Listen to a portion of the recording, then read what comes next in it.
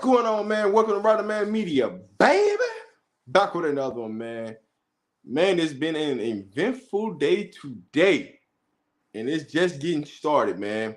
It's been a super eventful day, and it is just getting started for CU, for college football. The chaos is getting ready to start, and I told y'all, man. I told you. It's going to be chaos starting. It's going to get chaotic in college football. But this is just the start of it. Today is first day of the off season, especially for teams that didn't make the bowl, even for teams that made a bowl game, or for teams that fired coaches. It is the off season, man. It is the off season. So man, it is about to get real spooky out here. But all I can say is just be patient, man. Every fan base in college football is going to get hit this off season. I'm telling you this right now. Every program in America is going to lose something. All right. Yes, Coach Brew did resign. For those who don't know. But hey, there you have it.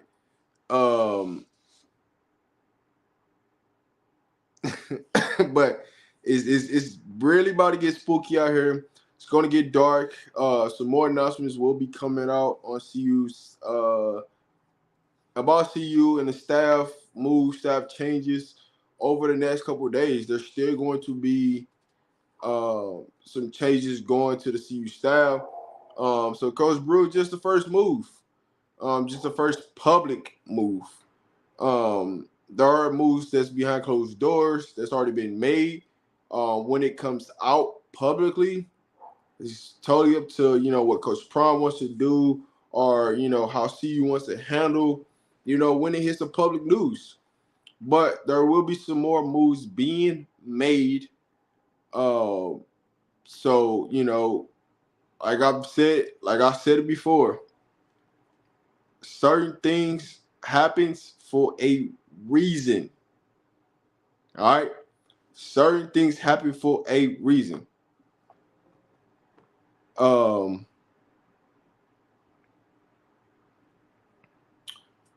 it comes to the recruiting world, I get it. Everybody is going bonkers right now. Everybody is flipping out because Antoine Hill decommitted and all this and all that. I get it, right? Part of the reason why he decommitted was due to the fact of he wasn't going to reclassify up to the class of 24. That was majority of the reason why he made the decision that he was coming to Colorado, due to the fact that they was trying to get him to reclassify. So without him not reclassifying up to college, that played a part into why he ended up ultimately decommitting. Now there is more to the story, but I can't publicly put that out. But the majority of the story of why he decommitted was because he wants to take some more visits, make sure he makes the right decision, but also he's not reclassifying up, and that was the majority of the reason why he was picking CU, because he was going to reclassify up, and he got the opportunity to sit behind Shador, learn under year, and the team is his. So with that also being said, it opens the door back up for Bryce Underwood. So CU is prioritizing Bryce Underwood first in this matter. So but that's just how things are going. That's what they're doing. So there are, like I said, there are still some moves to be made when it comes to the coaching staff, as far as these certain things. Now, will you see any decommits out of the class of 24? If anything, it'll probably be one person, but outside of that, nobody else. And no, it's not AB. AB is not decommitting. AB is fine. I get 1,001 questions asking me about, AB moving CU out of his bio and all this, and that, and jazz. As of right now, he's not planning on decommitting unless something crazy come out of the woodworks. He is not planning on decommitting. I'm just telling you, what it is. But we do got some hits coming. That's for sure. We do got something that's going to publicly be coming out here soon in a matter of days. I know people getting upset because I keep dropping these cryptic tweets. But there is a reason and there is something that's going to happen behind these tweets. So they're not being dropped for no reason. They're being dropped for a reason. You just got to stay tuned, man. Like I said, man, I don't go out my way to mess up any kids recruiting. So I'm not gonna publicly put out, what's going on unless the family say I can do so. I'm not gonna publicly put out anything about a kid's recruitment or anything like that unless the family wants me to put it out. So be mad, be sad, that's just the way how recruiting works. It's the same way you pay for 24/7 and On3 and all that stuff, man. And they put out stuff and they create narratives and things like that. I'm not creating a narrative. I'm just don't put out people's decisions and things like that, because at the end of the day, these are kids, and you got to respect their decision, no matter if it's good, bad, or indifferent. You got to respect their decision, and that's what a lot of people go wrong at, right? A lot of y'all just want the information so y'all can run and go tell it, and for me, it's not worth it for me. You know what I'm saying? So when it's in due time, when the families want me to say X, Y, and Z, I will let you guys know. And it definitely, it's all about the families, right? Whenever they want something to be said, that's when, it'll be said. They don't want it to be said, I just don't talk about it. So I know a lot more things than what most people can believe, but hey, it is what it is. So just be patient. But hey, one thing I do know, man. I love when people, they blow up the decommitments. I love that, man. I love the haters, the naysayers, the trolls that having fun with it. And all I keep saying is laugh now, but you're gonna cry later. So you can believe what you want to believe in a situation. You can run with the narrative and allow these media, some of these media people steer you wrong way. You'll be crying later, right? I know a lot of y'all don't want to see Coach Prime win, but it's okay. I'm not here for you to tell you to like Prime. You can dislike him all you want. But at the end of the day, you still supporting him whether you want to or not. So that's all I can say.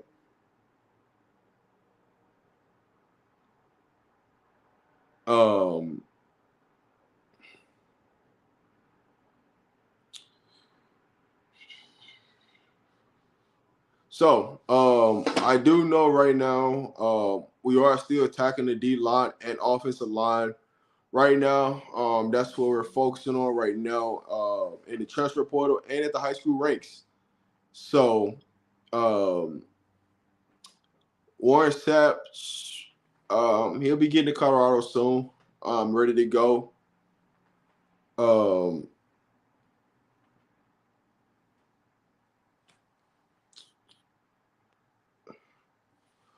Why you think Texas A&M didn't get Stoops? Duke coach still hasn't accepted the job. So, it's not a what I think is what you know. The boosters didn't agree upon it. That's the real reason. One thing about these SEC schools, the boosters run the school, not the AD, not the boosters run the school. You can say whatever you want to say. If the boosters don't agree with it, you ain't coming there. I don't care what you talking about. You ain't finna get no power, things like that. Them going after the Duke coach makes a lot of sense because he was the former, DC there. And he recruited players that's already currently on that team. So getting him keep some of them players there. So if you didn't get him or somebody that was affiliated to Texas A&M that was part of the recruiting, it was going to be hard to keep those players, which in turn allow those players in the transfer portal. Now, Texas A&M still going to lose people in the transfer portal, right? That he didn't help recruit there. But some of the better players that's on defense that he did recruit there, it's going to be interesting to see if they stay there. It really is. But when it came down to Stoops, the boosters wouldn't sign our own Stoops. That's the majority of the reason why. He didn't get the job, but he truly really didn't want to leave Kentucky. All that did was help him get another paycheck from Kentucky. That's really all it did was boost his annual salary up. But I mean, them going after Duke's head coach, it makes sense. He used to be a Texas A&M defensive coordinator. He's familiar with how recruiting works at Texas A&M, so it made a lot of sense. But at the end of the day, man, things is about to get even more water. Y'all, this is just day one. Y'all like what y'all upset about and things like this and breaking down nervous and want to break your TVs and just going on crazy. This is just day one. I pre-warned you before we even got to day one that things is about to get crazy. But you didn't want to believe it. But here we are. Things about to get even more crazy than what it is. And guess what? We are 1 week and 1 day to the transfer portal opens. What do you think is going to happen then? Nothing but freaking chaos breaking loose. And so moves have to be made right now, right? Moves have to be made right now. Think about it. If you don't have a head coach in place before next Monday, your program's screwed. Your program is screwed because it's going to be tough to get in there and fight, to get transfer portal kids. It's going to be tough to retain your team if you don't have a head coach in place by next Monday. So if you don't think that these programs are scrambling on who they want, you have to make a decision. And you better make your decision before Wednesday because you got to think about it. If a head coach gets hired on Wednesday, they still got to hire offensive, defense, and other recruiting analysts or whatever they need to, they want on their staff. They still got Thursday, Friday, Saturday, Sunday to get all this stuff in place to be ready to go by Monday. It's going to be tough. So there are a lot of jobs that's opening right now as we speak. There's still more jobs to come open. But some of these schools, the bigger schools, going to have to hire fast. And some of them are going to make a bad decision because they're doing a speed date hire. And it's going to hurt them and set their program behind where their first year, their coach is not going to have a successful season. But hey, we are here. So, man, lock in.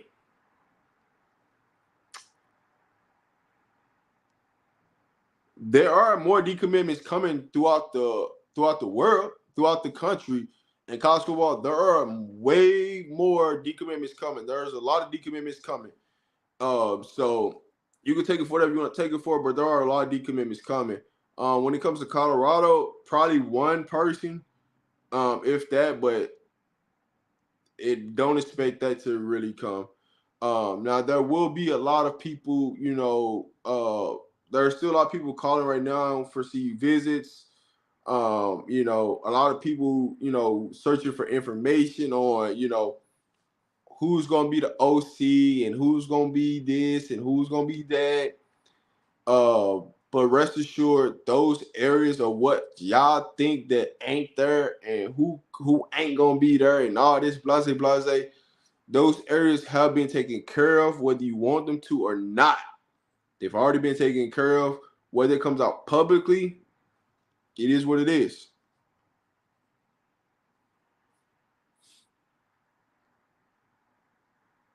But, hey, man, recruiting, man, I'll say this.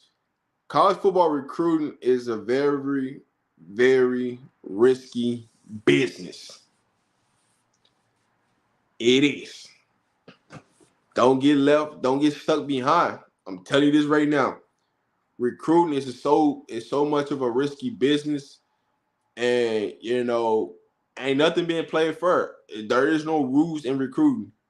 I'm just telling you right now, at this time in this season, there are no rules in recruiting.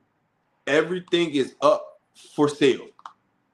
I don't care if a player is committed anywhere.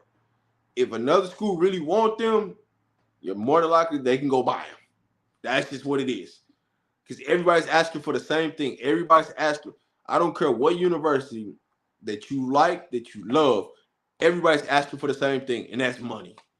Everybody's asking to boost their NIL up. Because the big dog's going to be the big dogs, the little dog's going to be the little dogs. So you can take it for however you want it to, but I'm telling you this right now. Everybody is asking for money. These players that are starting on some of these universities will be leaving their current school to get money out of NIL. You can say however you want to, but there are going to be a lot of kids that leave universities that you don't expect to leave. There are going to be a lot of big-time receivers, big-time players that leave, even quarterbacks. Quarterbacks, they're looking for their money too. Say you're a good quarterback and you're in a small market. Guess what? You're going into the transfer portal to get a bigger bag. If you don't believe me, there is a quarterback that would have been drafted probably in the second, third round that's in the portal right now. That's looking to go to a bigger school to get the bag. So it's out there. It's out there. Quarterbacks are always going to get paid. There's nothing you can say about it. If you're a halfway decent quarterback in college football, you're going to get paid. It does not matter who you are. You're going to get paid. That's just the nature of the game. So there you have it.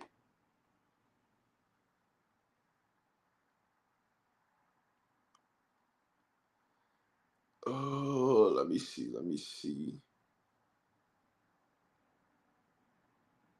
But no, man, all players right now in college football on the table. The only players that you won't see out there physically in the transfer portal are the kids that's in the playoffs, right? Kids that's in the playoffs, they're not going to go into the portal until, they 5-day window because of the playoffs when their season is over. Outside of that, majority of the big-time players that's either they didn't have the success that they wanted as far as team record for their school, right? Because there are players who are going to opt out of bowl games to go on visits to other schools to get started with their next year versus playing in the bowl game. That's just what's going to happen. There are legit players out here that's already calling schools. The portal's not open, but they calling schools on the back channel to see who's going to offer them this, who's going to offer them that. So, hey, there you have it.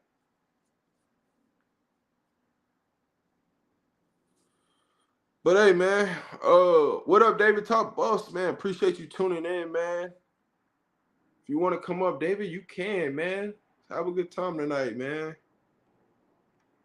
We'll send a link out to you. If you want to pull up, David, hey, pull up, man. I know you passionate, man. I know you passionate. I know you got some questions, but nah, David, if you want to pull up, man, go ahead and pull up, man. We here tonight. The link is out there for you.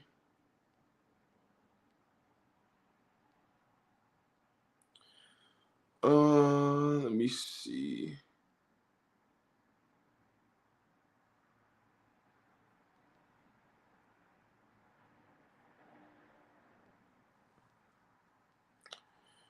Hey, man, believe what you want to believe.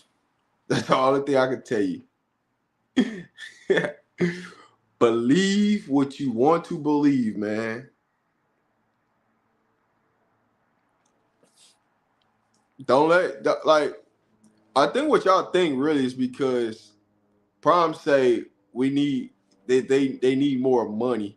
That y'all don't think they have any money. They have money. Like, that's the problem with that. Y'all don't really understand. They have money. They just want more money, right? That's any college right now. They want more money. Like, They have money to go get kids. That's the funny part about it. Like, for you to think like, oh man, they don't got no money. They can't get this. They can't get that. Like, dude, they got money, man. Like, like let's be real. Oh man.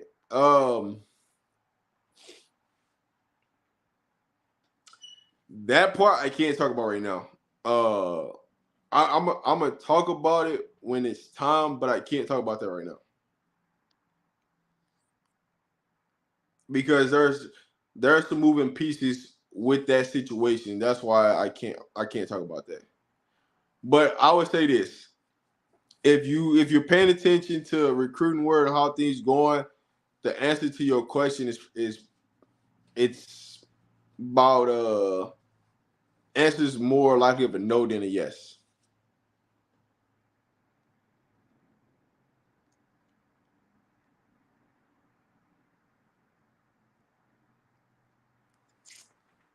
Who who said it was a holdup?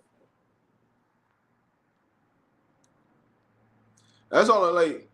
When y'all say things right, I know y'all want to picture that there's a problem or the money ain't there or this or that. Nobody's publicly come out and said there's a problem, right? Nobody clearly said that. Y'all just in y'all mindset, y'all wanna think that there's a problem because y'all don't see anything being done or y'all don't see anything publicly being said or y'all don't see you posting about anything. So that's where y'all think that there's a problem. It's not as a problem, it's about momentum. And those were the things of which I, don't realize. There is a such thing as recruiting momentum, right? Even if you know X and Y is about to recruit, but you're trying to get, you know, Z, right? You're trying to line this up to where it looked like you're on fire, but you've already had certain commits lined up, and you're just trying to get all your ducks in line. So, bam, this commitment come out, bam, then this commitment come out, then this commitment come out, then this commitment come out. Then you got the attention of the world. So now people want to circle back and come check you out. You gotta know how this game is being played in the recruiting world. And a lot of people don't know and don't understand how it works. There is such thing as recruiting momentum. Like when you see you could name any school, right? You can name Alabama, you can name it Georgia, you can name it Texas, you can have Ohio State. When they get a recruit, then they turn around and get another recruit, and then another recruit. Like they get them in the packs of twos or threes. Like that's just how recruiting world works. It don't go one and then you just go black and then you just get like a lot of these schools know who's committing, but then they service all their commitments around each other, so it looks like they have momentum in the world. That's how you get the attention of people because people attention is so short. So we got to understand like how this game is being played right now. But I'm telling y'all, there are commitments that are already committed to Colorado. You just don't know it publicly, right? And so the reason why Prime is asking for this money is because some of the money that they already got, some of that money is already allocated to the players that's coming in that you guys don't know about publicly. And so now they're trying to re-up that money that they already dished out to some more players. It's a game. It's a scheme. Every college does this, right? But we just go blindsided because it's like, oh, they're asking for money. They don't have any money. That's not true. Like, it's not. But hey, we here, man. And let me just tell you this, right? There is a such thing called a blackout period, right? Where kids can't take their visits. I understand that. So the first half of December is important to see you because kids won't be able to take a visit from the second half of December until about the middle of January. So a lot of these kids are going to have to make a decision fast. You're going to have 2 weeks. Once the portal open, you're going to have 2 weeks to get it done. So that's why I'm telling you, just stay patient because the world of college football is going to turn upside down. It's just a matter of time. All you got to do is just be patient. And that's what I'm saying.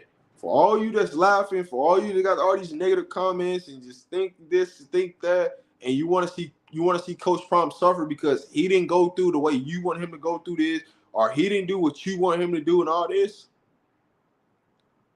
Laugh now. That's all I'm saying. Have your laugh now. When he start winning, what are you gonna do? I'm not telling you to do anything. You can do what you want. But what I'm telling you is have your fun now. Because the receipts do get kept. So when things happen, don't be mad if somebody come at you because they kept the receipt. That's all I'm gonna tell you.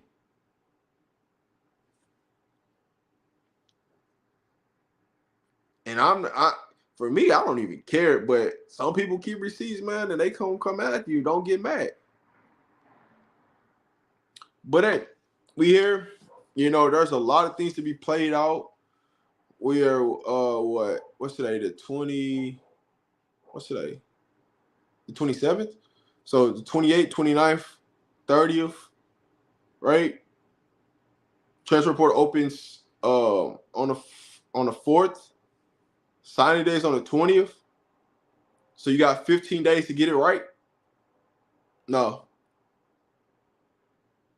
Yeah, 4 plus 20 is 16, but 15. Yeah, so you roughly got about 14 days to get it right. Because after those 14 days, it's gonna be a blackout period where you ain't gonna be able to come on and visit. So what are you gonna do? Because once the bowl games start, there's a blackout period until majority of the bowl games in like in middle of January. I mean, after that, so you're gonna have to make a decision. So if you're gonna sign, right, and you want to come on a visit or do anything like this to get into January, right? Because majority of the transfer portal guys that sign will be there in January. Majority of the guys that sign to see you out of the high school ranks will be there in January. So with that being said, from like pretty much from December 4th to about December 19th that's it, right?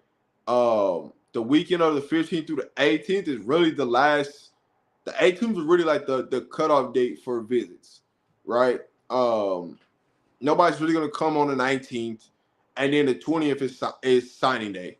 So you can't do nothing after signing day. You can't do nothing from the 21st on. You can't do anything.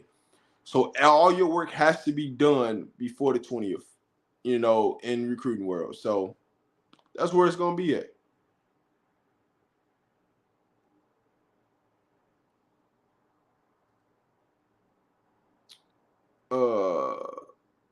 He will.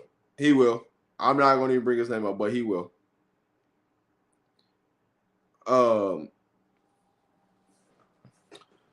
Y'all don't be surprised, but be prepared to see notable Colorado players into the transfer portal. What makes you think that? And what is noticeable? Like what you're saying that, but what do you mean? Are you talking about starters? Or are you talking about people that's on the bench? Are you talking about key players on the team? Like what are you saying in that? Like what's the context behind it? That's all I'm going to say to that. I'm not even going to go any farther with that. But, hey, man, I just hope that when you make a statement, man, you got some context behind it or have some factual information behind it, man.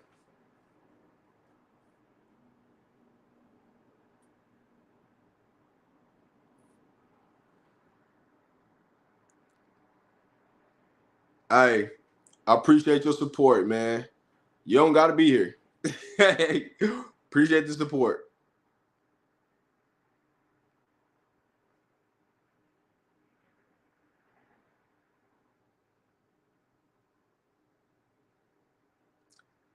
And man, listen, man. I appreciate the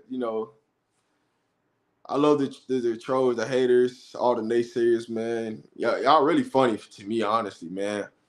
Y'all got all the answers, right? I just want to see if y'all were ever able to coach football, what would y'all do in these situations? Right? That's all I'm gonna say, because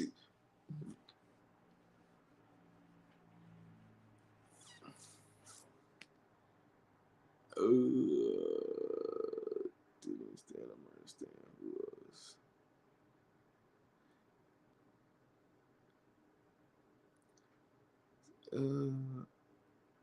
Hey, listen, man. What you know, man. I mean, like I said, man. If you say something, man, just have the factual information behind it. Don't go say nothing because when people keep receipts and then things happen and people come after you, that's all I can say.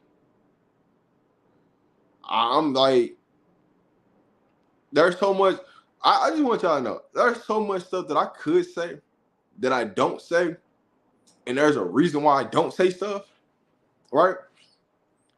And so I'll let y'all be, right. I'll let y'all say whatever opinionated, whatever y'all got, whatever, right? Because we all know, man, when it comes down to the truth of the matter, a lot of people just say something off emotion and feelings, and they truly don't know because that's what they want to happen. So, you know, some things you gotta read between the lines. And some things, it just is what it is, man.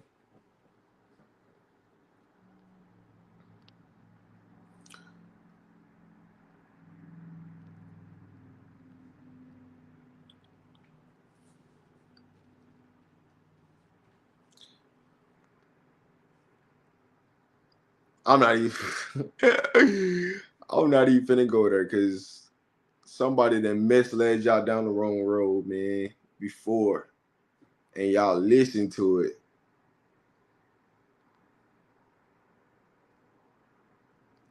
I'm just say this. I'm not even gonna address the person, but I'm just gonna say this.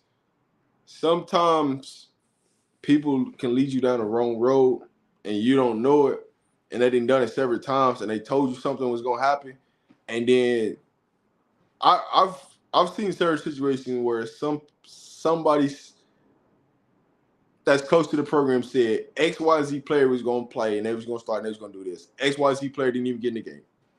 And I'm gonna leave it at that.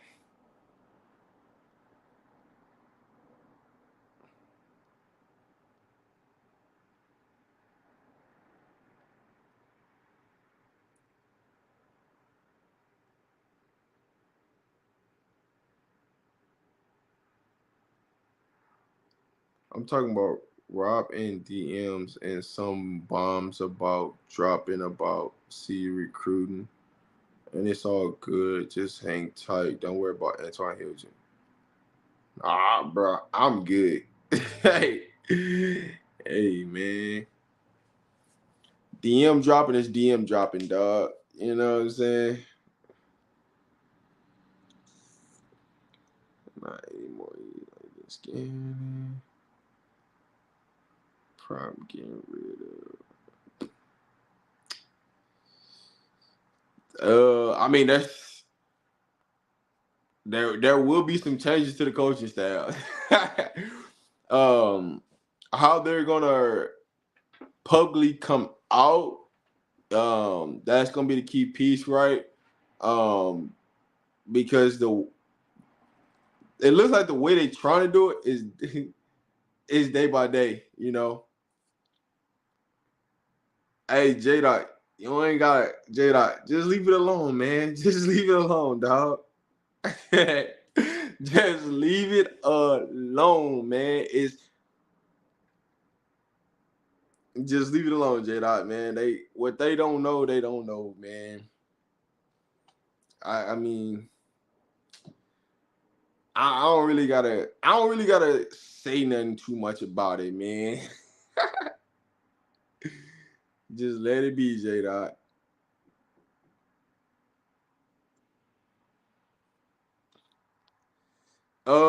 Well, I'll say this. Harden Mathis leaving. Good luck with that one.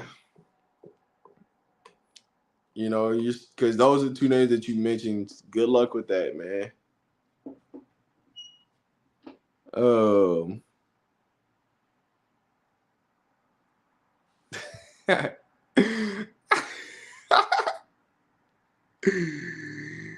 oh man.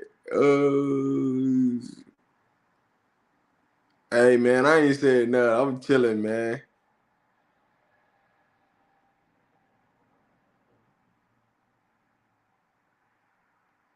What I told you in the DMs, bro. What the hell are you talking about, bro? I don't even know you, bro. What the hell are you talking about?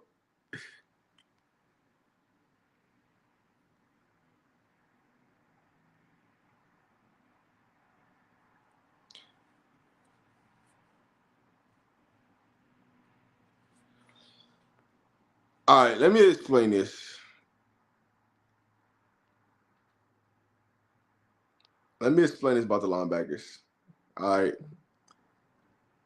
The reason why like they wasn't really rotating linebackers because it wasn't there wasn't always a lot of linebackers dressed out during the games for a number of reasons, or they wasn't playing for a number of reasons. It was more disciplined actions being taken. Why you didn't see linebackers being rotated in and playing because of discipline issues. What those discipline issues are, I'm not going to discuss live on YouTube, but there was some disciplinary issues and why you didn't see certain linebackers on the field.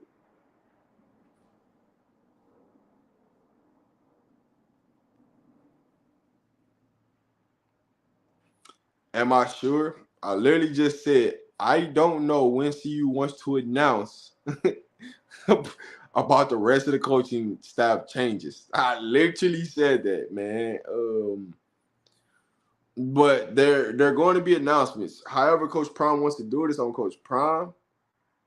But hey, there it is, man. Coach Hayes, man, what's the word, man? What is the word?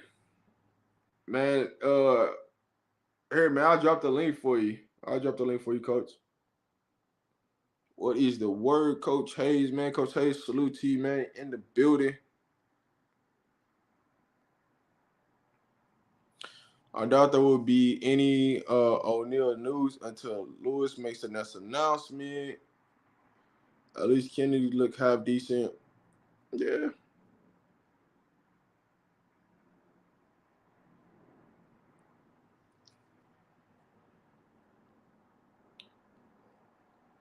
Who am I?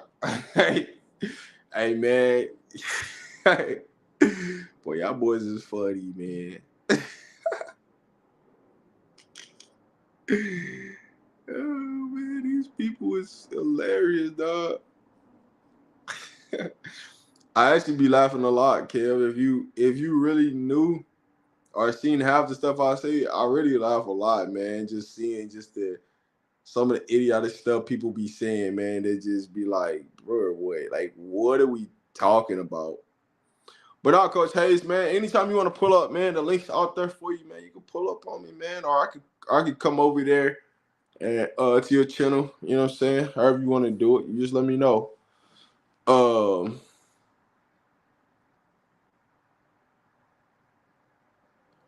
Hayes here to see the reaction. Hayes was right. You don't even know why Coach Hayes is over here, bro. What is you talking about, bro? What? Bro, what is wrong with y'all people, man? Man, what's up, Coach Hayes? What's up, bro? How you doing, man? These people, man. They think this dude really think you came over here to see my reaction of what's going on in Colorado, not knowing that wasn't even the reason. No, I came to pay you, dog. Let me just tell you this, dog. Congrats to you, Rob. Listen, Appreciate third you, annual Coach Hayes Football Fantasy League. Rob, I had to tell you, dog. You was in bad standings, bro. You was like the top 8. I think you was like number 8 or 7. And this dude came swinging, man, and ended up winning the biggest pot.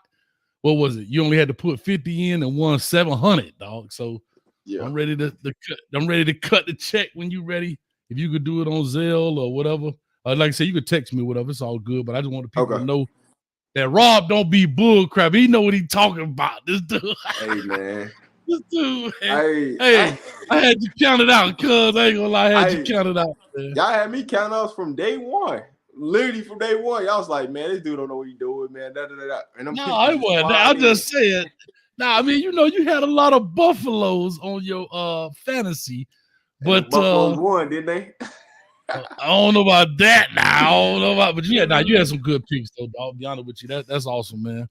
And actually, you beat out Brother Jay Blaze, man. So, brother, you beat out 208 to 141, dog. You ain't just win. You beat his behind, bro. Yeah, I know, so, man. I'm trying to tell you, man. I don't know something about something, man. But no, it was all, man. It was fun, man. Appreciate you, bro. For having me. They all y'all Miami fans was trying to jump on your boy, but I had to hold it down, man. But hey, we had to slap you around a little bit. Yeah, man. You know what I'm saying? Just a little bit. Hey, I came in and held it down. And listen, you told me shout out to LMV too. But listen, shout out to LMV for adding to the pot. We had a couple of fans, including yourself. They added to the pot because the payout was really 400, so we ended up having an additional 300 added to it, man. So that's big. I mean, a lot of people support, man, just to see people have fun. So yeah, man. Nah, I say this, man. It was fun, man. Thanks for having me on. Appreciate that, man. Nothing, it's always love. These ways, Yeah, but man. You said, listen, you said put your money where your mouth is. You said you ain't gonna take Shedeur Sanders #1 first pick. I said, all right. No, I said I'll make sure you get him. You say you want him, I'll make sure you got him, and you got him. But no, man, like I said, it was good though. It was like, and that's what I love about this. You could talk trash. Some of these people, I've been listening to the show.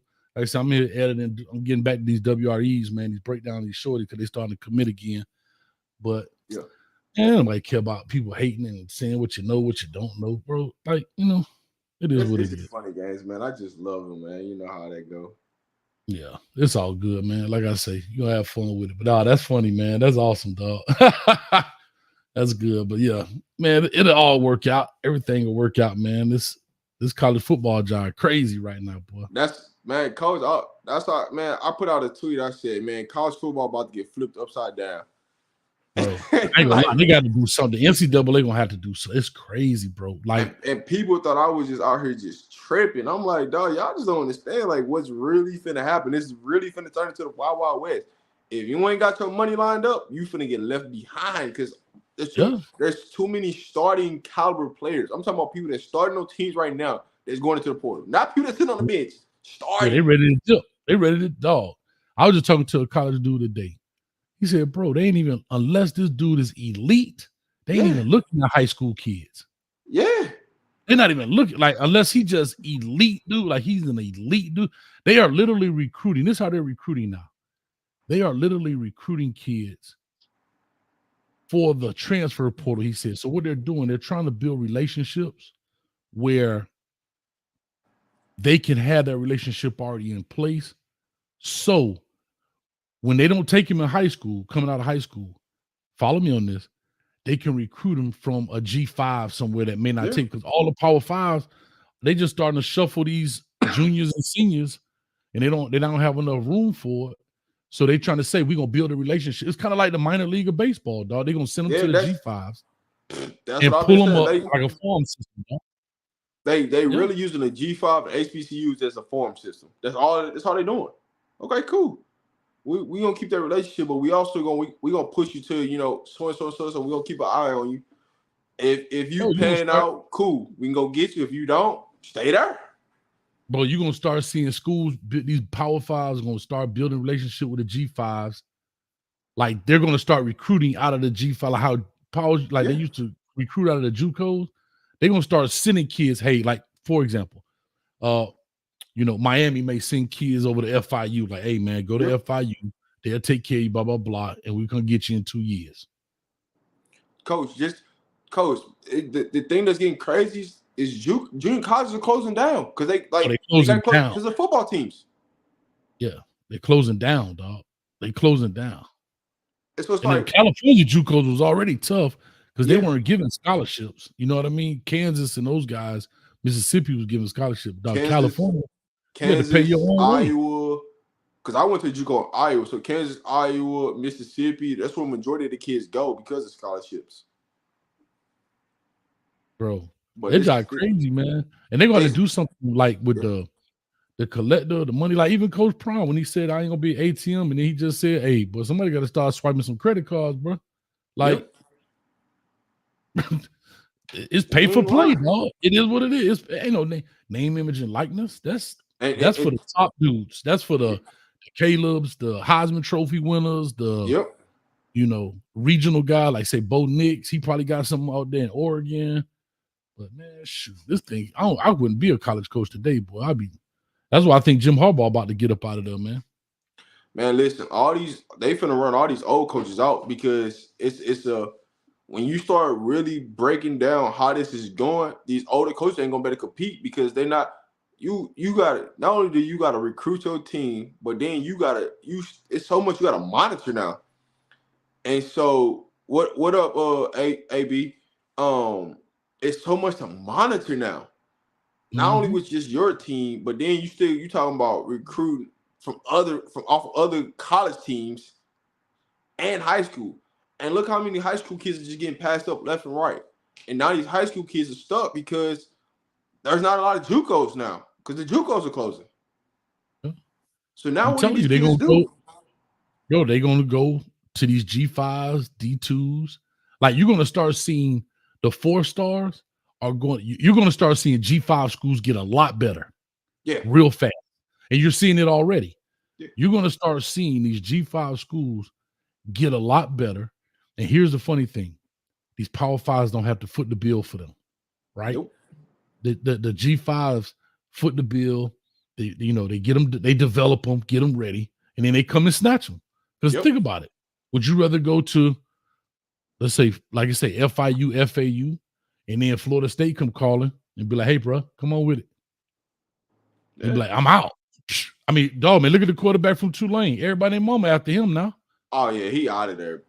But he did the right thing. You know what I'm saying? Hey, money talk, BS walk. He did the right thing. You got to go. Yeah. So Maria, G5 school is a group they call Group of Five. So it's like Conference USA, Mountain West. Those are G5 considered, not SEC, ACC, Pac-12, Big 10, Big 12. So G5s they still Division I schools. They're just not those. So that's what that is. They're not the high-end powerhouse schools, But just to think about how short coaches finna be now on contracts. Like it's like you winning 8 games is a failure.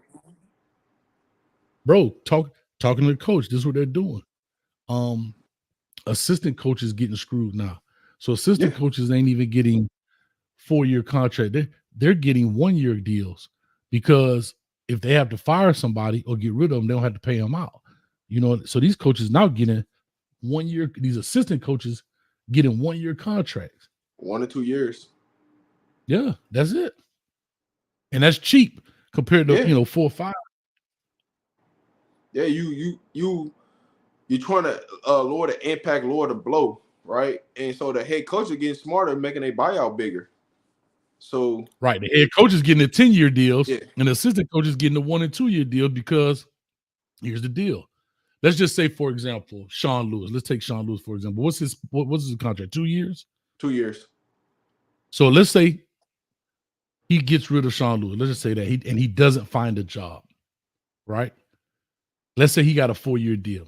He owes Sean Lewis for 3 years of payments. Mm-hmm. Now he only owes him 3 more years. Now he only owes him for 1 year. If he doesn't find a job, usually they just try to make you whole. So that's a whole nother conversation. But I'm just saying, bro, these assistant coaches, dog, you like the players now. You on 1-year scholarship, dog. 2-year scholarship. Hey, listen, but that's what the wording came to, and a lot of people don't understand it. It's like they just looking at it as like, man, ain't no way. I keep telling people, I said, how many players can Georgia, Alabama, Ohio State, Michigan take? Right? They gonna have to feast. Somebody gonna have to go somewhere. As much as you want to say that you think they can get every 5-star, they can't. They gonna have to, because what's happening is these players is getting this money, but it's a 1-year thing. Even though they trying to sign up for 3 years, it's a 1-year thing. Because if that money go dry, guess what? They end up poor to going somewhere else. I don't know what's gonna happen though, Ross. Something has to happen, and it's once you open that bottle, dog, you can't. Once you open it up. What I think that the NCAA is trying to push it on the universities to to regulate and govern the money, but it's like you can't. Like you, at some point, somebody gonna have to govern something. But I get why the NCAA took their hands off. They like NCAA like, well, I got what y'all wanted, so now it's on y'all. Because guess what? It is creating more parity in college football, which what was needed, right? Because you, with the 12-team playoff coming, now you're not going to see the same exact team over and over and over and over. You know, so it is bringing parity, but it's something gonna have to change because somebody gonna get screwed out of a job and somebody gonna get a lawsuit, and that's what's gonna make everything change. It's just these players, dog. When they like, even with the name, image, and likeness, right? But then when you brought in the collectors, that's what really changed the game, dog. Like that's when it really it was already kind of pay for play with name, image, and likeness, right? Yeah, this company pays for blah blah blah, some bull crap. Go out there and make one little bull crap commercial and it's over. But now, bro, that's I don't know, man. I don't know, dog. To be a college coach right now, it's tough, man. It's tough. And so the crazy thing about it is, shoot, like no universities, they ain't even trying to hire no black coach as a head coach. Oh man, look, I've already had them conversations. Like, I hope Sharon Moore. I keep bringing him up. Man, listen, I don't understand why no school's coming after him. Well, here's the deal. Like, I was talking to, I think it was a dude named Zach or some other on the night shift, dog. But like, I don't think a lot of people understand the back end of the coaching, the amount of time and all of that stuff, bro. That junk is crazy, dog. Like, that coaching, like the easiest day of coaching, believe it or not, is game day. That's the easiest day of coaching, bro. That's the easiest day is game day. But bro, the hours, the flight, like you getting in at 6:30 in the morning, leaving out of there 9, 10 o'clock at night. You don't see your kid every day, dog. Then in college, now look at it. They already finna hit the recruiting trail. Season over, they already out finna go check playoff games out. They out going into these schools before Christmas break. And now because of the early signing day, they really on the hunt. Man, that early signing day, ever since they changed that, it's got into like you can't wait for nothing. Like when you fire, like and I was literally just making this point. I don't know if he's on. I was like, if you just fired a coach, you better have a coach ready signed and delivered before Wednesday, or you screwed. Because that's why they fired Jimbo so early. That's exactly why they fired Jimbo. They already talking about Mike Elko because they want people to know who's coming. So when Mike Elko finished playing, he probably won't even. Well, I don't think they make a bowl game. I don't know if they did or didn't. But anyhow, no, I think they did for the most part. Everybody in the ACC made a bowl game, but he may not coach it then. Yeah. What I'm saying is, they did that so he can help clean up some recruiting because, bro, like, think about it. They fired Jimbo after beating somebody, 52-10 or something like that? Yeah. Like, that was their deadline of firing. Like, okay, we got to fire him now. Let it go through a couple weeks or whatever. And then they already had Mike Elko in the works. Yeah. Or whoever it is going to be. But I mean, they tried to do Mark Stoops, but I knew that wasn't going down. I knew the boosters weren't going for that. Mark Stoops? No. I knew the boosters weren't going for that. The reason why they was cool with Mike was just due to the fact of he was the defensive coordinator already there at Texas A&M, and he understands the landscape of Texas football. That was the only reason. But the thing about it is whoever comes there, they got to be able to recruit nationally. If you think that you're going to win a national championship with just Texas players, it ain't going to work. Yeah, you could. Yeah, I mean, football is national now, man, especially with technology. So with Huddle, you know what I mean? It's not like it used to be, especially me. I'm an old dude with VCR tapes and all that crap. Like, them days over with, Yeah. Now it's, I mean, all the recruiting service, 247, YouTube, internets, everybody talking about kids. Like, think about it. I'm in Florida. My channel grew off of talking about high school kids like Aaron Butler all the way in Calabasas. You know what I mean? Like, because of the internet. I would have never heard of Aaron Butler if this was 20 years ago. Before Huddle. before that, before 247. You know, used it. My day, Rob, you had to go buy the magazine and see who was in the recruiting. But you know, now it's you all had to look at a newspaper, you know, see what was going on. But my thing is, coach, so yeah, dude, like I'm looking at it like this: the way college football going, they finna have to start hiring NFL players. Some of these universities gonna have to start hiring NFL players to be relevant. What do you mean? Oh, as coaches? Yeah, as coaches. You mean as coaches? Yeah, that looks to be head the coaches. trend, bro. Or at least have them on the staff. At least have them on the staff. At least, you know. And I, you know, a lot of these dudes don't even want to be coaches because it's so hard, bro. It is so like they have to really want to be. You ain't doing it just to do it, dog. Like it's, you know, you've been playing football all your life. You probably most of them dudes probably been playing. They 5, 6, 7 years old. Think about it. They've been in football for 30 years. By the time they retire, say they retire 32, 33, 34. They've been doing it, you know, 25, 28 years, bro. And they just be like, man, I just want to live my life and see my family and enjoy life, you know?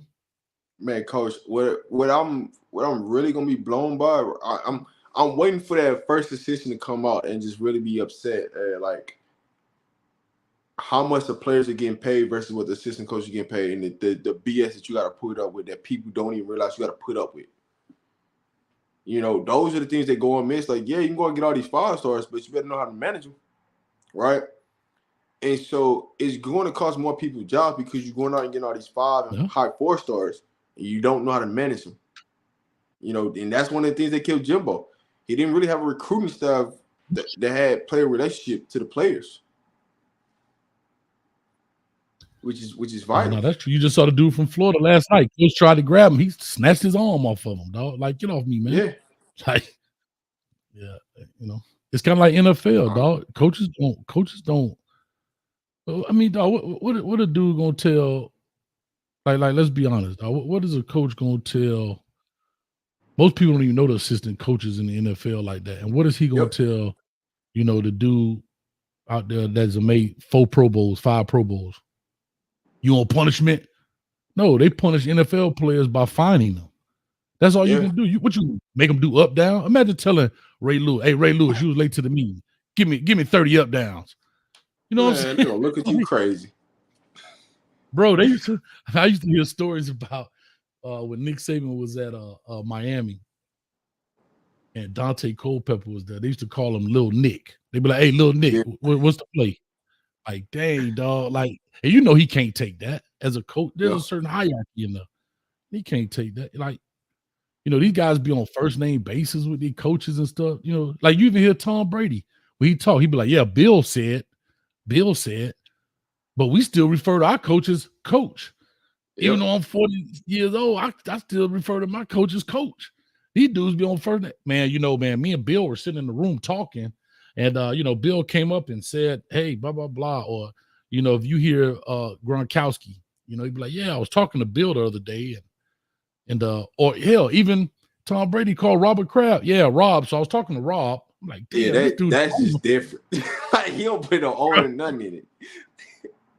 Mr. Kraft, RK, something, dog. They just be like, yeah.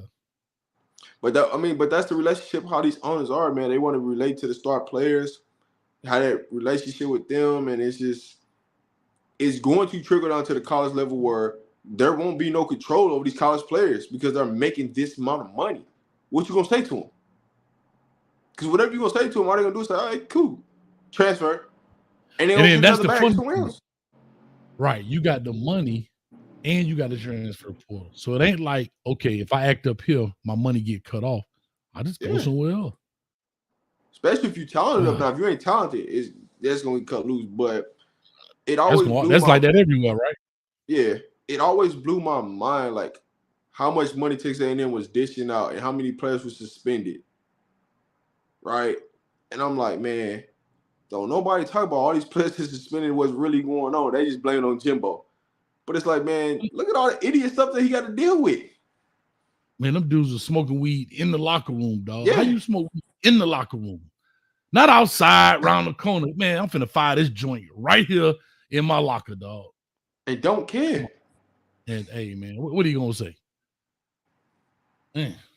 But it's because Jimbo, all he cared about was paying for the players. He didn't care what came with it. He just, the only way I was gonna keep my job is I got to get him X amount of dollars, and I don't care. I don't mind finish 8-4, 9-4. Don't care when you went into a national championship game, because at the end of the day, he got a contract that he set for life. So what are you gonna do? He still got $70+ million guaranteed to him. Getting fired. Yeah, but it's the coaches screwed. He's set, bro. Right? Like, you probably walk home with $35 million by the time taxes, and all that stuff comes. Well, he in Texas, ain't that's not the question. Well, the federal tax, you still got to pay. I mean, it's income tax, right? So it's still income. But I mean, Uncle Sam gonna get his. Somebody got to make a road out there and change the traffic light. So, but I'm just saying, even still, dog. Like, I don't know, bro. Like, these people talking about firing Mario at Miami. They not finna do that. For what? Like, first of all, financially, it don't make sense right now. You know what I'm saying? I don't think he's done enough to get fired in Miami. Coach, they was talking about firing Ryan Day. Like, what are we talking about? Ohio State nuts, dog. Like, when I say the Buckeyes are buck nuts, they bananas, dog. Like, the man 11-1. Yeah, I understand it's Michigan. I understand that's quote unquote the game you can't lose, and he can't get over that hump. But damn, dog, like these folks here, bro. They was literally pushing him to go to Texas A&M. I said, what are y'all gonna do if he goes to Texas A&M? Who you gonna get? Like, think about these things. Now I said these folks, man, 11-1, dog. You 11-1. Yeah, you ain't beat Michigan. I get it. And they were trying to fire Jim Harbaugh. Now he the savior. It's just, bro. I don't know, Rob. This thing here, man, it's about to get crazy, man. And just think about it.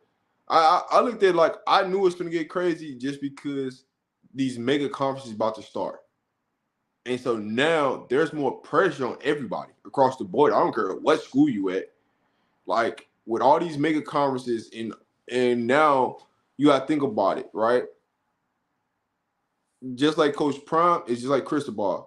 If they don't make it to the playoffs next year, now what? No, I mean, dog, you talking about mega conference, and they're not even having divisions. So you talking about, I don't know how they're going to structure the I guess the top 12 or whatever they'll take. Well, the top four is going to be off for the conferences. The conference champions. So the SEC, ACC, Big 12, Big 10. So those will be the top. So whoever wins those will be the top 4. Pretty much the top 4, yeah. And then under that comes what? Then the ranking? The rankings, yep. I got you. So, yeah. And bro, at that point, because you're not division, like the ACC doesn't have the Atlantic and the Coastal anymore, right? So you really got to be the top. Like I remember how Purdue last year, they won I guess it was the Big 10 West or whatever it is, however they structured it. And they got into play. And they weren't really all that great, but they were good for their side of the thing. I don't know, bro. Yeah, I mean, I'm just looking at this. It's like, man, if y'all think this year gonna be crazy, next year gonna be even more crazier because if the team don't make it to the playoffs, your coach is out of there. They don't care what's going on. And so it's like when Ohio State's like fire Ryan Day, I'm like, man, listen, y'all know it's gonna be a 12-team playoffs next year, right? So y'all more than likely y'all gonna be in there. You'll be in. Yeah, you'll be in. So what are we talking about? Like, come on, man, what are you doing? But it's just so crazy, like how the landscape is changing year over year, and how player movement is getting crazy and crazier. And it's just like it's not bag up people that's not playing transferring. It's people that's playing. They got real legit stats. That's talking Keon about Coleman. Out of there. Look at Keon Coleman, leave Michigan State. Like, peace. I'm gone. Yeah. And this party just getting started because it's like the players that's playing in the big time bowls, they ain't gonna go to the transfer portal till they got 5-day window after their bowl game. So you got the first wave of the initial people, but then the players at these big time programs, when they go to transfer portal, yeah. Like the dude that's the number 3 receiver at Ohio State would be like, you know what? I'm finna go somewhere so I can be the number 1 wide receiver. Yep. You know what I mean? So, like, say Marvin Harrison, for example. Right. So I'm number 3, right? I don't know who the third guy is up there. I don't know whoever it is, but right now everybody knows Marvin Harrison is the number 1 guy at Ohio State.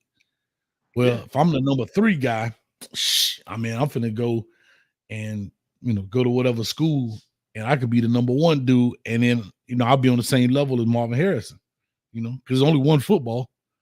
Yeah, that's crazy, bro. Just man, this thing is about to go into a whirlwind, and this is just day 1, and people losing it. Man, I'm talking about people losing their mind, and I'm like, man, it's just day 1. What you mean? What happened? Because all right, so Colorado got a decommitment from a class of 25 QB, right? The Hill kid, right? The Hill, I think. Yeah, Hill, Antoine Hill. And people were just losing their mind. I'm like, man, do y'all know how much stuff is gonna happen between now and 25? Y'all ain't gonna be thinking about that kid. And I'm gonna be honest with you, these kids playing the game. These kids make a commitment to spark the interest of other schools to increase their recruiting, just to create a bidding war, because a lot of coaches, they're not really doing evaluation. They so caught up on the stars and it is that they just taking said reporter evaluation on it, and they're not it's just this that's where they getting burnt at, and that's where they getting burned because they're not really doing, especially these new coaches. Like these new coaches are I call them computer dudes, right?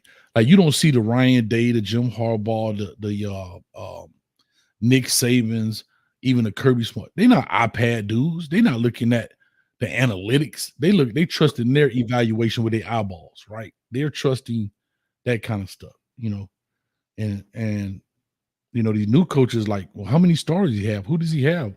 Like I remember this coach used to come in my office. And hey, coach, who you got? I'm looking for a receiver. This is exactly how I go every time.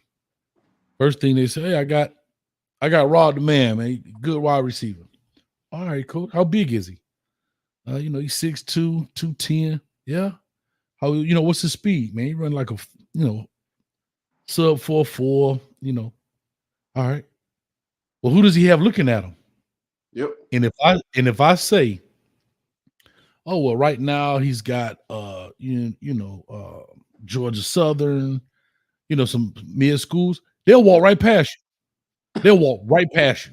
Now I done told you 6'3", 210, sub 4.4. Now they won't do any more investigate. Well, coach, why is it not bigger? They're saying, oh well, if nobody else offer him, then I don't need to offer him. But not knowing that it may be a particular reason, this, that, and the third. Now, if I would have said, hey man, Florida State looking at him, Florida, Georgia, offer. Oh, coach, can you call him in? I like to talk to him. I like to talk to him. Yeah. Trust me, I know that because that's one of the first questions I get, right? When I coach, because I coach basketball with my girls. First question is who's recruiting, who looking at them?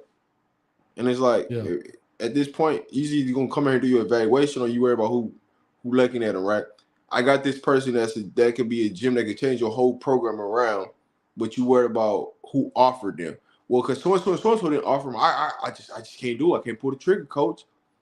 But then you end up going against that kid, and that kid put up 30 on you because you didn't want to recruit them because they hold on to that same respect about it was about an offer, and people get caught up in the stars because nobody's really doing the evaluation piece, and that's the hardest part. And so, with that being said, that's why I respect Utah so much, University of Utah, right? It's because you look at their team, got nothing but 3 stars, 2 stars, 1 stars, right? They might have a casual 4-star, but for the most part, they're going and they're watching the film and they're looking for fit that fits their program, and they don't care about what the reporter says and this and that.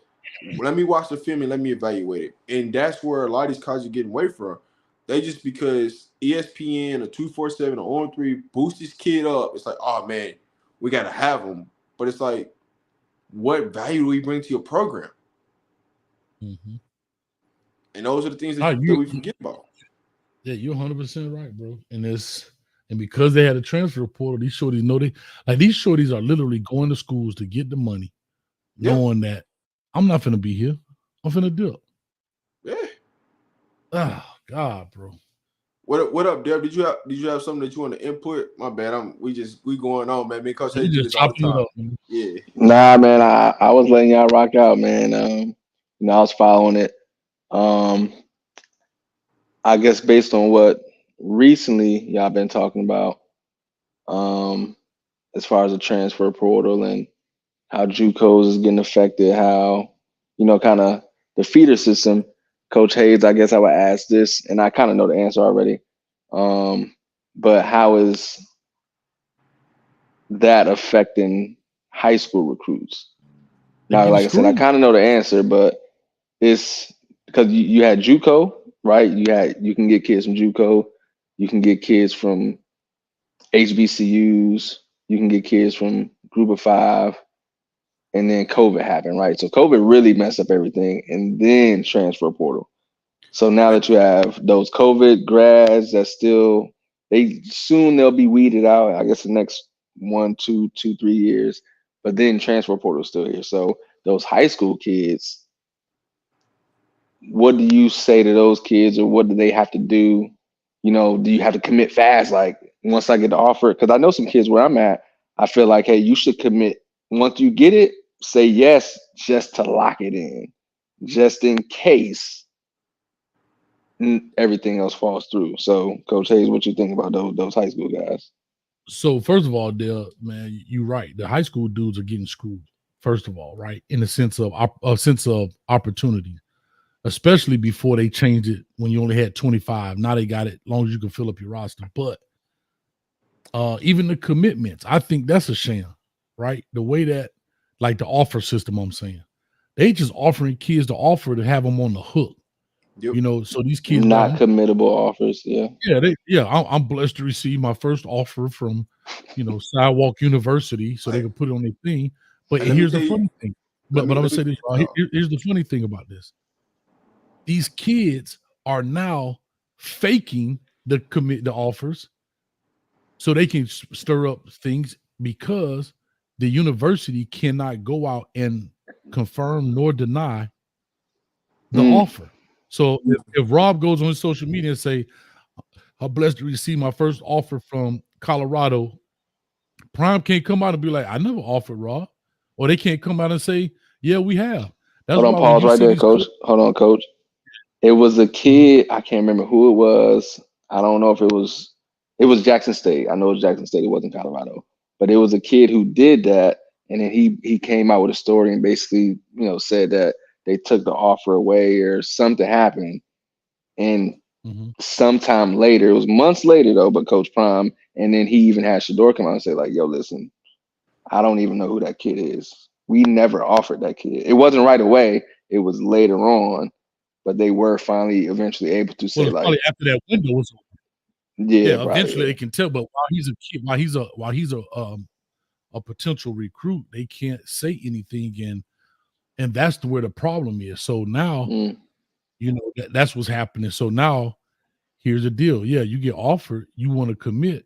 They'll tell you straight up, well, hold on. The coach will tell you straight up, well, hold on right now. I don't know. We got to get you up here on campus. So why offer the kid? Like, the word offer is too vague right now. You have committable offers, then you have, this is an offer, but we want to wait and see. This is an offer for you to come to our campus to be evaluated. It's I think the NCAA has to do something about that. That's what I was just about to hit on, Coach. You hit it right there in the when you see kids say offers, it's a lot of smoke in between that. And the reason why there's a lot of smoke is because a lot of these schools are really not offering these kids. They're just verbally telling them something. And so a lot of these, and you wonder why these kids that say they got all these offers, why they don't go to XYZ school, is because it was truly never an offer there. It was just something to hold that kid to hold a place. And what colleges are trying to do now is they're trying to get these kids to commit. Because if you don't commit, unless you're the elite of the elite, if you don't commit, your roster spot's gone. Or they'll say, we'll take your commitment. But if somebody else comes down the road that's better than you, your offer's off the door. Your offer's is out. And that's where the mess up part comes and where things get dicey and where it gets weird at. And the commitment offers. Because they'll take a commitment from a kid, but if somebody comes in that's better, your scholarship's gone. That offer's gone. Because this person got it. And then you see a decommitment from that kid and you're like, hold on, wait a minute. Like, what's going on? But that's what's happening right now. Rob, I had a coach come to my practice one time. I'll leave it nameless and I'll leave the school names. They came to my school and they wanted to get this one kid. So they offered him on a legit basis. But because he was there, he was like, yeah, coach, I want to make sure I offer, Ronnie, hey, Bobby, you got to offer from us. You got to offer. He offered like 7 kids. By the time he left Orlando, he had offered over 45, 50 kids. Offers. The word offer literally came out of his mouth. Now, mind you, that was an offer to come to camps, but it was a slick marketing play, a salesman tactic. Man, every one of them kids, I'm blessed to receive. Man, I had to have a meeting with them the next day, not realizing that they took it at face value. And I'm like, hold up, bro. I had to call the parents in.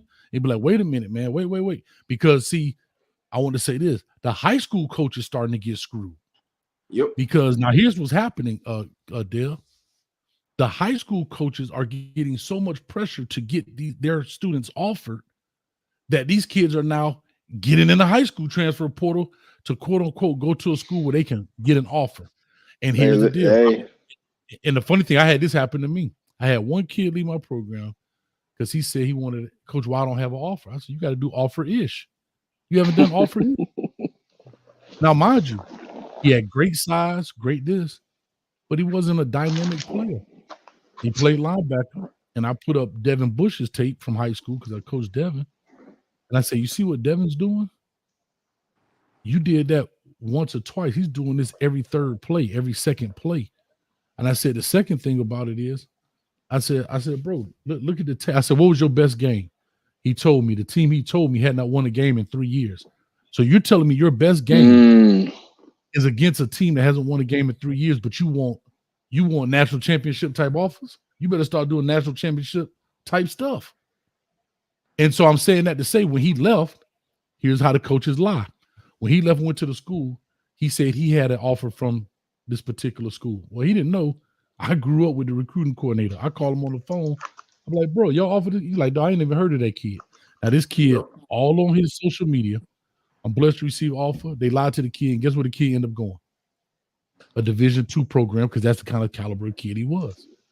But they lied to get him to that high school, and that's what's starting to trickle down in the high school realm. Is now these high school kids are searching for coaches that can get them offers, but at the end of the day, there's really no offer on the table. They lying. I've never told a kid they had an offer. I let the coach from that university tell them, even if it was a dead period, I would put him on speakerphone and say, Coach, could you tell me that again? So the kid could hear it from. I ain't never went to him and say, hey, Rob, you just got an offer from Missouri, baby.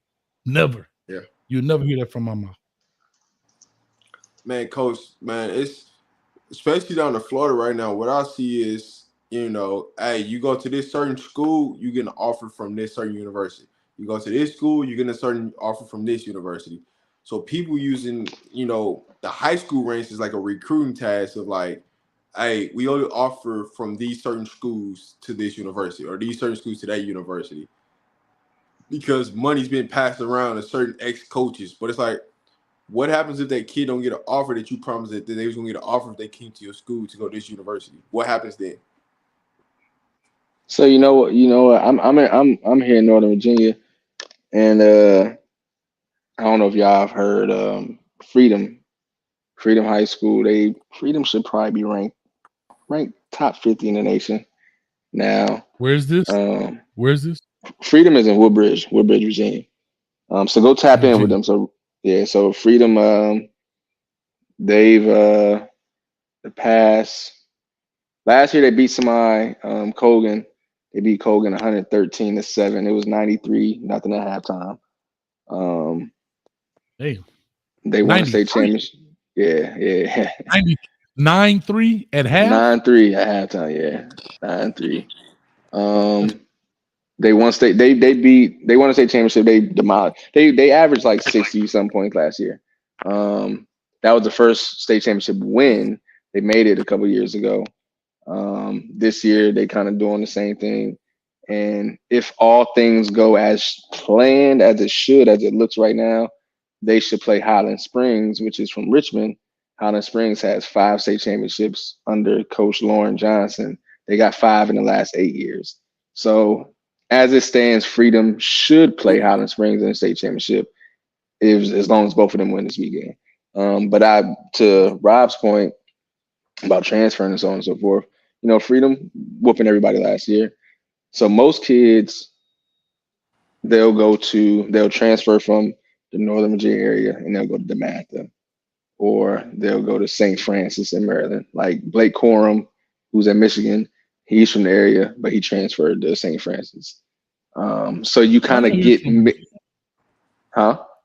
I didn't know he was from Virginia. I thought he was from out of Midwest somewhere. I knew the other. He's from Virginia. So, but you get lost in that because you get kids from Virginia that go, 20 minutes, 30 minutes to DC, 45 minutes to Maryland to the private schools. So whenever they're recruited or where their name pops up on, Saturday, it says such and such from St. Francis, such and such from DeMatha, such and such from IMG. Like Jordan Hall, who's the freshman starting linebacker at Michigan State, he's from here, but he went to IMG after his 10th grade year, right? But nobody would know that. However, this kid Juju from Freedom has a good, I think it was a sophomore year last year. He leaves after the season, initially transfers to St. Francis. Right when he transfers, he gets like 3 offers immediately. And I'm like, that don't make sense. Like Freedom they beating people by 70. They a top team in the nation. Public school, what difference do it make that he hasn't even played a game at this private school? And once he went there, you offering him. Now he ended up coming back this year. All marketing. It's all market. Like a lot of them dudes either, and I'm only saying this. I'm not accusing them schools of doing this, but again, they coach may say, "Hey man, I talked to such and such at X, Y, and Z university, and you got an offer." And then he goes out there and say, "Oh, I got an offer from blah blah blah." Again, the universities can't confirm nor deny it. So that's that. On the second thing is, to me, like, okay, I got you, Rob. On the second thing is, the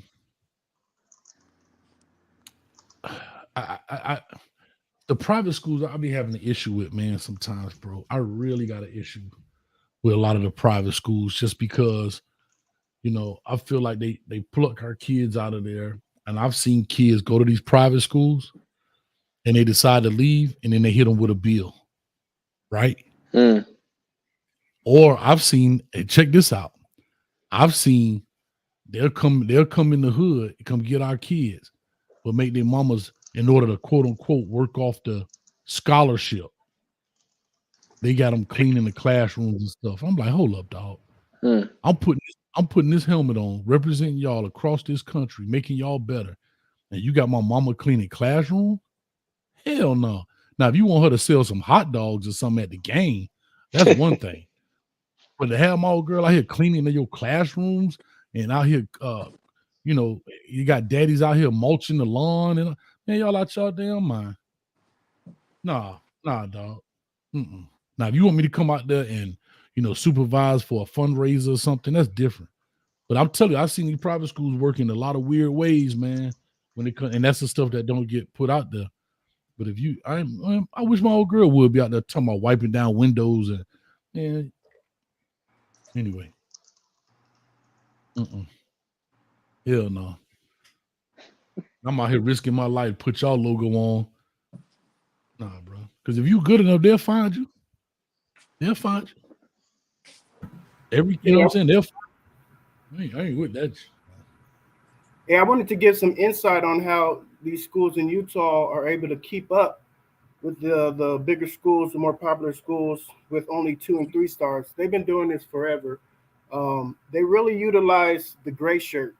So they typically have a lot of players that are Mormons. So they have that gray shirt that it doesn't take away from their eligibility.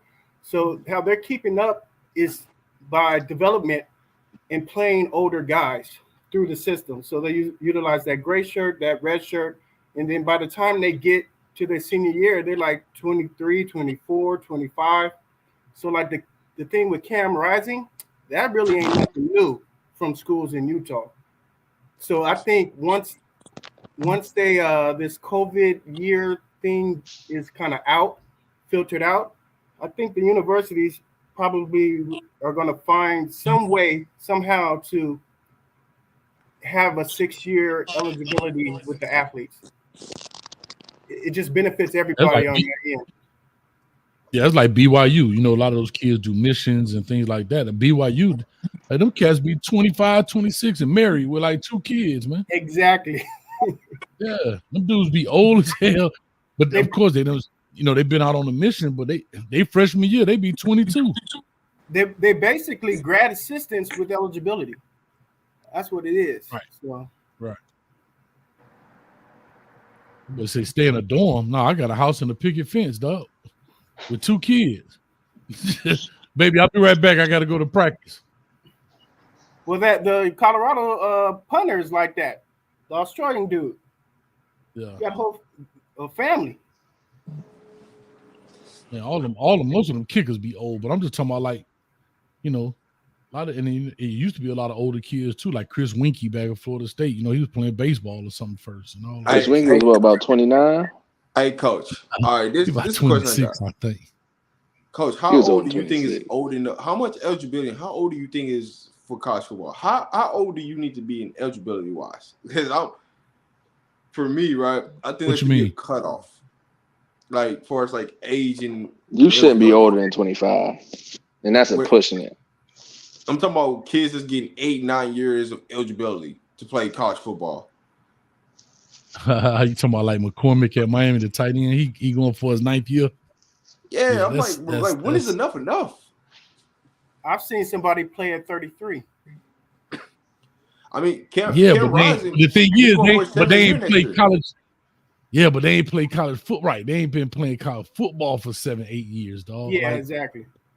I mean, they came in late for whatever reason, but bro, when you talking about McCormick, the tight end, this would be his 9th year of college. Yeah. He should be a doctor by the time he leave that thing. Oh, he should be Dr. McCormick out here. Like, bro, and I get it, it's injury and so forth in the COVID year, but bro, like, I don't know. I think it should be, and I would say no more, right? No more than 7, and even 7 sounds crazy. I kind of want to say 6, but most kids come in at 18, 19. But then when you mentioned, you know, I might have got injured, I might have redshirted, right? And then I might have got hurt, and then my coach might have left. But if you've been in here, man, because a standard, if you did everything the right way, right, and everything went smoothly, let's be honest, everything was smooth, that's 4 years. We give you 3 more, 2.5, 3 more, like, come on, 25, if you was able to play, come on. But like Coach said, if you just happen to not, you know, you went and did a mission, or you enrolled in college at 25 and decided, right, you decided you wanted to play. But if you came in at 18, come on, man, you ain't no reason you should still be playing after 25. After 25, man, I'm talking about there was a college basketball player last year. He played 6 years of college basketball and was asking for a 7-year place. I'm like, dog, when is it? You ain't going to play professional, dog. Not in the NBA. You might want to go. It's over with.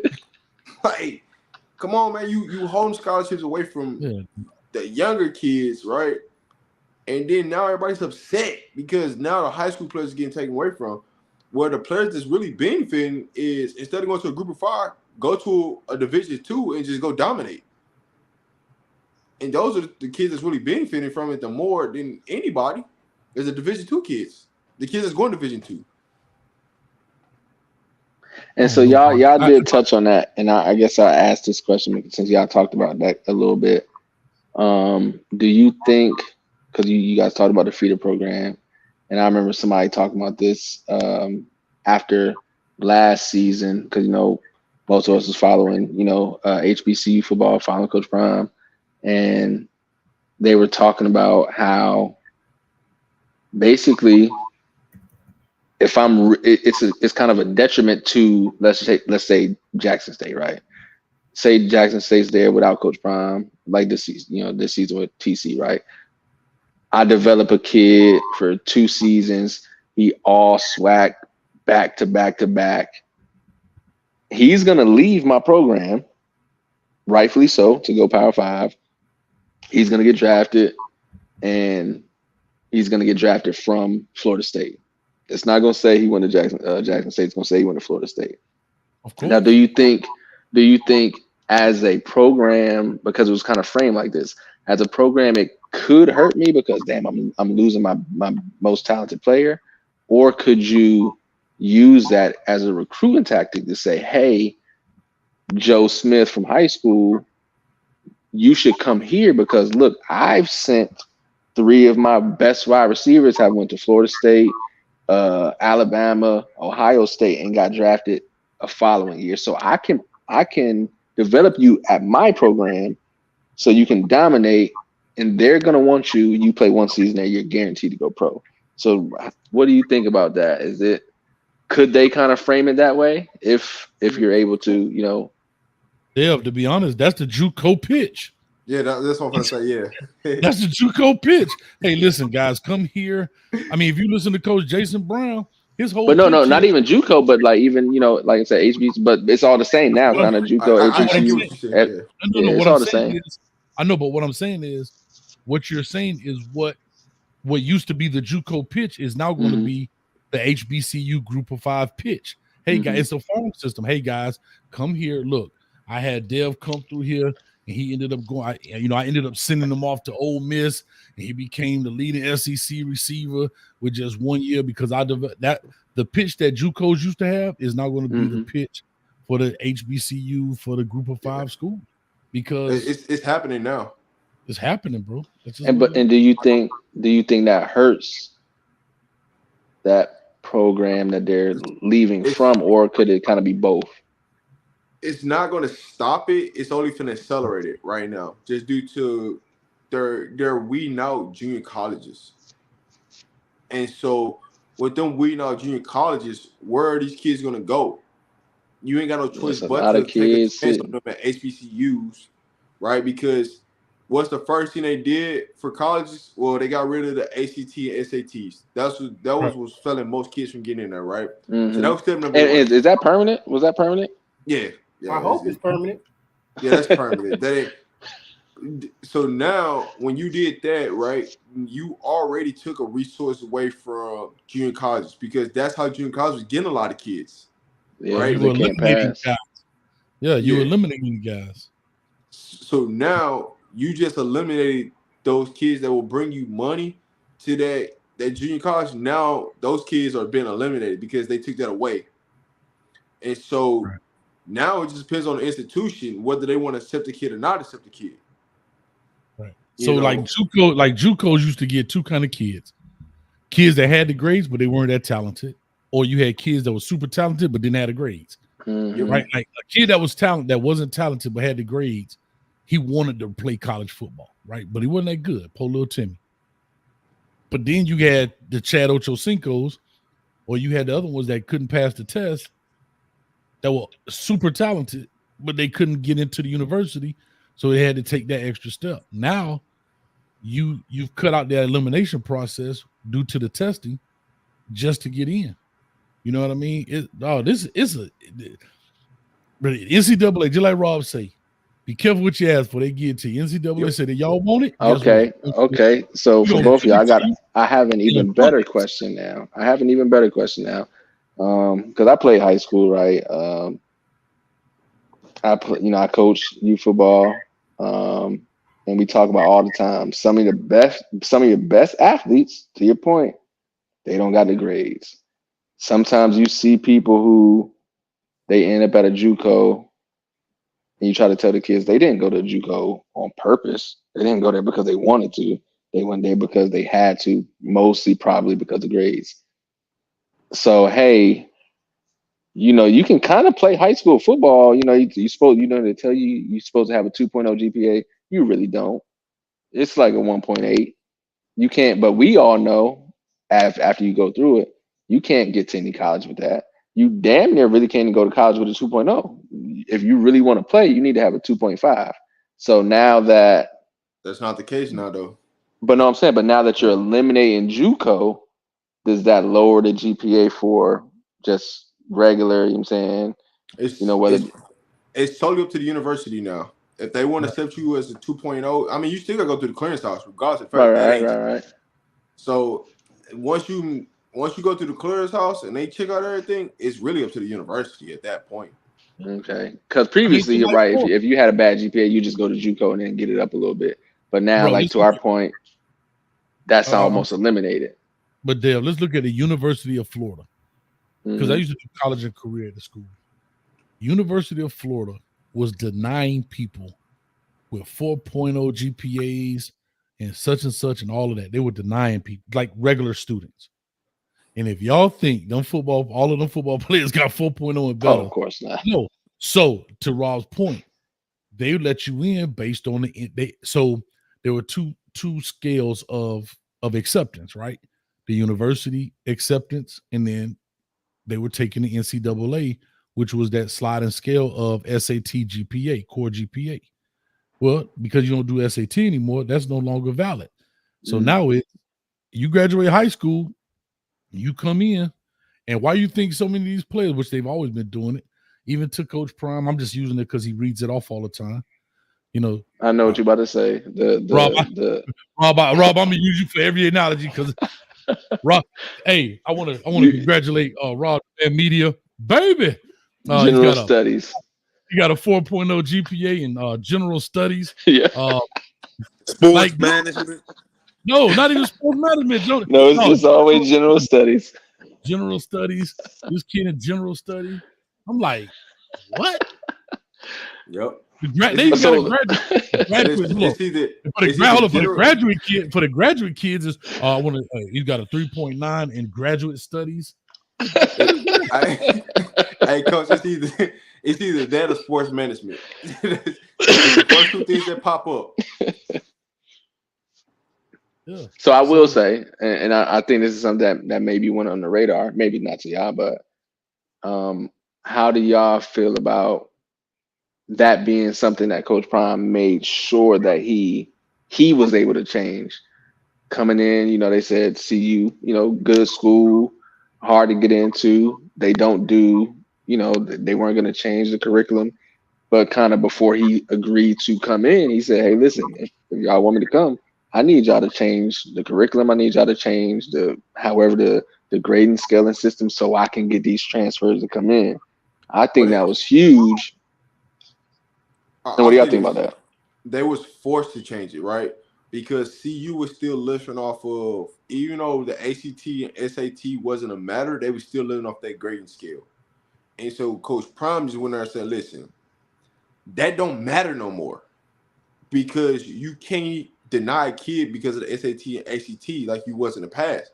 So you got to change the way credits are being utilized and transfer credits from different schools, because CU was basically like, well, we're so much of a pristine university and for that studies that, we're not going to accept these credits and these credits and these credits. And it's like, well, how are you going to ever get top end talent if you're not allowing yourself wiggle room? There's got to be some wiggle room. You have to give something to get something.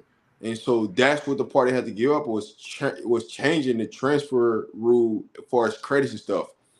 But it did hurt. It did hurt Coach Prime in the beginning because a lot of players couldn't practice because of the transfer credits from their previous university. So it hurt them in the beginning. And that's when they added general studies. It's just like Northwestern, right? Northwestern, Stanford. You know, every conference has one of those schools. Vanderbilt, you know, Boston College. Every conference has one of those high academic required schools that they're not going to really waiver. Miami's a high academic, but they're going to waiver when it comes to the athletes. But some of them are just not going to do that. That's why, you know, Stanford, that's an uphill battle. Northwestern in the Big Ten, uphill battle. But Michigan has a high standard, but they're gonna let you in if you could play. But you know, some of them not gonna do that. And it's just what it is, man. So, you know, it's this junk right here gonna be a crazy house, bro. CU's a public university. Huh? No, they asked the question, was CU a private or public? They're public. Oh. It's just their requirements was set up like it was a private, but they're public. Can I ask a question, Rob? I think somebody gave me this answer before, and I still can't figure this out. Maybe I'm the dumb one up in here. It's the University of Colorado, right? Yeah, I know. Am I right though? Am I right in saying this? It is the University of Colorado. That is. They call it CU. I'm asking the question. Why is that? Because most people say UC. Like I'm asking, like, why is it CU and not UC if it's University of Colorado? I'm just asking. It just looks better for CU versus UC. I mean, honestly, I never really asked like the political answer to that, but when it is the University of Colorado, and why they say CU, like it's Colorado University, because it's not, because they have Colorado State University. So I never asked a political answer to that, to be honest with you. I didn't know if somebody in the chat, because there's a Cincinnati. I don't know why, but I always thought they called themselves CU because there's so many UCs in California, and that's how all the colleges start calling themselves, with the UCLA, USC, you know, that type of thing. But I don't know. I'm just asking. Because I think I did when I did the interview with Assad, I called it UC, and somebody checked me. No, it's CU. I'm like, it is CU, but there are a lot of schools. Like he said, there are a lot of schools. I know that for sure. That go by CU, and so it's weird, man. Now that you just asked that question, I got another question on the name, because I've seen, you know, in some of the videos, it's like they call it, I guess, University of Colorado at Boulder. So is there a University of Colorado?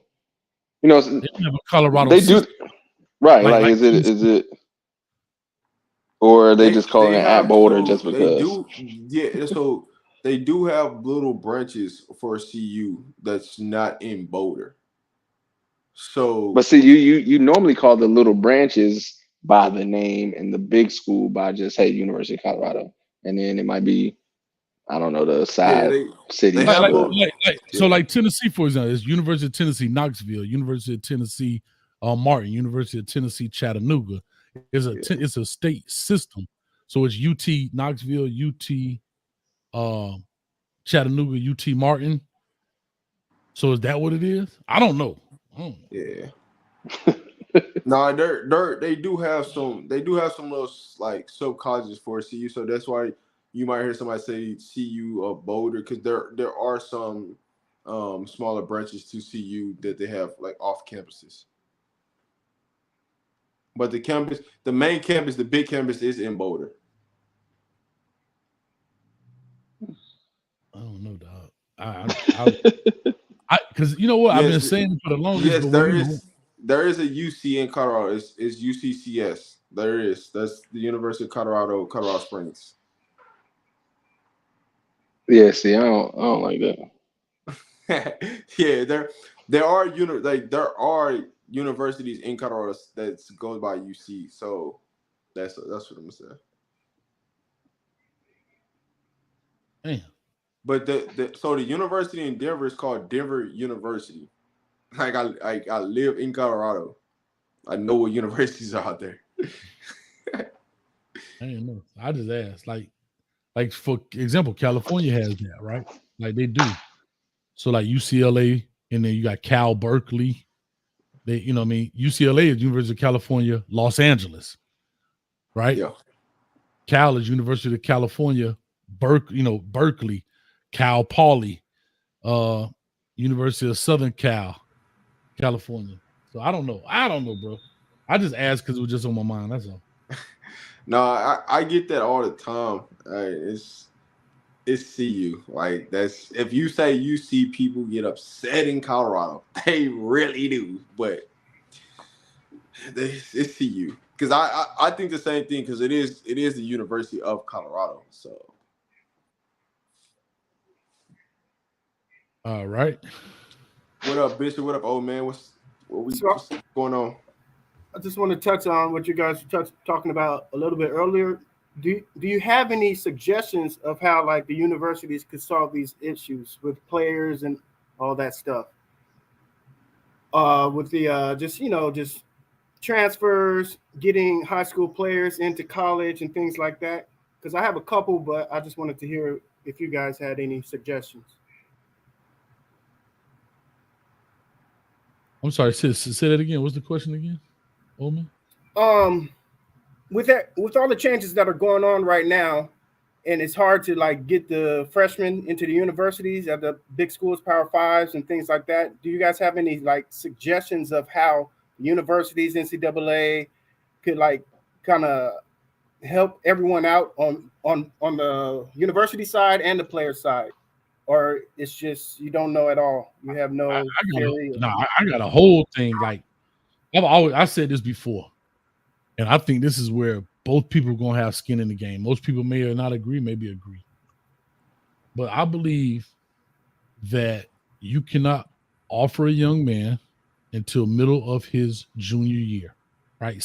The sixth game of his junior year, regardless, whatever that is, wherever that is, the sixth game. All right. Second thing is if you offer him, he has the right to take that offer, but it only lasts for 30 days. So if I offer Rob, you have an offer from me. Here it is in writing. You have 30 days to sign it or not. After 30 days, it expires. You get it back, and I can reissue it to you again if I feel that strong about you. But if I sign it, we're binded except for certain things. Kid get arrested, fell out of school, like those type of deals. That way, it puts skin in the game for both parties.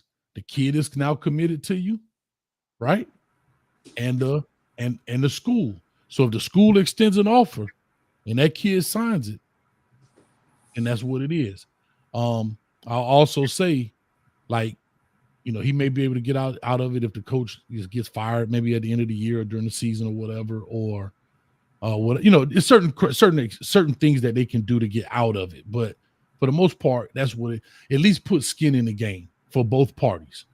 Would you be in favor of on these contracts, aka scholarships, the actual length of that being adjustable? So one kid could sign for 1 year, one kid could sign for 2 year, 3, 4 year, how we all thought it was supposed to be.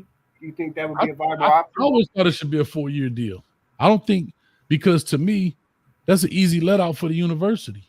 Yep. My thing is, do your due diligence. You can't get rid of me because I can't perform. Vet me. Do your due diligence. Because the thing is, right, to go to school, right? If that's the whole premise, and we all know it's not, but it should be a 4-year deal unless I do something where, go to jail, that kind of stuff, fell out of school or whatever. But I should be able to have a 4-year deal to go to this university. So the 1 year thing should be done with. I don't think that's fair. I don't think that's fair to the players. Yeah. I don't think it's never been fair to do a 1-year deal, just due to the fact of like it's giving too much of a out for coaches, right? Because now it's saying if I don't like you, I don't got to develop you. I don't got to do this and that. I can just punish you wherever I want to punish you, and get rid of you. So I've never been a fan of like the 1-year deal thing. But when it comes to like the colleges per se, I think there's some things that could be done differently. In my opinion, I would definitely take away a kid being able to commit sophomore junior year and not allowing them to commit to after their junior year is over, and then allowing them to sign a binding agreement. So if you commit here, you know what I'm saying, the only way you can get out of this is your coach is leaving, you know, and so it doesn't rush a decision that you get to sit down and literally think about what you want to do, how you want to play this out, and see how this thing go. Just due to the fact of now it's to the point right now with college football that you got universities paying players to decommit from schools, or paying players not to commit to certain schools. That's crazy. Just because they don't want to compete against their kid or whatever is going on, or they buddies at a different school, and so they want to pay so their buddy don't get fired and do this with XYZ, all this craziness that's going on. So there has to be some change. There has to be, because there's too much behind the scenes stuff going on, and that's the stuff that a lot of people don't see. All you see is the kid decommitting, and now you're frustrated with the kid. And we have to understand these are all young kids, these are young adults, and we get frustrated with those type of things. But it's the business side that a lot of people don't see, what these universities and coaches are doing behind the scenes, and why these families are making the decisions that they're making. It's terrible, bro. To Alan Keith, he's talking about the contract. Yeah, but even Alan, even on signing it in December right here, when they signed their NIL, their NLI, National Letter of Intent, most of these kids are 17. Your parents have to sign it, right? So a lot of them don't. I mean, so to your point about age, yes, you're right. You have to be a certain age to sign your scholarship, but that happens. That for me, if you're referring to what I was saying, is no different than what's going to happen here on December 20th. Most of these kids are still 17, so their parents still have to sign as well. Bro, I've had parents not sign. I've had a parent not sign and tell the kid he got to go to work. I'm like, man, like, wow, listen, let your parent not agree with what school you pick. Guess what? You can't go until you turn 18. And listen, I didn't, man, it was something crazy happened last year. I seen a parent not signing, right? The kid signed, the other parent signed it. Then asked the coach, because the mom went sign it, and told them that they had to back out of it so they can go to the school that the mom want the kid to go to. Kid not end up playing at that school this year. Now they want to transfer. Now they upset. But those are the type of things that's happening. Alan, yes. Alan says, Coach, is the student athlete bound by the parents signing the letter of intent? Yes, because they both sign it, and they're signing on that behalf. They're signing for you because you are a kid. You are a kid. You know what I mean? So yeah. My thinking on the situation is that the universities, just because I've been concerned about these high school players forever, that they implement some kind of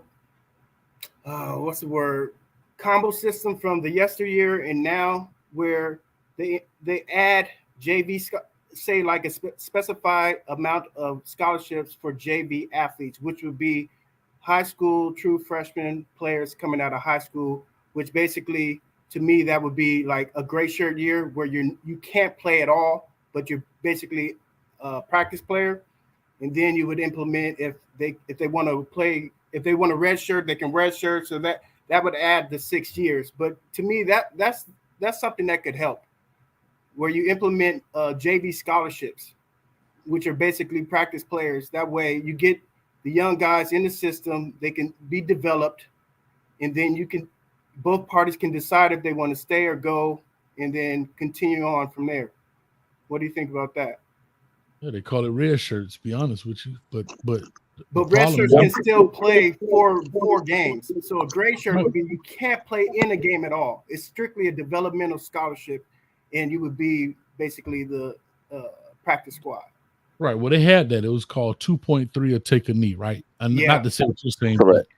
But the thing where you had to, if you didn't have a 2.3, you could still get your scholarship, but you could not play in any game that season. But anyhow, I hear what you're saying. I think it sounds all right in theory. The problem is kids want to go to those colleges to at least, especially, take advantage of the 4-game rule and not lose my eligibility. I really think the biggest thing, bro, is we're headed to the farm system, dog. We're headed to the minor leagues of college football. We are literally headed to the G5s are going to be the farm system. Whatever G5s are in that state are going to become the new recruiting ground for these Power 5 programs and these super conference programs. So for Colorado, they're going to go pluck out, like say Colorado gets to that elite status, they'll go pluck a Kamara right now. They're going to go pluck number 14 right now. Like those two dudes know, hey, boy, I balled out. This is my last year at Colorado State. And then I don't know if Kamara has another year. Does he have another year, Kamara? No, he's going to draft NFL. Okay. But if he was young and he had another year, I guarantee he wouldn't be there next year. Somebody's going to go get him. Yep, that's facts. You know what I'm saying? So I say all that to say, I really believe old man 33 that's where we really headed, bro. Like we really headed to the minor league system where, you pull a guy up out the minor leagues and say, hey, come on, man. And those schools become the 2-year universities, transferable credits, and that's where we headed. Yeah, I have no problem with that. It's just Rob knows this. It's just got to be, they got to be reclassified as student workers, employees, if that's going to happen. What you mean? What you mean by that? They become labor if they're minor leaguers, so they would become labor. No, I'm just using it. I'm using it as a term of understand, like a parallel, saying like I was just saying like you're gonna have this thing where these major colleges are gonna funnel them into these smaller schools. Like I can see, because I'm here in Florida, so I can see Florida State, Miami, funneling kids to FIU, FAU schools.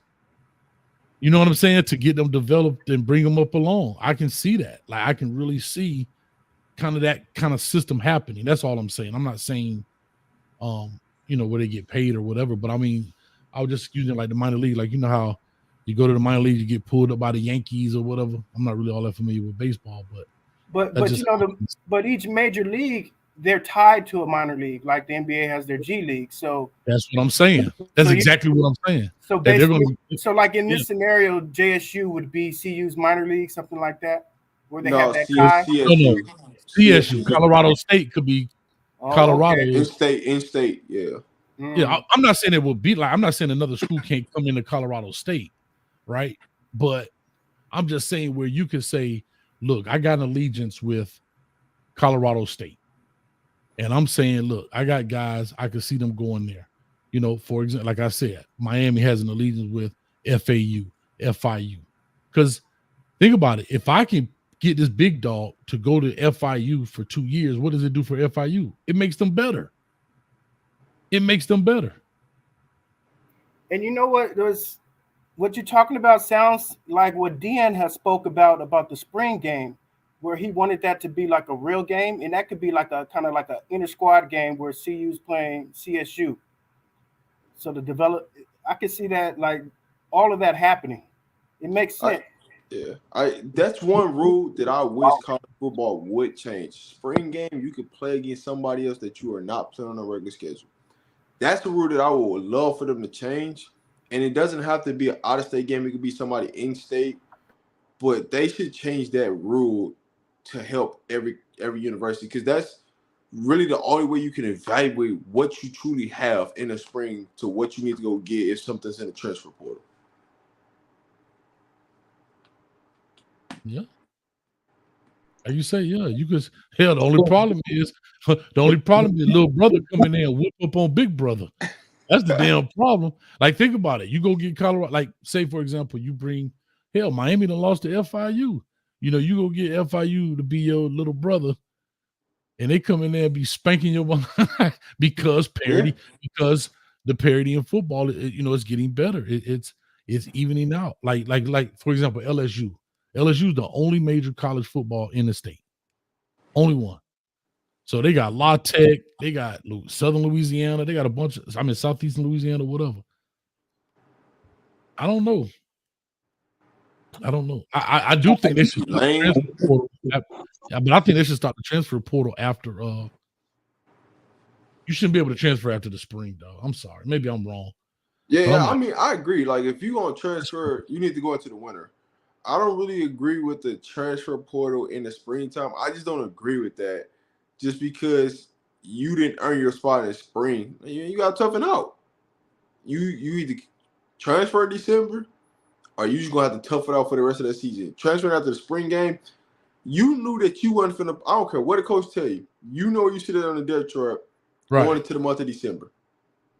So if you ain't putting the work in and the grind in, what's finna change after the spring game? Right. That's just the truth of the matter. Yeah, to me, I think it's a disadvantage to a lot of people. I think it's a disadvantage to the university, to the players, to the players on your team, not just the university, but the players on your team. Like, bro, I'm here. You as a backup, yada yada yada. And guess what? Now you gone because it don't fit your, like, I don't know, dog. Maybe I just not college is scrambling. I ain't even worried about the college more than it is the like. I'm telling you, college coach, bro. I don't know how in the world they do it now, dog. Like, think about this, bro. You go in there coaching. You think you got your season. Like, think about it, you go in the spring game. All right, I see what these guys have. Blah blah blah. All right, now I know what to work on in the summer. And you go in the portal. You lost. Think about it. Picture this. Imagine losing 4 or 5 guys in the portal that are starters. That's 4 or 5 starters. That's like having 4 or 5 injuries of starters out at the beginning of the season. Picture this. Look at Colorado, right? O-line right now. Let's just picture this. They lost, what's the guy named Dominic or whatever to the pec injury? Oh, no, that was David. Yeah, David Connor. Connor. And then you lost Tyler Brown. Yeah. Right. One was injury, the other one, but they still were potential starters that were out. That's 2. Now take 3 more starters off the offensive line. And if y'all thought the O-line was bad then, imagine what it looked. Take Tank, Savion Washington, and Bailey off. And just think about it. Jack Wiltie, he went to UCLA and he played in the spring game. You see what I'm saying? That's 3 starters right there for Colorado on the offensive line. Yeah, look at Stanford. They lost 3 of their starters to Michigan. That's crazy. That's crazy. Go ahead, Bishop. Because I know old school ready to go. So go ahead, Bishop. I know. Let me double dutch in here. Hey, truth of the matter is, you guys, we wouldn't even be in this position if the NCAA would have moved way back with O'Bannon. But since we're here, they just threw it in our lap, i.e. the universities, and now it's up on us to scramble it out and figure things out. But who do we go to if we want to change something? Because they're not going to be. But see, here's why the NCAA did that, right? The NCAA got tired of being in lawsuits and trying to put people on probation. So you know how you saw that? I know we're gonna give y'all what y'all want. Now it's on y'all. Now y'all gotta figure it out. If this is what y'all wanted, we tired of lawsuit, we tired of people coming within our money. So cool. Guess what? Now we're gonna put it in y'all hands, and guess what? Now that it's more parity, we make more money. That's how the NCAA looked at it. I agree with that. You know what? I'm tired of y'all whining and complaining. So you want it? I'm gonna give it. Coach, let me say this right there. Hey, Rob, or else we could do this, We can sit up here, we can campaign that parents send their big old kids, the big old linemen and them defensive tackles and stuff like that, send them to CU. That's what we want to do. We want to get the most out there. See, Coach Hayes had the right idea. Coach Hayes said that he won't send his kid down there because if he didn't have a big offensive lineman, he would never send him to CU. But we want to get those people, them parents that got big old lineman kids like that, to send them to CU so we can change the system. See, we want to change the system, Coach Hayes. We don't want to go along with Doki. Doki want to change the system, right, Coach Hayes? You're right, Coach. Okay, so there, thank you. I'm telling you, Coach, you get better and better.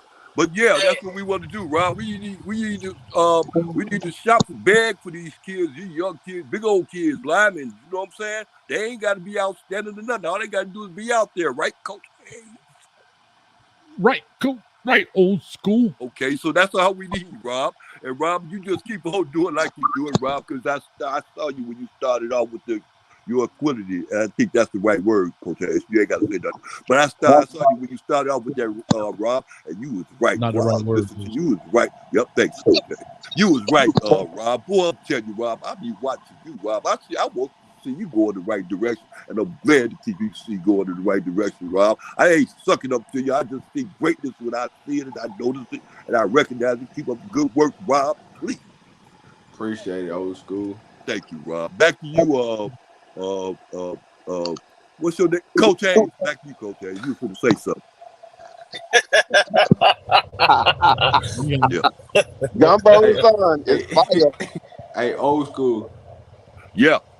How long you been in here, old school? How long you been on the live? I told you I came on when you started your talk. I mean, Rob, that was what, like about 30, 40 minutes ago? All right. I just wanted Ella V in the building, man. Shout out to my girl. Hey, shout out to Ella V. I'll tell you, boy, hey, it ain't easy out here, baby. You still young yet. You got a long ways to go. Coach Pratt been around for a long time. Old school, I won Coach Hayes Fantasy League, man. I just, What was he saying? What was you saying again, Coach Hayes? I know it was important. I wasn't saying that. Actually, you was. I apologize, Rob. Rob, let me apologize to your guest because I don't want to come up here disrespecting your guest like that. And so, if you feel, look, Coach Hayes, if you feel disrespected because I interfere with what you said, I just had a thought. You know I'm old, Coach Hayes. You know I'm old, so I got to remember that. Because if I don't get that thought out, Coach Hayes, I ain't gonna never get it back again. You know that, right? Old people do that. You know that, right, Coach Hayes? Yeah, you know that. You old. Yeah. So, Coach Hayes, don't take it personal, Coach, please. I'm old, Coach. Right? There you go again. Right. Old school, he said you right, man. All right, thanks, Coach Hayes. I love you. Boy, I love you, Coach Hayes. Boy, I'm telling you, Rob, give him, he got a rich already. That's all right. You good, Coach.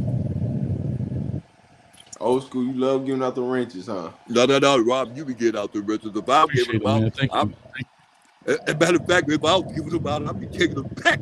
I'm telling you. I'll be taking them back, Rob, real fast the way they be turning around here. I'm sorry, Rob. I didn't mean no disrespect. Oh, no, you good. Yeah. You be using them to tighten his wrenches up. That's what he be using a wrench for. You said what? You be using the wrenches to tighten them dentures up. Well, hey, that's all right. Well, I'm glad you ain't got to beg for your food, because you do like you remember you said that to Chico before. You said, well, I'm tell you something. If you had to tell jokes for your food, you would do that. I'm telling you, boy, I'm glad that'd be your last job, your third job, because your second job ain't working out well. I don't know about your first job, but I know your second job ain't working out well. And I know that joke telling got to be your third job, and I know you ain't getting paid. Right. I know, boy. I heard it come out your own mouth. I can only hear you what you say out your own mouth. If you had to beg for your food, you could do double tail jokes, and you starve. I heard you say it yourself, so I ain't lying. If I gave you a chicken wing, guess what? If I had to rely on you giving me anything, I'd be dead stanky. Except some of your time, and you would cut that short. So I'd be, boy, I'm telling you, I'd be blue in the face. How about you give me my $50, D? How about I that? said, wait till the goddamn back up to it. That's gonna be on the 50. You said, how about you give me what you owe me, dog? I'm JG Wentworth. It's my money, and I want it now. I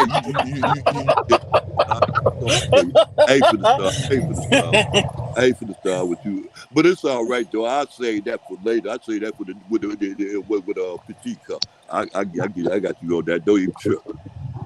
I can't trip, but I can't get my money. But I gotta get paid on your time. Hey, Rob, I think you was there to tell when we made that bet, Rob. So we said it was the 15th. Hey, Rob, you ain't got to get in. Look, Coach Hayes, how many times you done already said that's right? Well, it's gonna be on the 15th. I mean, Coach, I can't hear you, dog. Somebody who got their window down or something. No, you got your fingers in your ears. Oh, nah, Coach Hayes won. He won, but he ain't gonna get paid. Whoa. He already won before the bet was made, Rob. You didn't get it, did you? Yeah. I just didn't care, and I betted into it anyway, because just despite his I can't call him no name. I know old school, because I just did it to be doing. I did it out of spite to be doing it, because I didn't care about it anyway, because I was gonna go with the 6-6, and it would have made no difference. I would have won on that one no way, but still though, I'm gonna give his buddy Robbins go build a 15. Old school, you had Law Dog mad at you because I can care. Whoa! I can care less about how Law Dog. You talk about Law Dog. You talk about Law Dog, Rob. We talk about Law Dog. Right. How can I? What do I care? Hey, what do we finna get old school? Rob, you open up we that finna get old school. Hey, we're gonna get old school a polygrip NIL deal. Yeah, that's all right. Yeah, please do. and make sure you when they send you the proceeds, you send them directly to me. Yeah, and I'm gonna get a cash out. So I get one for you. I'll tell you, I ain't waiting on the mail for you to give me nothing. But hey, but you back to Rob. But I can care less about what Law Dog think. Oh, and if I do bet on it, it'd be 50% of the time anyway. Law Dog got the mindset, but I can care less opinion of me. Yeah. Back to you, Coach Hayes. Funny ass. Yo, I just got a quick question. What do y'all need to do to step your game up for as O-line and D-line? Wait, first of all, who is y'all? CU. Oh, yeah, okay. Go ahead, Coach Hayes. You answer that one. All right, I'll answer it. Yeah, please. First of all, old school, if you play football right now, you wouldn't even need a mouthpiece. I play basketball. Second thing is dominoes and the game of life. That's all I play. You probably play hide the toothest too. And guess what? You lost because you can't find them. Well, they downstairs in the what's the name thing down there being in the glass. Downstairs in the what's the name? It ain't the glass. It's downstairs in what's the name thing being clean right now. I can run down there and go pick them up and put them on. You want to see it? Nah, I'm good, dog. All right, dude. You don't want to bet. That means you don't want to bet, do ya? You probably got one goal on your dentures with a $sign in it. Anyway. I told you, Rob. Well, I'll tell you, Rob, don't write these jokes down. Anyway. What? I don't, I'm gonna be honest with you. I don't know what they need to do from the You gonna be who? Say it again. Because last shame the devil. Say it again. Okay, so anyway, for the offensive line, I still think be honest. Something succotash. Shut it up. Anyway. Hey, Rob, I'm gonna tell you. Hey, Rob, listen, I'm gonna tell you something, Rob. You gonna learn this in life, real though. When you know a lying ass person will be able to sit up there and say, "Well, I'm gonna be honest right now." I mean, like I did. What was you to be in there first? Man, go ahead. I'm trying to see what he's trying to say, old school. Go ahead, Rob. Go ahead, Coach. Be honest. Okay. Yeah, be honest. Offensive line wise, I'm going to be honest. On offensive line, it's going to be hard because I don't think there are a lot of offensive line that live in the portal unless you are willing to cut significant checks. Unless you're willing to cut significant checks, you can target those guys. But unless you're willing to cut some significant checks out there to bring those guys, offensive line are few and far between, bro. Like they don't grow on trees. Receivers grow on trees. DBs, linebackers, you can get guys to fill those spots. But to get offensive linemen that's worth, their weight in gold, you're gonna have to pay those guys. Defensive line too. I have to be honest. You're gonna have to pay those guys.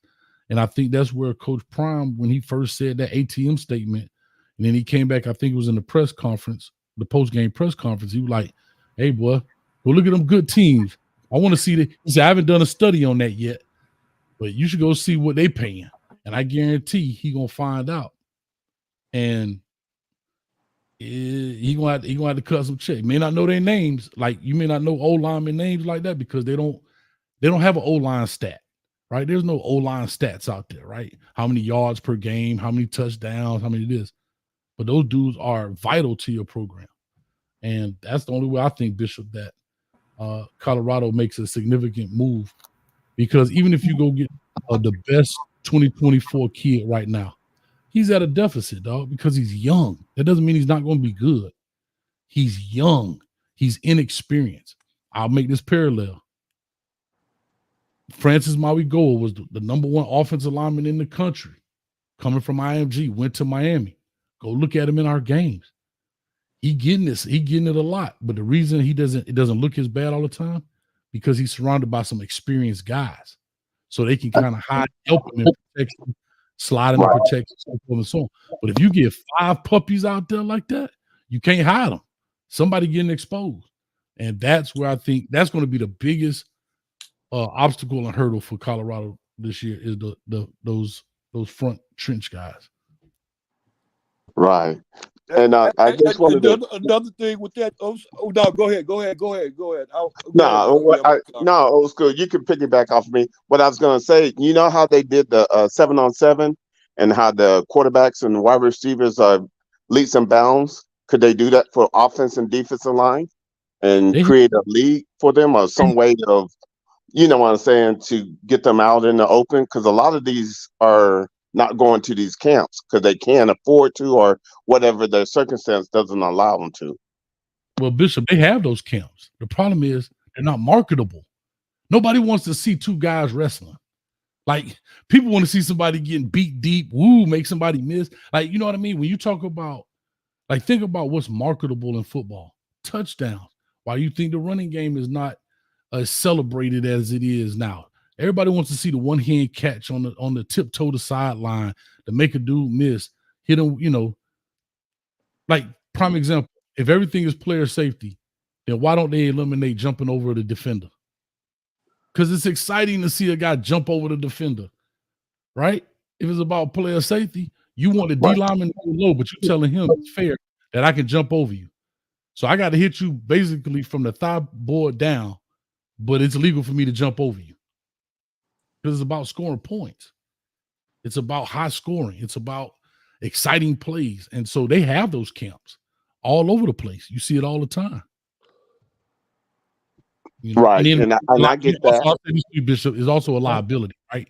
Right. That's a contact deal. Like, I'm surprised when you see those camps and those kids out there with no pads on and they be falling on each other. Like, you know, I know they signed a waiver, but let one of them high profile dudes go out there and break his collarbone. I bet that should have stopped. I hear you. Well, I just wanted to throw one thing out, and not you guys got it. What about when Texas set up that NIL for $50,000 per lineman? Yeah, that's great. Yeah, but that's not sustainable.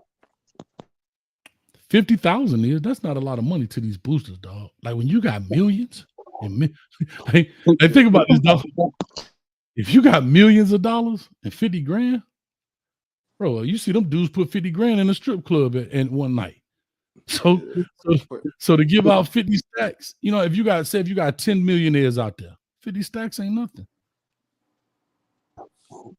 Yeah, for schools like in Texas, like Texas A&M, Alabama, Georgia's, that ain't really nothing. But like the middle of the pack, Division I, that might impact them more. Exactly. That's what I was meaning. Like for Texas A&M, theirs was for the D lineman was 175. There you go. Shout out to the follower. Don't know, what does the following needs to work on this panel this offseason? Amarion Miller, Kamani, Travis, Shador, and Dylan. I mean, to be honest, just weight room. Like, that's more of what they really need to work on. Get in that weight room, get stronger, get healthy, you know, and just work on their skill set. I mean, it's really just basic stuff, honestly. I mean, it's not that much you really gonna, you know, yeah, you want to see them be more fluent and, you know, better on the field next year, but the offseason is really about, you know, getting bigger, faster, stronger, and getting healthier. I think specifically Travis, he needs to find a way to go against NFL caliber talent in his offseason. So he can, especially for as a cornerback, so he can really get good at that. Because right now I only see him as an NFL receiver, not necessarily a cornerback. I mean, people ain't gonna agree with me. I do think that the dude's ball skills are extraordinary, bro. Like, I think he'll be an awesome NFL wide receiver. And I'm a defensive guy, right? I'm quick to tell somebody they should be a DB, but I just think overall foot speed for Travis will become an issue at the NFL level. His top end, because you see it. And like I said, he's even kind of alluded to that himself by saying he didn't run track because he didn't like losing. So what did he tell you without telling you? I ain't really the fastest dude. So he depends on a lot of technique and stuff. And I think he plays well. I think he plays better as a zone corner than a man-to-man corner because he understands the game. He understands route patterns. He understands concepts. So he gets that. He knows, you know what I mean? He knows when number 2's missing and number 1 sits down, that should equate to a smash concept. So he knows to sync up underneath that. Like, he knows that combination. But in the NFL, you can't always say, I'm going to just be, how they used to call him the squat corner? Well, them days over. You don't really have a squat corner anymore. Basically that was a cover 2 corner. Those days are done, But I think when he comes to wide receiver, that dude's ball skills ridiculous, dog. Very ridiculous. Let me say something right quick, Coach. Let me explain something to the chat. I get that y'all feel like they need to work on all these things, but they don't get all this time with their coaches in the off season. So that means you got to go pay for a trainer or go somewhere to get certain skill sets. Or you do like Dillard was dead. And so if y'all think that, they could be around CU's coaching staff, like that in the off season, you only get a certain amount of hours that you can be around the coaching staff during the off season.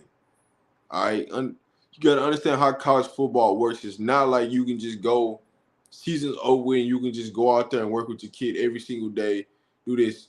They're going to be more with the strength and conditioning. That's really who's going to be the coaches. Right. During the off season. Position coaches only get a certain amount of hours with them. So when I mean there's what you can do with the resources that you have at your college, get bigger, faster, stronger with your strength and conditioning team. But when it comes to overall skill set and developing things, they would have to pay for a trainer or go somewhere, where somebody wants to train them. But as far as them working with their position coach, there's only certain many hours they got that they can work with them. Hey Rob, do you think it's going to be a better situation for the incoming? Well, not too necessarily with the incoming players, but with the rest of the players coming in this offseason when it comes down to the weight and trading part of it? Because, like I said, what they did with Dillard was that when they came in, like not in December when they made the decision, but when they came in early doing the weight trading thing. So you think with this time it'll be better with us and for us? We coming in with the understanding that we already know what we got to go through because they had already did it before, did at that time. Or most of them anyway, because a lot of them missed the weight training program part too. You understand me? But then everybody coming in full force early. I mean, a lot of those people that missed it, you gotta think about it. They're gonna go through it this year round. Right, that's what I mean. Right, and so it'd be better for us. You understand me? So it'd be like to a certain extent, that was a fast period then at that time. To a certain extent, if that's the case, then to a certain extent, this would be even faster and even better because you would get more knowledge and insight to what's going on during their weight training program. And then who all would be there? There'd be more people that was there at the beginning than there was at the beginning of this year. I mean, that's my point. Yeah, I mean, when you look at this year versus last year, right? So this time last year, you brought in a ton of kids, right? Right. But then after the spring game, you pretty much cut half of that team down and then brought in a new wave of kids. There you go. You really didn't get anything out of it, right? You had some kids, majority of the kids that played during the season was there during the springtime. And so those are the ones that was getting the first crack at the first opportunities.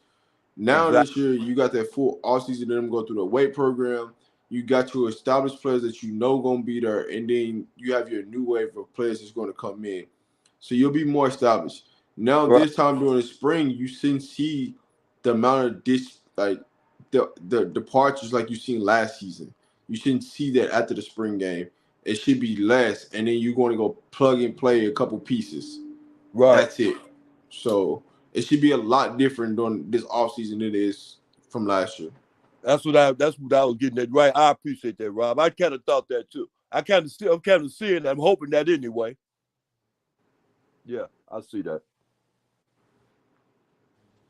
What's going on, Coach Hayes? What you doing? Drinking? What you drinking on, Coach Hayes? Chilling, my brother. I'm chilling, my brother. Boy, I'm telling you, you chill too much. You ain't doing the good, bad, and ugly right now as we talk. Actually, I'm editing it right now as we speak. Boy, I'm you telling say you, boy, hey, Coach Hayes, somewhere I'm way ahead of you a lot of the times, but a lot of times I'm right at you, boy.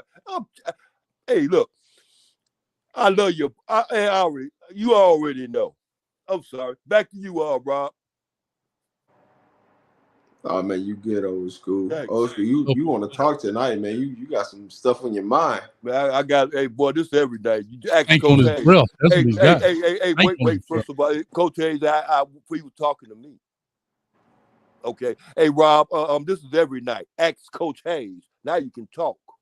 Coach Hayes ain't live every night. I said me.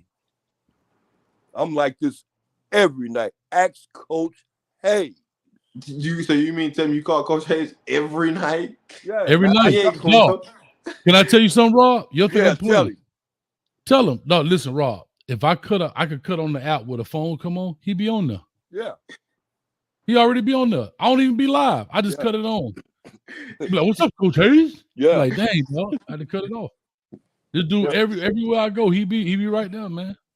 Yeah. That dude like the dude from Mr. Deeds. You ever seen Mr. Deeds? Yeah.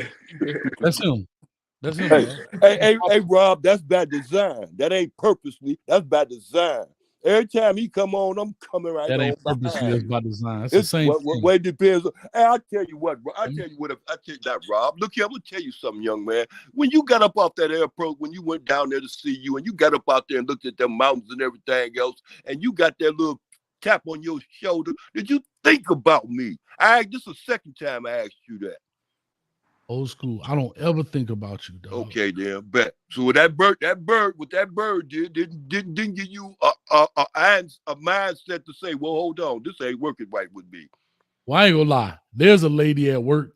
Her breath so stink. Every time she talks, I do think about you. Then I'll be like, dang, boy, I bet old school job just like this. Tell everybody about this. But everybody they think I'm talking. You see now. Tell everybody about the story with the bird, the shirt. Tell them. Everybody didn't hear it. This is Rob's show. They heard it on you, I think on what's the name show on our guy's show, but they didn't hear it on Rob's show. Tell them about the bird. Look at you. Why don't you tell them old school since you know everything? No. You know my social security number. You know how many subscribers I have. Well, you know. Hey, I make it a point. I make it a point to know everything I talk about. Therefore, I don't have to be wrong all the time. Be having to apologize. And when I come on Rob's show, I find myself apologize a lot of time because they know about stuff around here. But on your show, y'all, yeah, boy, I'm telling you, it's easy to get over on y'all. Y'all ridiculous. So over here, I watch what I say and how I say it because I want to thought that I might be wrong. So I might have to, apologize. But right now, I ain't got to apologize because I'm talking to an idiot. Yeah, I can't find no other word. Slow down now. Idiot. Slow down. The vowels can get a little tricky. Slow down. Know it. I'm saying I ain't got my teeth in, but if I had my teeth in, I'd be talking a whole lot straighter and smarter and understanding everything you said, and you understand everything I say. But I'm just saying I'm talking to an idiot, so it don't make no difference because I can talk Chinese, and you still don't disagree. I love you too, old school. Yeah, I know. See, I told you that 30 minutes ago. What that got to do with the price of rice in China? Nothing. And then that's my point. I know it's nothing. That goes right back to my point again. What is you over here for? So I know you're in Robin school, but I mean, what is you over here for? If you ain't bringing no good news, you're bringing bad news. I mean, what do you want? Actually, I had Rob. Rob actually won the fantasy draft, and I came here to pay him. And we got on here. We were talking about recruiting and talking about transfer portal. We were just having a good conversation. But I only came over here to pay him. I'm sorry that I didn't get your permission. I understand. I'm sorry, Rob, for getting your business. Congratulations, Rob. But I want to go back to Miss Ella. Hey, Miss Ella, how come I didn't win nothing? How come I didn't wear the shirt or something yesterday, Miss Ella? You could have easily put me down to wear something. I'm poked. Yeah, we got you a dental plan. No, I'm poked too, Miss Ella. I'm poked too. You could have gave me something. Ooh, I know that stink. That whatever cough that was you just had. I know that thing stink. Yeah, well, they call it a smoker's cough. I got it twice because I smoked cigarettes and well, I'm telling you. But still, though, look, back to the subject. Hey, Miss Ella, you could have looked out for old man. I know your tongue mad as hell right now. But I'm just saying, oh man, you could have looked out for me, Miss Ella. I could have worn it proudly. You could have sent me one of those smoke shirts. Wait, hold on. Coach Hayes, what I got to do to get a smoke shirt? Free smoke shirt. Go right on the page and pay for it. I need a 2X. Okay, go right on. How much is it? You go on the page and you find out. How much is it? Wait, well, hold on. I mean, I understand. I want to put aside. I got $20. How much is it? 20? Let me put aside. Man, I got to put. I'm old. I live on the income, boy. I mean, young man. I'm sorry. I don't know how you live. I live on the income. Right, so and my outcome is Jesus Christ, but my income right now is, you know what I'm saying, slowly but surely. Your other outcome is my $50. That's about it. That's the other outcome. You got to wait for the outcome. That's what I mean. Well, okay, they take you low to catch on, did it? But still, they go right back to that shirt. Don't get my mind off of it. How much? I told you. $20. All right, yeah, you what up, Marcellus? What's up, Yo, Rob? Yo, Coach Hayes, how y'all doing? How y'all doing tonight? It's good. How you doing, man?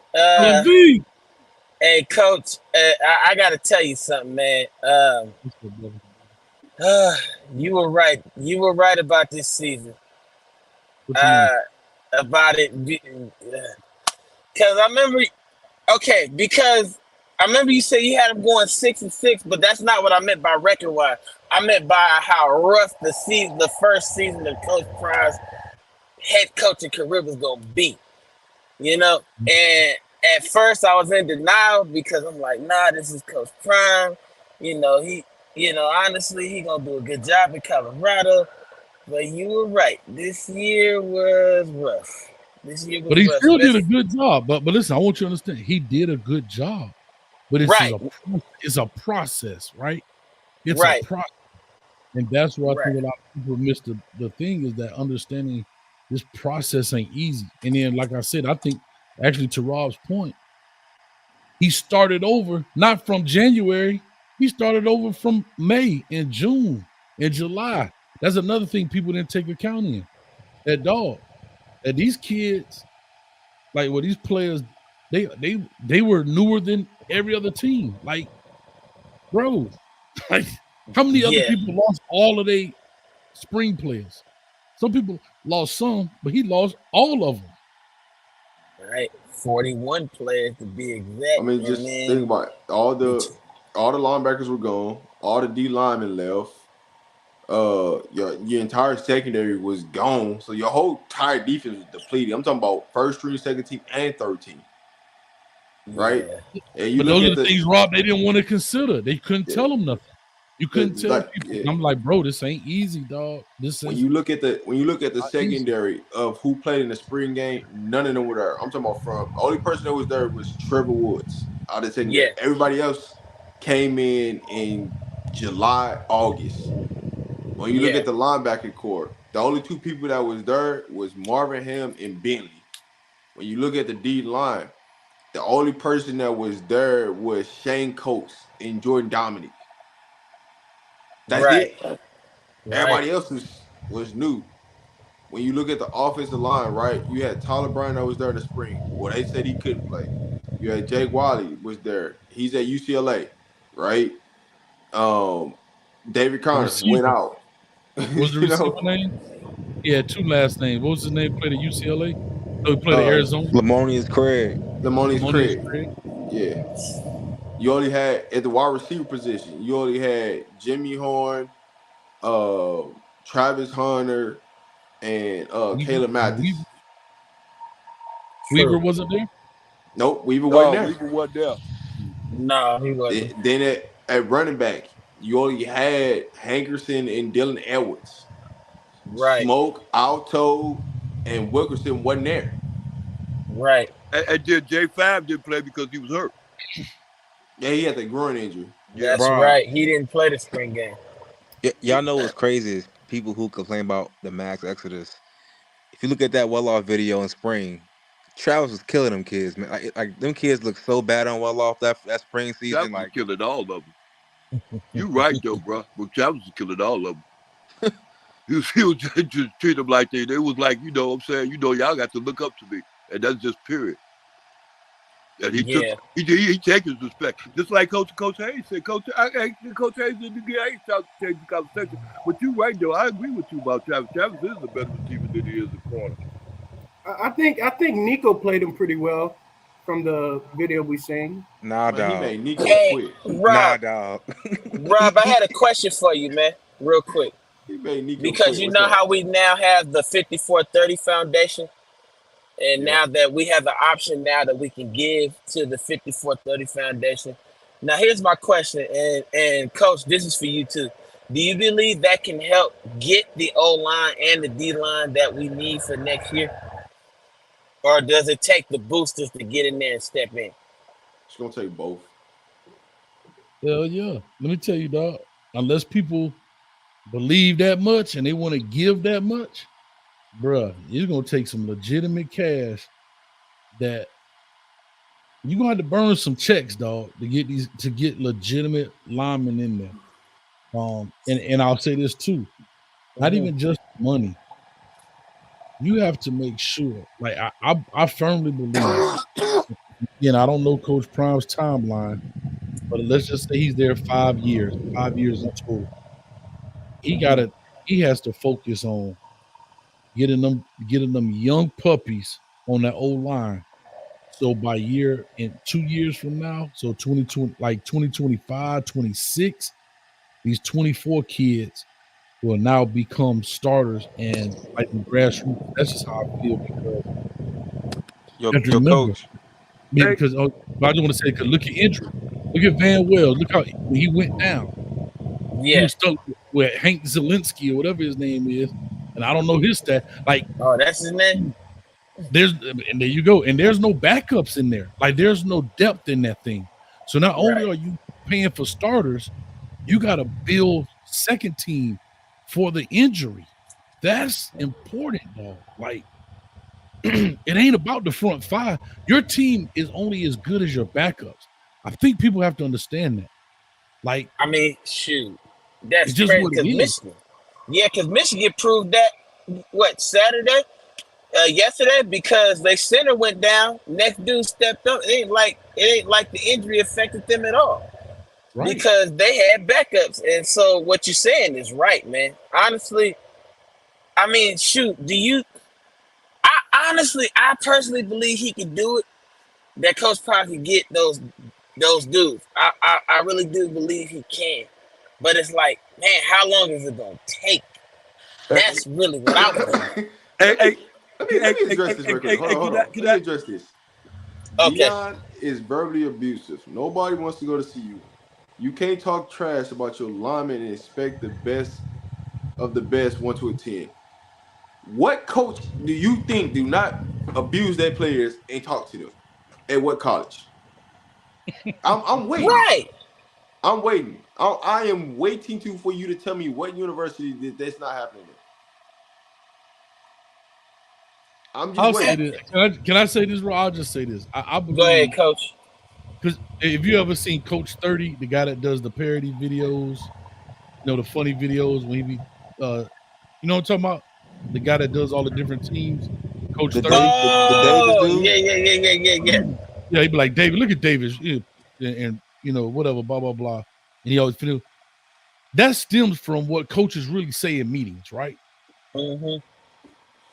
I'll say this, and I understand Coach Prime likes to keep things 100, but everything ain't for everybody. And I think he may have learned that this year, that sometimes you can be too honest. Not saying that you have to lie, but you can omit some things. And the only reason I say that, I'm not saying this is right or wrong. It's his program. He does what he wants. But you also have to remember, whatever you say in that microphone, does it benefit your team or does it benefit the media? I think the statement that this is my personal opinion, the statement that he made about the old lineman only benefited the media. It didn't benefit that didn't benefit those old linemen. And that's where I think the problem lies. Like, yeah, sometimes you can talk to your team through the media, but sometimes you don't have to state the obvious through the media. Like, you know what I'm saying? Like, if I know, like, for example, if you're talking about Travis Hunter and he had a bad game, and I can say something because I know Travis Hunter can overcome that. That's one thing. But those guys were just so bad that statement wasn't going to elevate their play because they couldn't do better. They're just not good. And so now all you did was give the media, who are technically your enemies, because they're looking for headlines. They're looking for snaps and clicks. They want more people to come look at their newspaper and yada, yada, yada. And that's exactly what that did. So I said all that to say, when you go in them coaching offices, dog, I mean, some of the craziest stuff he said, and it's what it is. But some stuff ain't for everybody. That's all I'm saying. Like, sometimes where keeping it real goes wrong, like you can keep it too real. I was just going to say that. I was just going to say because it doesn't benefit. It doesn't benefit your Coach, since you keeping it real part, let's keep it real part. Like I said before, I've been trying to listen to. I heard everything you said. I heard what you said yesterday too about if you had a kid, you understand me? You wouldn't send them to CU. Stop me when I'm wrong. You wouldn't send them to CU because they don't promote offensive linemen like that. So you wouldn't allow your kid. You would give him a different opinion to send him to a place like that because they don't promote. But if you had a child that was a good corner or something like that, you say, yeah, I send him right out there real fast. But my point is this. So since you will send one of your kids there, depending on what position it plays and everything else, I've said this. Don't speak like that. Speak into this like that. Also, Coach Prime needed just these offensive linemen, and they really ain't too hard to find because they out there starving, and they can eat well at CU. You understand me? Instead of sitting up there like Coach Prime, like you saying now, pay them $20,000, pay them $20,000. Man, go home with that stuff, man. If they gonna get paid, they gonna get paid anyway. It ain't got to be no destination or no place. It has to be a place that's good for them and comfortable for them. What are you talking about? Right? Am I right or wrong? Let Coach answer this. It's a question. So the only thing I did say was, and I've said that also about every program, if I'm a kid coming out and the ball is in my court, I can pick a school. A school don't have to pick me. Meaning, I'm highly touted dude. I probably would not go to Colorado if I'm an offensive lineman. Right. If I'm a quarterback, I probably wouldn't go to Miami. Just calling it what it is, right? I'm just saying. I think certain schools help or do better for certain positions. You understand? If I'm a interior lineman, believe it or not, I might be going to Clemson. If I'm like a nose, I might be going to Clemson or Georgia. If I'm an end, I might be looking at Georgia, Alabama, even maybe Ohio State as an end with Larry Johnson. Right. If I'm a linebacker, I'm not going to Ohio State if I'm a linebacker. So every school fits different molds. That's all I'm saying. It's not a knock on Colorado. I'm just saying. Yeah, I want to go because hold on. Because winning the national championship to me is a bonus. Right.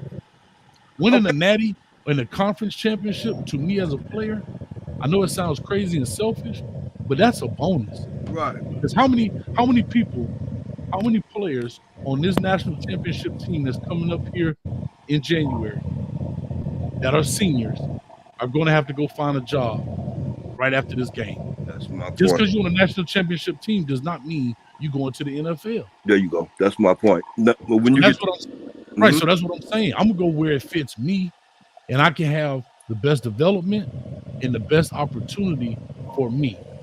And that's why I said that about Colorado. Not because, Colorado sucks. No, it's not that.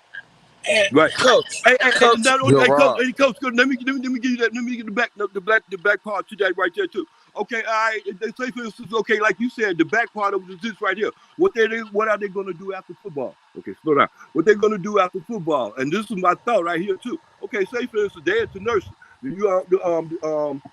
USF, University of San Francisco, the Dons, University of San Francisco. That's a good nursing school. Now you go up in there and you get your profession on and you go act like that. You go to the academic part of it. Because CU is more than just the football part of it to a certain extent. It's the academic part of it. Because a lot of universities are good universities going into that field, whatever it is you're going to be going to after that football. Bro, somebody got a window blowing or something, bro. I don't know what. Listen. I think that might be me. Hold on. Yeah, because that's perfect. I got the headphones on. I'm sorry. Okay, this is that's what I mean, Coach. It's like, so you go on to do something besides after football. So if that's the case, you wouldn't tell your kid, look, son, don't go there because of the fact that this is not going to get you to that position because there's something else that they're doing that might be able to succeed them and aid the system to get to that position. In old school. So you wouldn't deny them because of the position of the this university because they can't offer him nothing if they can't give him the money. That's my point. That's that right there, that money part. That's the point. Okay, I'm trying to answer you.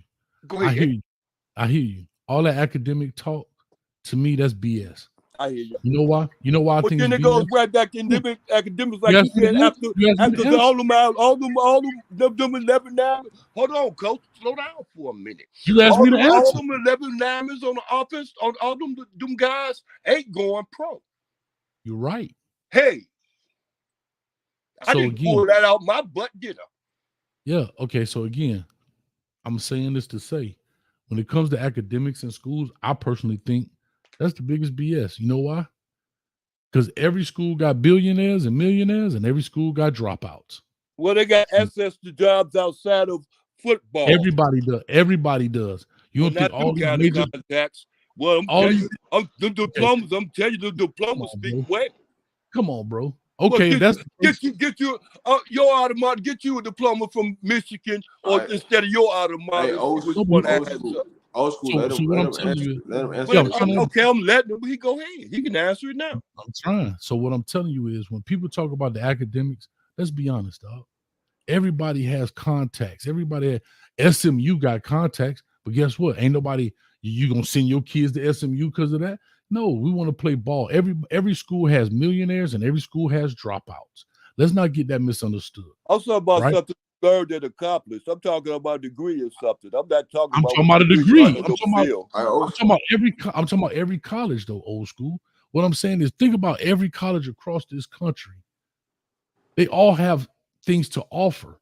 You think Colorado's the only one that has great connections? They all got great connections. Right? They all got business owners. They all have people who are part of Fortune 500 companies. All of these schools have this, that, and the other. Well, I'm talking about the major colleges. So to me, I hear that, but at the end of the day, I think there's a very small factor into going to a school. Because here's the deal. Let's call a spade a spade. It sounds like the majority of these kids are taking damn general studies. So are they really academically working their hardest? Are we talking about the ones? We got to talk about the ones at CU, or we talk about the whole? No, we're just talking in general. If you look at the let him answer the question, Rob. No, hold on. I answer that for you. It's very simple. Majority of the players, no matter what university you look at, if you go down the roster and you look at what they majoring in, is general studies or sports management. Bull crap degrees, dog. Like, that's what it is. It's easy. It's the lightest load they could take. Sociology, liberal arts, psychology, communication. And I'm not trying to downgrade those degrees, but we're talking about taking the lightest load. So yeah, when you go to these schools, you ain't out there Myron Rowland where you trying to be at the dude from Florida State, where you going out there trying to be a neurosurgeon. I mean, he's an anomaly. Let's call it what it is. And I'm not saying all kids are doing that, but when you try to say, the academic portion is why you should send your kid to Colorado. I think to me that's a stretch because they all offer great academics. Now, let's be real. Every college offers great academics. So, Coach Hayes, if you don't mind, how y'all brothers doing?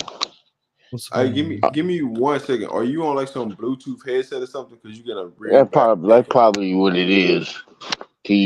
Am I sounding crispy now? Yeah, you good now. It's better. Okay, so Coach Hayes into the panel.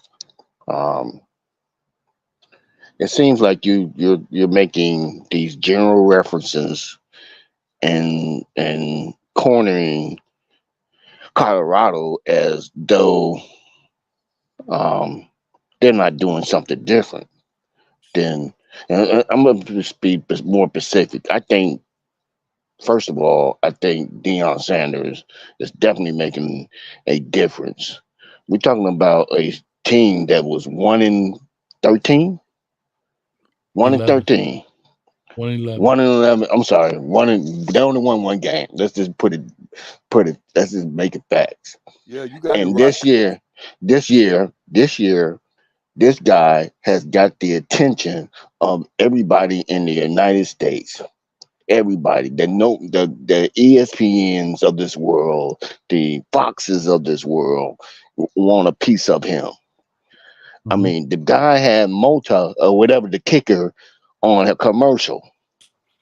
Right. Unheard of. Come on. Unheard of. Let's just keep it real. He's got people that shouldn't probably have an NIL deal getting money. All he asks is that, you keep the main thing the main thing. I'm going to make sure that you get straight. I'm a marketing tool. He's a marketing genius. If we don't put that in the factor of people coming on and getting on a piece of that, think about the TV viewership is just out of this world. Come on. I'm gonna be honest. Before there was Deion going to Jackson, I wasn't really watching college football. I'm gonna be real. I'm not that guy like you guys are. I'll be real. I'm a casual. I'm one of them too, my brother. And I'm a casual brother, but I like the fact that he does go against the grain. He's not your typical, but I've known Deion to be like that since he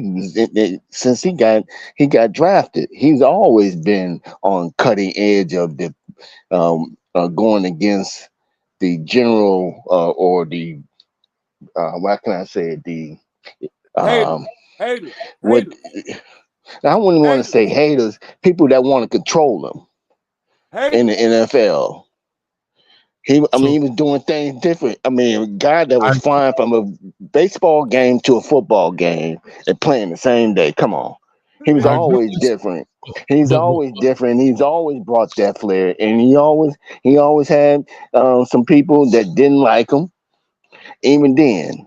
So I don't think that because he's 4-7. Matter of fact, he overachieved, if you ask me. Now, I did have him, I'll be honest, I'll be real. I had him at least winning 7 games. Which 7 games could have been possible, had you right, if they had a line. Even if they had Brown in there, they probably could have pulled out a couple of those games for offense. Can I ask you a question, Warren? Because you said on here that you said I'm cornering Colorado. What did you mean by that? Because I agree with it's like it's like you're saying you make general statements, but you go back to referencing, and I know you also throw your team in there, Miami. I heard that, but it seems like to me the fact that first of all you was so I'm gonna go back a little bit with you, please. Okay, so when he was at Jackson, you was good with that because you believed in the standard and the things that he was saying. I guess initially, your initial reaction when he went to Colorado was, kind of harsh one, or a one that you was really basing off feeling because I like you, I wanted to see the HBCUs come up and be competitive with the SECs and all these other POW or these white schools. Let me just keep it real, you know. So I mean, so when the opportunity came for him to go to Colorado, I mean, I wasn't so upset with it. I mean, I wish that he would have stayed, but I figured that if they wanted him, they would have made ways to keep him there. And apparently, because I was following him since then. But I think because you had to eat your words, you wanted to see him be humble a little bit, maybe. And I may be wrong, Coach Hayes, a little bit. I think so. You know. I think so. Okay. So I'll ask you this. So I'll ask you this, Warren G. I don't want him to be humble. I wanted people to understand what he was about to embark on. And I think that's where y'all missed it. I think that's where y'all get your connection. Okay. I can see that. That was your thing. That was your thing going into it. That was your thing going into it. But as you went on, you made it harder and harder. You did. Right. Because let me say this. Because he had already stated that he said that they was gonna go 75. Just like you stated out of your mouth, they was gonna do the same thing. So he's not. You would consider him as being delusional. Where do you get this? What are you but talking you still about? wait. Listen to me. You still wouldn't consider him as being delusional, would you? Because you said the same thing about CU, that they were gonna go 75, especially with Shadua. You said 66 when you jumped to 75, just like this young man did. Old school, what the are you talking about, dog? You just been talking. Me and Warren G have a conversation. Listen, dog, I played with you earlier. I played with you 2-3 times. I want to talk to this gentleman because we have old school. Let them talk. Let them have a conversation, man. You get tired of you mumbling all the time, dog. I want to have a legitimate conversation. Go ahead, hey, Warren G. You got it right. You got it right. But I just wanted to bring another part into it too, Warren G, that you I don't know if you was gonna get to mention it, but it was all right. You keep going, please. Well, I personally like his content. I like Coach Hayes' content, and I like Rob content. I love y'all content. So it compelled me to join the. Okay, go ahead. Yeah, because old school just be popping. I want to address what you were saying. But he's funny though, man. He's funny. I thought he was finished, and I didn't want you to start talking about Coach Hayes because I wanted to add something to it, like right now. So if he's still talking, I can tell you right now, then you can go ahead and talk. But if not, then go ahead. He be funny, but sometimes no, that's not. I ain't funny. I don't like him talk. Old school, let him talk. What I'm saying is, Warren, when you said that, you said like, "Oh, I want him to be humble," and I think that's where a lot of people missed the mark. Where I was trying to tell people, listen, this ain't gonna be easy. I want y'all to stop making the expectation and raising the bar so high for this gentleman. He is not going to meet it because the odds are against him. With all that he has, we can fan this thing all we want to, but the reality of it, brother, this is an uphill battle on icy land. But but I wanted to temper that. I wanted to temper people. I think the biggest problem is when I started to ask questions and people started to label certain things, then just like I just met Rawhide maybe a month and a half ago. And Rawhide said to me, dog, I've been hearing everybody talk about you, Kohei. I never really knew nothing about it because now that started trickling down amongst all of the people. Oh, this dude's a hater, And that was further from the case because a lot of people that call me a hater don't really know how the inner workings work. And my whole thing was to try to educate the people, just like you said. Hold on, just like you said, you didn't watch college football. I'm not saying what your knowledge base is of football, but I'm telling you for a guy that's closely involved in it, closely into it, and I'm trying to tell you how difficult this task was going to be. A lot of people that labeled me that, they looking at the surface level of football like you could just go in there because your name is Dion and you're going to win a bunch of games. And people just going to fly to you because you're Dion. When a lot of people don't realize this. I do want to make one more parallel, Ward. And Okay. A lot of fans of Deion Sanders are your age. You sound like you may be in your 40s. I may be wrong or older. In my 40s, we watched Deion growing up. And what people don't realize, we are such fans of Deion, we want to do that. But you have to remember, the kids that he's coaching today never saw Deion play. If they did, they were babies in diapers. And that was at the end of his career. It's just like when you get a daddy right now, a daddy out there, 40-something years old, talking about his son, a middle linebacker. Yeah, maybe 20 years ago he fit that mold, but today he might be a D lineman because the game has changed. So I just But wanted to say that. That was my deal. Go uh, ahead. okay, so with that being said, first of all, I don't think you're a hater. I don't think you're a hater. I think you just a Miami fan. You What love does that got to do with Miami. Colorado though? Yeah, What is, well, hold on, hold on. I'm finna What does go. it got I'm to do finna get there. I'm finna get there. I'm finna get there with you, right? with Colorado? So let me say this, and then I shut up and get out the way, right? No, don't sit up, get out the First way, thing, please. so let me say this. Dion is totally different from what your typical coach is. Yes, he's old fashioned, but his hand reach goes beyond what these other coaches are willing to do. His hand reaches like to a Warren Sapp, for example, that's with these kids. And you have to understand that his hand reaches all the way to down into your high school levels in Texas and Florida. So he's got network. He got people on networks that's on his side. He's got a whole lot of resources that he can tap into that he utilizes. And not only that, he's masterfully using social media to get him out there and get his name out there and get those people. Because what we know about these kids is they love to be on social media. They love likes and all of that, clicks and all of that too. So it's it's right up their alley. He doing whatever he doing, all the things that all these kids like nowadays. Okay. These so-called babies. But what does that have to do with being a Miami fan? I'm not understanding. Oh, I just threw that in there as a Because, sidebar. It wasn't. I mean, because Warren, I'll say I know this. you love Miami. I know you love. I'm sorry. But hold on, I know hold on. you. I'll say this. I'll say this.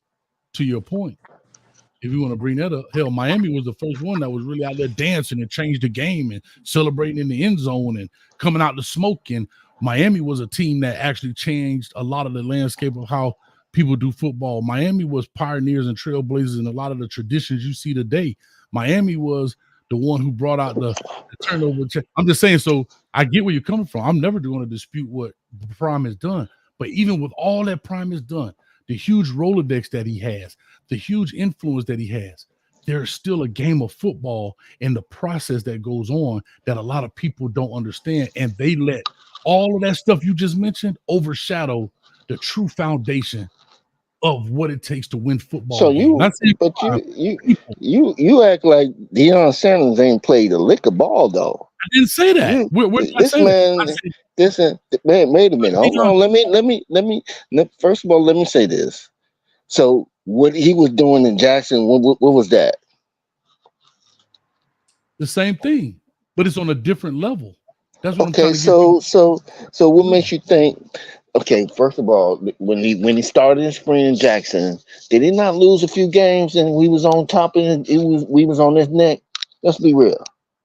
Exactly. That spring we was on his neck, and then then the next season followed up. Then what happened? Exactly. That sounds just He like fi- this he, season.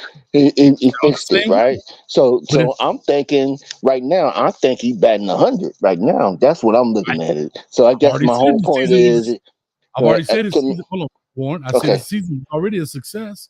I've okay, been saying yes I was the sir, one yes that sir. said I'm the one that said if he wins 6 games, they should put a statue in front of Colorado.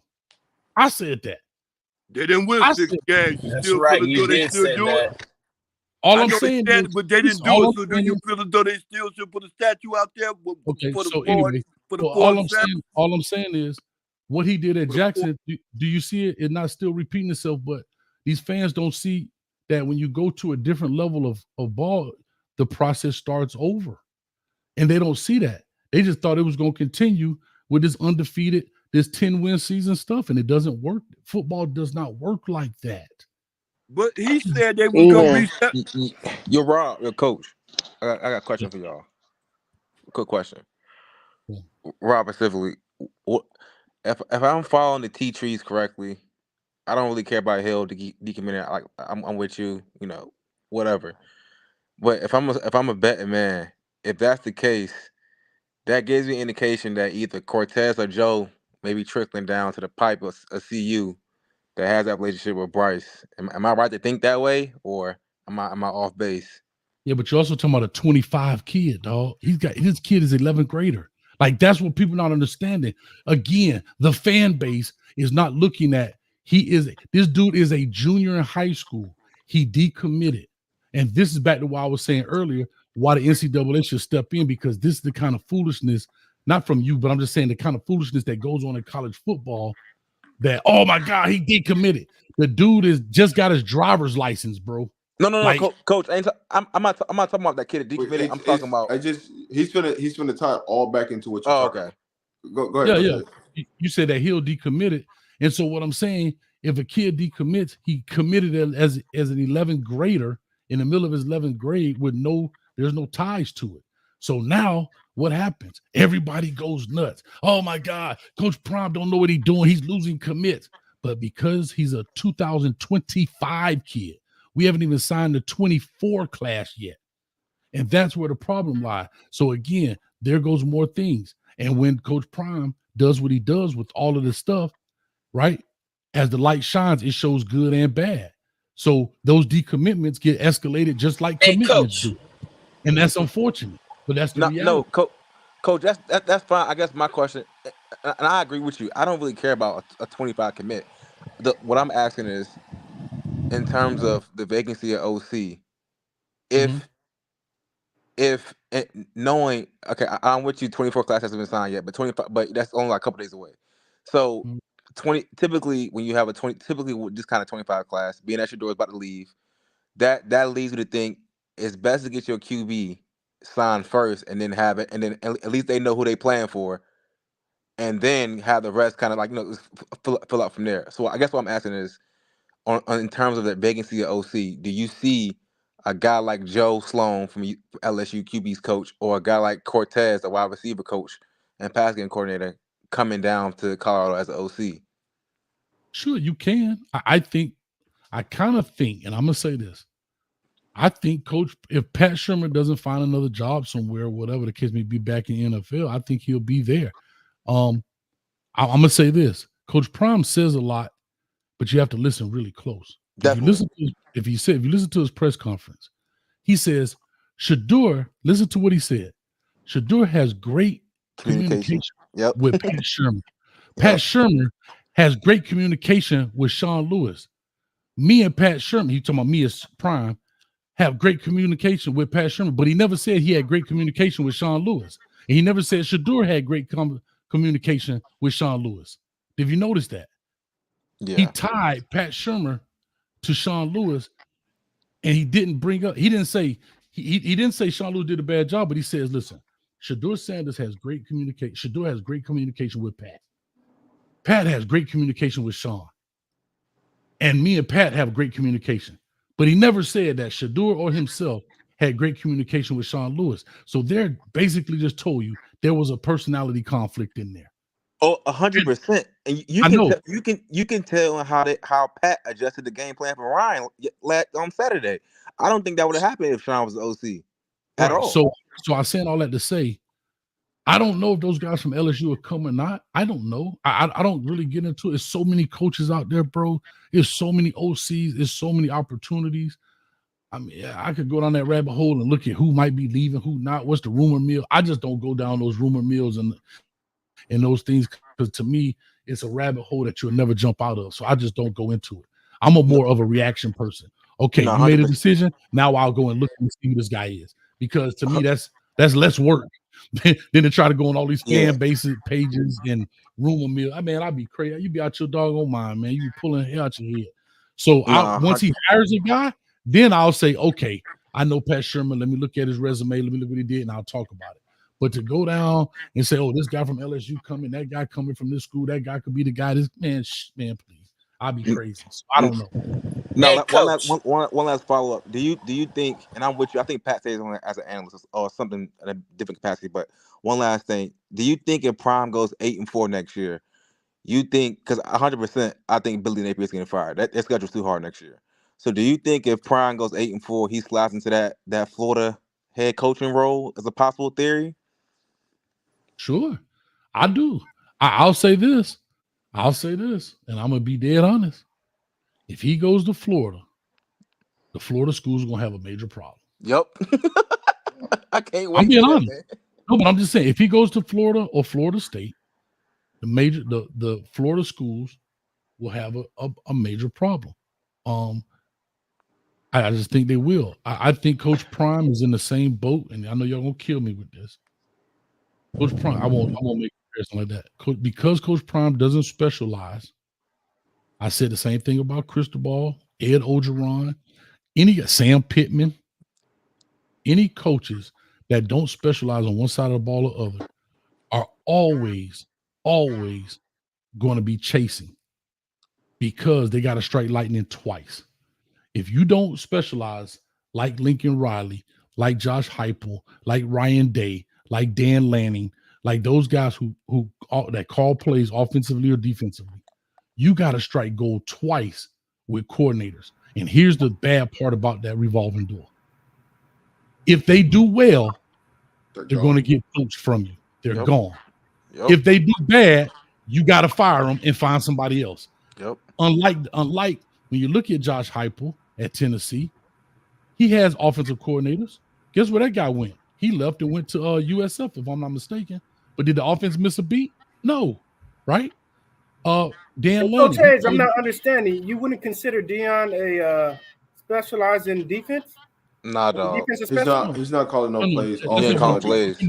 I'm talking about calling. I'm talking about being the play caller, meaning a specialist in the play calling abilities, because you're constantly finding new coordinators on set. That's what I mean when I say specialized, meaning you're like Ed Ogeron was never a coordinator, right? He struck gold in a bottle with those two guys at LSU. With Joe Barry, right? And as soon as they left, what happened?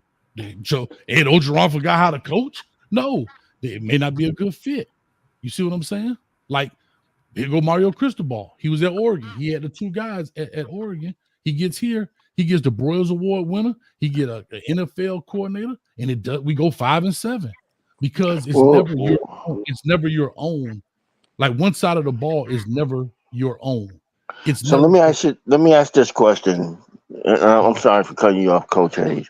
Listen, what about Barcelona? I mean, he did pretty good at Jackson. I thought he did. He managed that offense pretty well. But Coach Prime maybe didn't think so because he didn't make him the OC. So maybe that's a Coach Prime thing. I'm just saying, I don't know why Coach Prime didn't elevate him to OC. Why didn't they had a nice little running game, and plus almost 7-8 receivers was over almost 100 better. 100 or better. Warren, Coach Prime got to answer that question. Coach Prime did not bring him in as the OC. He went out and found somebody else. So, man, that's a Coach Prime question. I got a great question. Coach Prime has been an OC since he was at high school when he was there. Why not be the OC now? I'm just asking. Why not? I don't think he wants that. I don't think he wants that weight and responsibility. Well, why not? I'm just asking. Why not?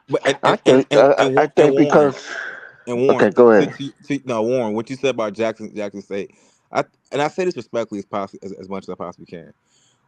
You really can't. It's not that much parallels in Brett Barlin calling against North Carolina Central versus Oregon. Like he had some nice game plans at Jackson State, but I don't think he was ever ready to go to Power 5 play calling. Like let's be realistic about that one. Why is that, Sean? Hold on, Sean. Why is that? Why is that? If I watched Jackson State games, I saw a lot of, at times there were a lot to be desired and a lot of Shador bailing them out.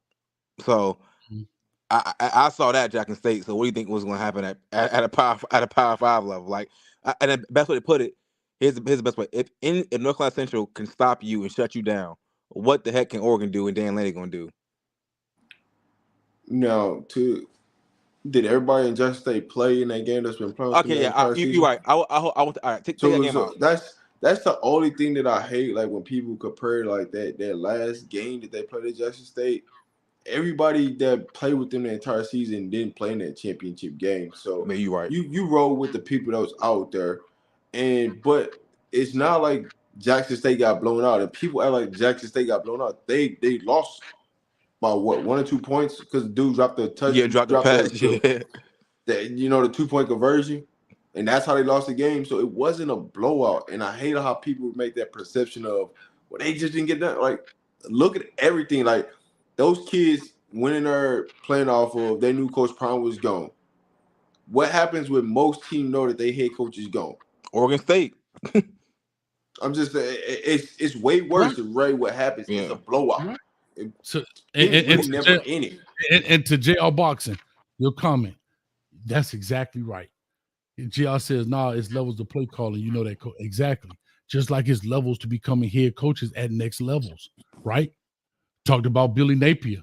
Hey, Billy Napier was killing that in Louisiana. He got it at Power 5. It ain't the same, baby. Coach, but you knew Billy was a bad hire from jump, though. But what I'm trying to tell people is he was still successful where he was, and people thought he could move up and just, boom, it's going to be great. And that's where a lot of people think it's not always roses, dog. It is so different at that level. It's so much more pressure. There's so much more involved. The more money is involved, the more people are involved, the more opinions are involved. And these were the fights that I'm saying that Prime has to say. Like, and I want it's an uphill battle for him, and he will get on it. But there's a lot he has to learn, just like anybody have to learn. Listen, I can tell you right now, if I got a Power 5 job tomorrow as the head coach, I ain't never been a Power 5 head coach. You know how much stuff I have to learn? As much as I feel like football, I know I'm in an uphill battle. Well, I think Colorado still is the perfect place to do all of that. I think going to a Florida State or going somewhere else, they don't want to give him the rings that he would need to make things happen. Now, I think they're starting to see the benefit of letting him have his way with the team and how he runs things. They starting to see from the outside, they're starting to see the benefit of what Colorado's benefiting from. I mean, Colorado made a lot of money this year. This for 4-17, Colorado made big time money. They was able to pay his salary and then some, and they talking about even expanding already. The football stadium. Deion Sanders got 2 years to get this right, or it's a wrap. Oh, 100%. And that's when people say, why didn't Prime put this person in place or this person in place? You got to realize he is an African American coach, and their time limit is shorter than a lot of coaches as head coaches. I don't care how much fame, this and this and that. It's a short span. So if you don't get it right in these 3 years, he's done. Like, I mean, what do you mean about he's fired or he's going to move on? He's fired. If he don't go, I'll be honest with you. If he don't go 6-7 games next year, it's gonna be a lot of chatter. He got to win 6-7 games next year. He got to win. You want to know why? But you want to know why, Sean? Because with all of the money he's making, he really, if you look at record for record, he hasn't done anything different than what other coaches did. Right now, let's call it what it is. Besides the outside monies, he has not done anything record-wise. And this is not, I'm not knocking it. I'm just saying to Rob's point, he's won 4 games. If you go look at their past records, like everybody keeps saying 1-11, like they've been 1-11 for 20 years straight. No, they win 4, 5, 6 games, 4, 5, 6 games. That's consistent with Colorado. And right now, he currently is consistent with what they've done. 4 games. Hold on, I disagree. I disagree. You can't disagree with the records. Let him finish his point. But you can't disagree with the records. If you look at what Coach Prime did this year, right? I'm just talking about looking at it for face value of the record. Right now, he won 1 conference game. Last year, they won one conference game? 1 conference game. This year, he won 4 games. Not last year, but the year before that, they won 4 games. So to Rob's point, if you don't do more than what the average is right now, that seat gonna get hot really quick. Because guess what? Let's look at it, Warren, and anybody else. People have already started pulling off. Yeah, ESPN and the Foxes of the world, like you said, they came in at the beginning. You don't see them doing it now too much. And what happens next year? I mean, you get one. I'm not saying he's still not talked about, but it ain't the same hype as it was at the beginning when it was 3-0. See, this world is about what have you done for me lately? And lately, they haven't been winning. So do you think Fox is going to invest money flying people out, putting up stages out there in Colorado? No, because they're not winning. At the end of the day, this is about W's and L's, dog. Coach. And okay, I disagree, I would Coach, with challenge that. you on the only part. You right with the record, but I would say I don't think Colorado's ever dead last statistically in FBF ranks in every category. That's the only thing I would say. Like that's the improvement. I didn't say they were dead last in every category. I didn't say they were last in every category. I said that they no. What I'm saying is, I know you mentioned the record and what he's done as averages, and they did it the season before. But to me, the reason why I feel like it's more improvement than the record is they're not dead last in like the statistical categories anymore. Like last year. Last year they were dead last in all FBS. Well, what I'm saying is, yes, there's an improvement, but it has to be a significant improvement next year, right? You got to get to a minimum 8 wins. It has to see improvement where it's going to 8 to 10 to 11 to 12 wins, right? If you go in and you have a 4 win and then turn around and have a 6 win and then turn around and have another 6 win, he's gonna be out of there. They're not giving opportunities. It's the way college football is set up right now. Those opportunities are getting less and less and less. Just think about it like this. How many black head coaches are lined up right now for as many jobs at that's open for head coaching jobs? Ain't no black coach even in the finalists for none of these jobs. You can say how much money he's going to make you, but at the end of the day, they still want to win because winning attracts more money at the end of the day. Let me ask you this question. Hey, Rob, look here. Hey, how long Super Mario been out there in Miami, Rob? Please, Rob, answer that. 2 years. 2 years. Okay. Right now. Okay. Right. Tomorrow. Okay. Wait. Next year. Hey, get that. Whoa, see, dang. Look, hey, Rob, since that's the case, then I'm telling you something. He didn't go to no bowl game last year, so I know this time he went to the bowl game because they won 75, right, Rob? And 6 and 6. Yeah, they went 75. And okay, now Mario does not listen. Okay, now wait. This is what I'm saying. So if Coach Prime sit up there and goes 75 next year, will that be satisfactory to you? No, that's an improvement. That's an improvement. But I don't think. That's an improvement. Right. Okay, right. Okay, I'm just making sure I'm staying on pace with the rest of them guys. Wait, I'm making sure I'm staying wait a on minute, pace hold on. with the rest of them guys. You know, I disagree with y'all on this part because had they won 2 of their last games, they was trying to put them in a bowl game. Why do you think they was trying to put them in a bowl game with a record like that? Well, 2 more games. You win 6 games, you go to a bowl game. That's the automatic. If you win 6 games, if you win 6 games, you go to a bowl game. It don't have to do with your 6 wins. You can go to a bowl game. You eligible for a bowl game. Yeah. So if they would have won against Utah, they would have went to a bowl game. Okay. My next question is this: if the bottom line is about they would have went to a bowl game with 5 wins. Yeah, they would have went to a bowl game. Everybody was trying to get them in the bowl game. They were trying to make up a bowl game just to have Colorado in there because of the viewership. I mean, look, Colorado's never sold. In the 20 years that I heard, they struggle with selling out a stadium away and home, right? He brought that to the forefront. I mean, he crushed that. And then the paraphernalia or whatever. I'm sorry, I might have said that wrong, but the stuff that they sold while they was at these games was. No. I mean, they was talking about this was out of was unheard of. Now let me ask you a question. You don't think that, or was it Coach Prime? It's Coach Prime. It's Coach Prime. So why would I not give him a little? I'm not saying the 3 years. I agree that he still has 3 years, but I mean at some point I have to weigh that in as to okay, he may not have win 8 games, he may not have win 9 games, but man, this man is showing up bringing that money in. Yeah, Even when and that'd be a bad Warren, decision. That can I would say be a this? bad business decision to get rid Warren, of him. Go ahead, young man. You right. Warren, That'd be a dang fool bad decision. Go ahead, young But man. Warren, You right. Warren, what you mentioned, which Rob and Coach said, that income only keeps like sustainability if you winning. If you losing, you're not about to have that much Hey, income coming in hey, every you year. know, let me tell you something.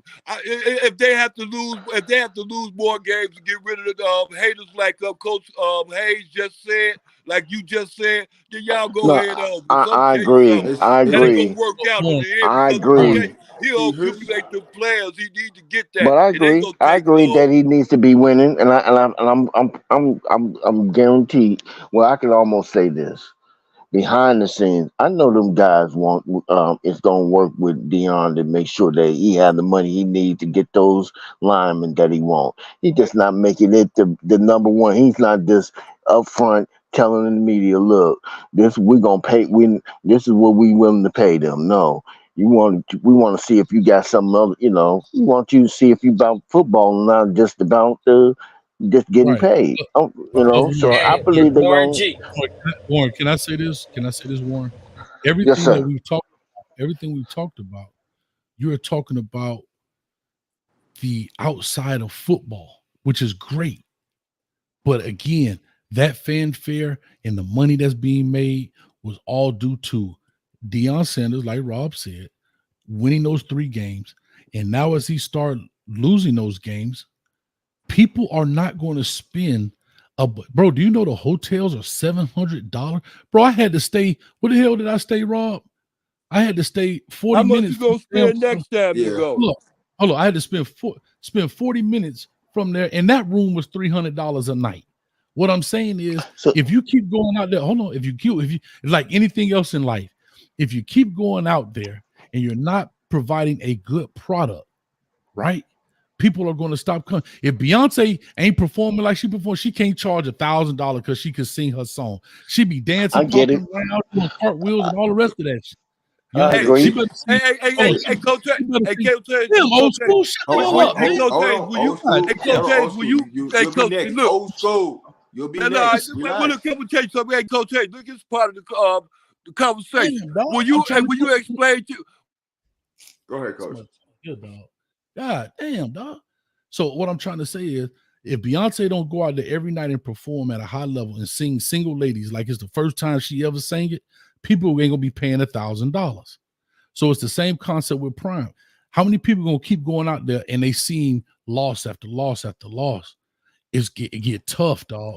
And that's football. The same people that paid Michael Jackson all that money to sing all those old songs when he was older and still appreciate it. Hear me out. Let me get it out.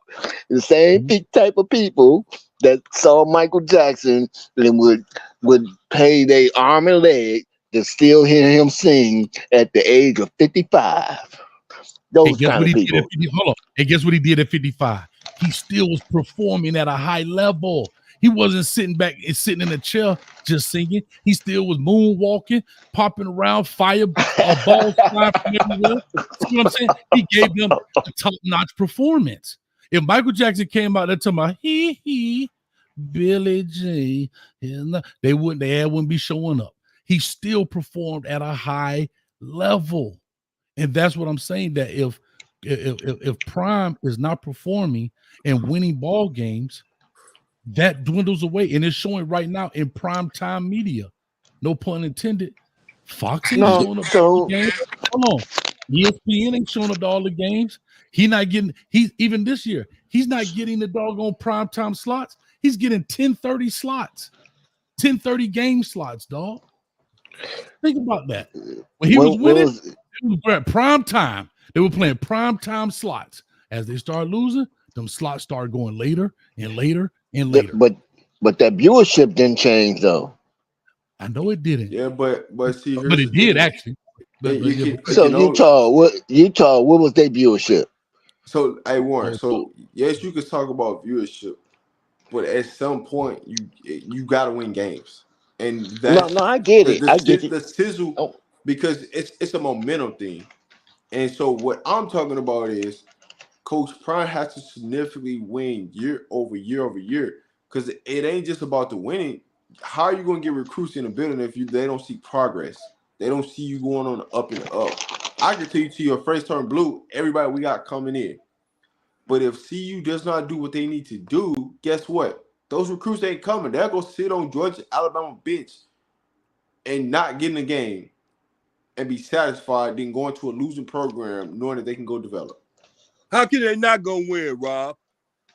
That's not what I said, old school. No, since you're talking, just talk. Answer the question, Rob. That's not what I said, old school. Go ahead. Well, I'm looking. Somebody else. I'm looking. I'm sorry. I'm looking forward to the fact. You put that if in. I mean, you said you put that if in. I mean, how are they not gonna win? Oh, old school. I didn't put an if in there. I said you have he to put the if win. In. Listen to what I said. If they don't win, I mean, listen how before are you they try not to. going to win? Old school. I know you're trying to get your thoughts on. You're trying to rush to talk. I said you have to win. That's what I said. Any other program. I never said if they don't win. I said they have to win, because if they don't win. Hey, Rob, listen to me. This is my point, Rob. Now, I ain't gonna argue with you. This is my point, though, Rob. I don't have to talk loud. Look, my point is this: they had to win from day one. From TCU, they still had the progress. They had to show room and everything else of progress. Now you say I'm not talking about that. Now we go to now we have 4 something and whatever, and then we go into later. Going into the if part of later. If they don't progress more than where they came from, especially by making the necessary changes within that length of time, they're going to be looking bad. Of course they're going to be looking bad. That's obvious. And you got him to do there for his last year, still looking like he was there the year before. Yeah, that would be looking bad. I understand it. That go without saying. But I don't see them sitting up there getting rid of Coach Prime like that.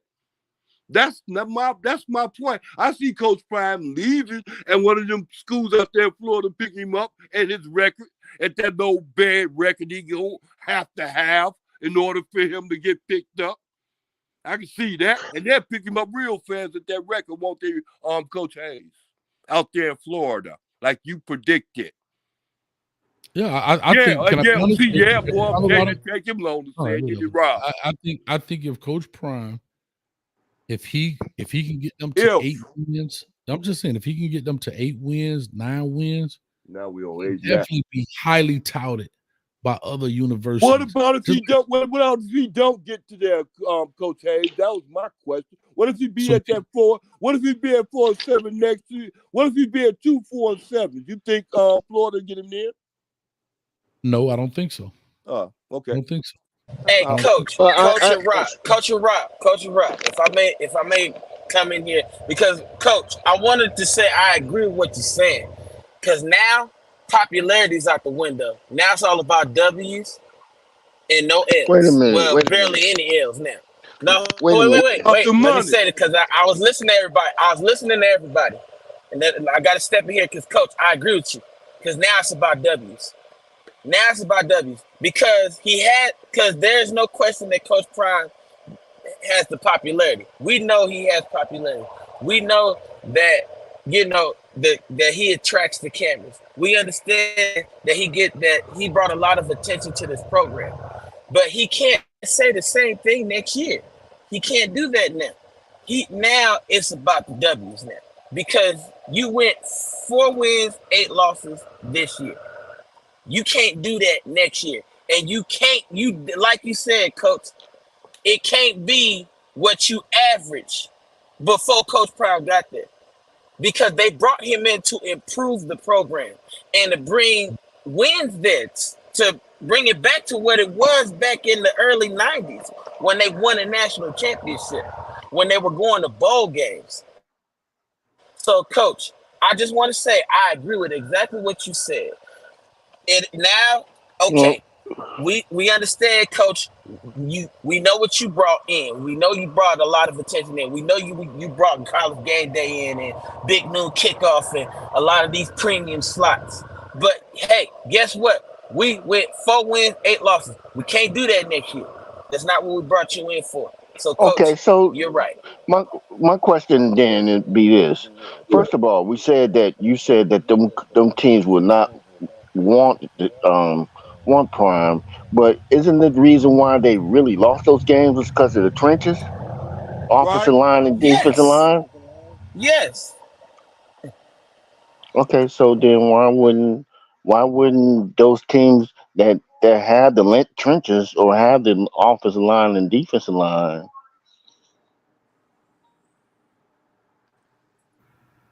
I don't know how to answer that, but a Yeah, couple of those losses Man, I were mean, mismanagement of the game. well, wait a minute, but That's true too. a lot of those games, a lot of those games, let's be real, a lot of those games got lost because the line. Let's just keep it a buck. I mean, but I'm not no, I'm that not Oregon no. State Do that you Oregon State halftime was bad. Yes. All right. Now, hold on. Talking about Wait a some of minute, them it's a games. couple games. Some of them games Yeah, was lost due to the trenches, but some of those games was lost due to clock management. yeah. That's just the honest truth. Yeah, Okay, 100%. but if two of those games,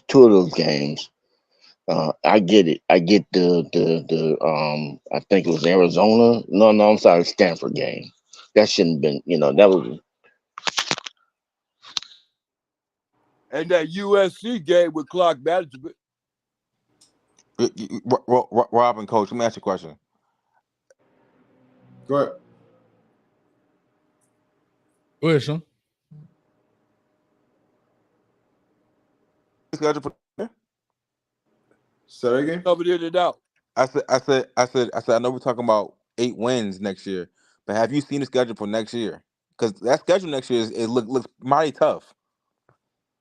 As far as what, I mean, I could put it up there who they play, but Yeah, they got no. First off, who schedules North Dakota State as an opener? Like that's like one of the toughest FCS schools ever. so Sean, Go ahead and put it up, Rob. that's been on Rob, a put it up. schedule for years. That had nothing to do with Coach Prime. That was No, scheduled way before Coach Prime was there. I know that. I'm just saying, like, I would never schedule that game as the first game. But I'm talking about in general. You go there, North Dakota State, Colorado State, and at Nebraska.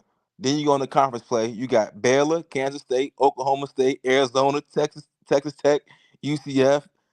I mean Utah. That's not an easy schedule next year. Them boys playing Orlando. They play UCF. Ooh. Yeah, Yep. I'm going. Yeah, hey, Coach, you I'm going to the game? that I'll be game. there. I'll be there. That's right down the street. Yeah, But speaking of a team, okay, here's a perfect team. A team like Oklahoma State. Mike Gundy, been there for years, but Mike Gundy is always around 8, 9, 10 wins, right?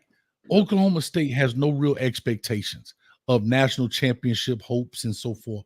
If they can win 8, 9, 10 games, he's right on par. They make enough money. They're satisfied. No big deal, right? That's cool. He's been there 20 years, something like that, some crazy number, because they really have no expectations. And I think Colorado could be the same way. If you could get Colorado to the Oklahoma State status of consistently winning 8, 9, 10 games, 8, 9, 10 games, that coach could stay there for 20 years and be good. Now, I don't know if that's a Coach Prime thing. He may want more than that. But I'm saying for Colorado as a university and as a program, I think they would be satisfied with a consistent 8, 9, 10 win season. I think they'll be okay with that. I have to be very honest. I don't. Honestly, I agree. I don't. Because I don't know because Coach Prime go that well. Okay, let me say that preach better than that, but think better than that because of the fact I said the university. Because if he go up for championships, he'd be a contender for championships. I know like that. I clearly said that. He sit up there gonna keep on riding like that for the next old school. How many years? Right now? How many years he gonna ride with the hearing? How many selective hearing? Old school. You have selective hearing. I heard what you said. How many years he gonna ride like that? Okay, you said he gonna ride in the sunset. How long? How many before you can't get no championship with no 8-something record? That's not what I said, old school. No, I know you. And of course, that ain't what you said. That's what I'm saying. You can't get no championships like that. He talked championships. Championship of what? You can't get a championship no conference with no 8-something record. That's not what I said, old school. What I said was he gonna ride the sunset with what? Rat County Records. I didn't say he'll ride in the sunset. I said the university and the football program, they will be satisfied. I said I don't think Coach Prime will be satisfied. So they won't fire him. But with a 4-8 record, they'll get rid of him like he they'll get rid of him because he's done nothing different than what's been there already.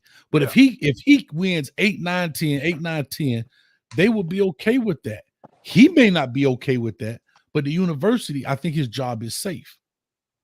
But if he's still doing 4, 5 games, 4, 5, 6 games, 4, 5, 6 games, they're not going to be satisfied with that one because I think the new car smell would have worn off. The fanfare is going to wear off, and people are going to dwindle away. It's just what it is. That's human nature, dog. That's exactly what I said. It ain't no different. Can I say this? It ain't no different than listen. It ain't no difference when Popeyes came out with that chicken sandwich. People were sitting live for 2 hours. Coach, I understand about the Popeye chicken sandwich. I see people lined up. For 2 hours. Wait, Coach Hayes, I need to say this because I see people lined up for miles and miles. But I remember when you had said this, you said this to Chico, and you had said, "Look here, I'll follow Coach Hayes. I'll follow Coach Prime to the moon." Am I right or wrong? That's 100%. That's why it's called prime time talk. Hey, I'm telling you, Colorado talk. Hey, Coach Hayes, I want you to preach not Coach Buff. It's prime time talk because he's a hot time on the moon. You'll follow him there, right? Am I right or wrong? You playing football on the moon? Am I right or wrong? Listen, it ain't just a business, man. I'm a business man. Do you understand that? I get it. Here's what I would say, right? Like that's the boy tell you a clock is right twice a day. You right on that. Here's what I'm gonna say about the Big 12, right? It's hard to evaluate what the Big 12 is gonna look like next year because of player movement, player empowerment in college football. So we don't truly know who's gonna be at what school in the Big 12 when Colorado plays them. That's the real answer to what will next year look like. We don't know because we're getting ready to start into this offseason. Well, we're starting into the offseason with this player movement, and so we got to wait till all this player movement done before we can say, hey, all right, this is what they got, this is what they don't got. So it's still going to be a challenge going to the Big 12, leaving the Pac-12. Well, I'll say this, Rob. We know Colorado too, Rob. We don't know what movement going to be happening at Colorado. What I'm saying. Yeah, that's what I'm saying. Especially Colorado. Yeah. We don't know in general. So it's like anybody want to go out to put a record out there to say this is what's going to happen or foresee this is what's going to happen. You truly don't know because you don't know what you don't really know what no team going to look like next year due to it's too much player empowerment right now. No, but Rob, I say this: we know 2 teams that's going to be constant and that's going to still be better. That's Utah and Arizona. Utah and Kansas State. Yeah, Utah can't stay because Cam Rising coming back. So we know what to expect. That Utah and Kansas State. Wait, is McMillan for Arizona? Is he junior this year or is he coming back this year? He's going to the league. Oh yeah, so yeah, I'm not about Arizona no more. But yeah, Utah and Kansas State for sure. And a sleeper is UCF, depending what they do in this portal. Texas Tech ain't gonna be no sleeper either, dog. They quarterback and transfer. Yeah, but they running game strong. They always had a running game. Always. They ain't gonna be a shootout. Nah, I'm just saying. Texas Tech is a team too, and Oklahoma State and Kansas. Oklahoma State is a deep and Kansas too. I mean, it ain't an easy schedule they got here, dog. Again, they have no sleepers on here at all. Right? Colorado State might be the only. Like they don't have. Like you go look at. Okay, watch this. I'm gonna just show you right quick. Like it's crazy how you go look at. No, coach, and I'm with you. That's why I'm mad. Why is it that every school has these 3 easy wins and Colorado don't have 3 easy wins? Yeah, you got. Well, you want to know why? It was about money. It was about money for them, right? Like for example, here's a perfect example. You go look at Alabama's schedule. They start off. They got but they got Western Kentucky, South Florida, Mercer, right? That's who they had. Like they got 3. Other than that, they have 3 out of their 12. They have 3 should be walk-off teams, right? Colorado doesn't have that. Maybe Colorado State should be the only team in essence, that that should be. Other than that, is all conference play, dog. Yeah, you got North Dakota State, you got Nebraska, Colorado State. Those are the non-conference games. Hey, Coach, will you please go to Denver? Because I know since you're looking at the schedule. Now, will you please go to Denver? Sean, this is what I'll say because to you, Sean. It could be worse than like USC, right? My God, their schedule. Or Florida. If you see next schedule for next year, it could be like that. But it's have you seen Florida's not? Florida has that's the worst schedule. Florida has the worst schedule I've seen in my life. That schedule is ridiculous. Hey, can I hey, Coach, can you please go to Denver about Colorado's something in the background? Somebody got something going in the background. Okay, Coach, can you go to Denver about Colorado's schedule, because you was finna do it and then you was stopped and you went to another direction because you was talking about Colorado State and then you was going to what you looking at the schedule. Can you please more in depth about the schedule, please? Because I want information about that. I need information, Coach, please. Nothing. I just said that they don't have an easy schedule. That's all. Okay, you looking at it, you see it, so that boy, I'm telling you, I'm smart, ain't it? So you looking at it, evidently you looking at it, because I ain't. So I need, can you expound? Rob and Coach, I asked you this question though. Why is it that the Big 12 don't do what the SEC does? SEC only has 8 conference games and Big 12 does 9. Like why not make your conference look as just as good as the SEC and do 8 conference games? It's going to change in 25. It's just for the first year. Oh, for Big 12? Yeah. So Big 12 is going to be 8 games in 25? But you got to remember, I'm going to tell you one thing Alabama does that is awesome. Awesome. They always schedule a game right before the Iron Bowl. Easy game. Yep. You know why? You know why they do that? That's great scheduling on their behalf. You want to know why they do that? Like this year, who did they schedule? Who did they? It was Mercer or somebody weak. I'm sorry, I got to go to Alabama. I'm sorry. It may not be Mercer, but it was somebody terrible. Coach, I noticed that too. I'm like, what a smart way to have a bad game before a good game. But they do it for injury, dog. They do it because you got times for people to recruit. I mean, recover. Chattanooga. That's who they played. Chattanooga. Bro. And then they got them time to recover for Auburn, which is usually going to be a big game that either put you in or put you out. Right? And then, because that's the Iron Bowl, that's the rivalry week. And then they go into playoffs. Yep. And that's it. Like, that's smart scheduling, dog. A lot of other teams, see, they don't need it for the money.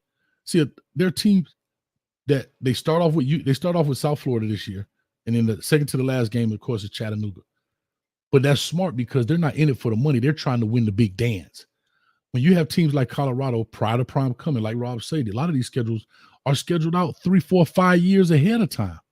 This is way before Prime got here. They're like, man, we're going to get our butt whipped, but let's go do it for the money. It's just like when teams go play IMG. You know why they go play IMG? Because IMG pays them to come play them. People don't sign up to play IMG or St. Francis or these different schools. They get paid to play them. So guess what? That's how they fill their schedule. Because who in their right mind will go play IMG when you don't have to? Yep. Why would you go play them? They don't have a conference. You know why you play them? They're gonna give you $4,000, $5,000 to come. And some of these schools are strapped for cash, and it's worth for me to go in there and get my head knocked off. But hey, I got $5,000 good dollars going towards my athletic program, and they're paying for my buses and travel. No. So I'm with Colorado doing the same thing. No, but I'm saying that's why they schedule it. Yeah. Now, if Colorado's smart, they'll restart trying to maneuver the schedules a little bit. But that's why. See, Alabama's in the driver's seat. They don't need the money, right? These big schools don't need the money. They don't care about that stuff. But if I'm gonna go lose a game and have a losing season, why not get paid for it, though? No, I'm with you. That's what I'm like. No matter who CU gets, which I think the roster will be significantly upgraded and very elite. No matter who they get, North Dakota State is just not an easy first game you want to have in your schedule. That's not a first game I would want to have, in my opinion. I thought it was tough, but again, ain't no telling who paid who.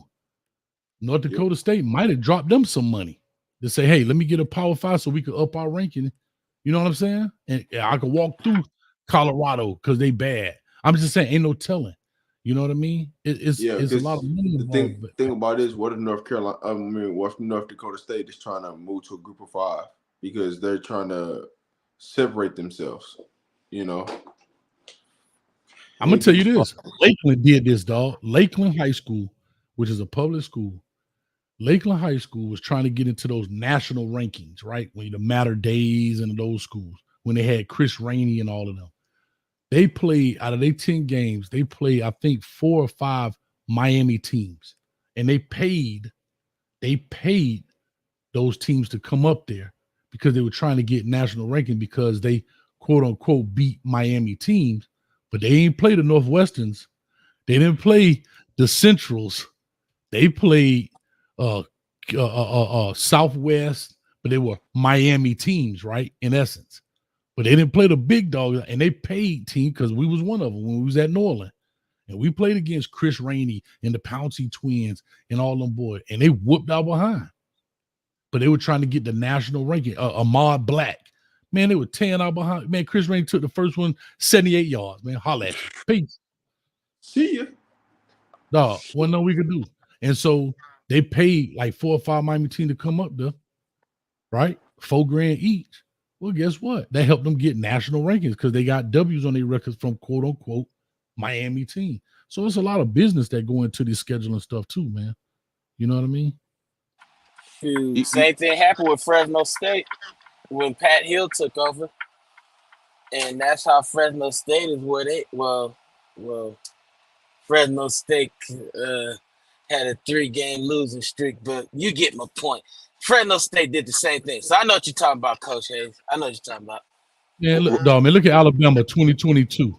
They start off with Utah State, and that game before the Auburn game, they play Austin Peay. Mm-hmm. Yeah, you're right. Yeah, they always do that for their big time games, for their real big time games. 2021. In 2021, they couldn't do it with Arkansas, but right before that, they played New Mexico State. They played New Mexico State real late. Yo, Coach and Rob, I want to ask y'all a genuine opinion. I need your genuine, honest answer. Are you telling Coach Sal Sincere to come back, or are you hiring another D-line coach? Say that again. Are you telling Coach Sal Sincere to leave, or are you hiring another D, or are you keeping him? I mean, to be honest, he don't really have to go nowhere. Or do you want him to go somewhere? Again, it's hard for me to judge the D-line because they had Shane Cox playing D tackle when he shouldn't be on the end. So it's obviously that he didn't have his guys in there. But that Utah game was hard to watch them just run the ball, and they couldn't stop anything. I'll just say this, right? If you go look at Colorado's defensive line, Colorado had the smallest defensive line in Division I football. The smallest defensive line. When you compare size and weight, they had the smallest defensive line. So are you, it's how can you really judge? I mean, Sal's got people in the NFL. He's got defensive linemen in the NFL, right? But when you look at Colorado's defensive line and you look at what they was running out there, anybody, like, what you got out there, you have to be thankful for. You've seen some improvement with the defensive line towards the end of the season. The defense did get better towards the end of the season. So you did see improvements. Now, Warren Sapp is coming in, right? He's coming in, but I don't think Sal needs to go nowhere. I just think they need to upgrade and get some beef in there and to help them on a defensive line. Agreed. I'll say this. I'll say this. I look at it in a different lens. I wasn't excited about defensive line play. And to Rob's point, he's right. They were small. But one thing I didn't see a lot of technique. I saw guys pushing the sled. I didn't see a lot of disengagement techniques. I didn't see, and the way they ran the stunts were very bad. Like there was a lot of looping in the stunts. I'm not saying that they should have been dominating, but it's one of those things. If I'm smaller than my opponent, then I got to be able to use my speed and technique, in order to defeat my opponent, right? Kind of David and Goliath, right? You know what I mean? I need to bring my stones. I need to bring my stones to this fight, dog. And I didn't think they brought any stones. I thought they just were just out there. And when you know you got guys undersized, you gotta do your thing. You gotta find ways to win those battles. And at least it looks like you're winning those battles. See, most people just watch the game. I'm watching it and I'm looking at the D-line, my thing. I like the D-line. And I just see guys, and I've said it in my good, bad, and uglies. I don't know if y'all watch them. Hey, guys, look at he just pushing the sled. Like, how long you just going to sit there and just keep trying to bull rush this guy when he got you outweighed by 40, 50 pounds? You got no disengagement technique, no dipping rips, no flipping of the hips, no bull and snatch, nothing where you can use your disadvantage of size to your advantage. You know what I mean? And so to this point, I guess if Sapp is coming in, I guess he'd be the main dude, and then Sal Sensori may be an analyst or quality control or whatever. But yeah, I would say this: I would definitely be finding someone else to run my interior, because I think you had Nick Williams at the ends, and then you had Sal in the interior. I thought the ends did okay. I did see them using some technique. I saw 44 Dominic using some and so forth. But for the interior guys, they to me, nothing stood out about them, especially in passing situations. If I'm smaller, come on. I got a one-on-one somewhere. The only person I'll say like legit got better to me on the interior was Amari McNeil that transferred from Tennessee, 88. Yeah, that's about the only person. Outside of that, and Rob, my question is, I'm not even sure how I grade Nick, because you got Jordan Dominic. I expected a little more than 5 sacks, and he won't get double teamed. What? But you got to go back and watch the film. He wasn't always rushing the quarterback or on the field on third downs. That's the problem. And so, as the season, towards the end of the season, yes, they start putting him in position to go get sacks. And about the middle of the season, beginning of the season, he wasn't in no situation. They was either dropping him back in coverage or he was off the field, and they were substituting a lot on that D-line. Towards the end of the season, they stopped substituting as much. But during the middle of the season, beginning of the season, they were substituting so much that Jordan Dominic didn't have opportunities to go get sacks. And third down or in passing situations.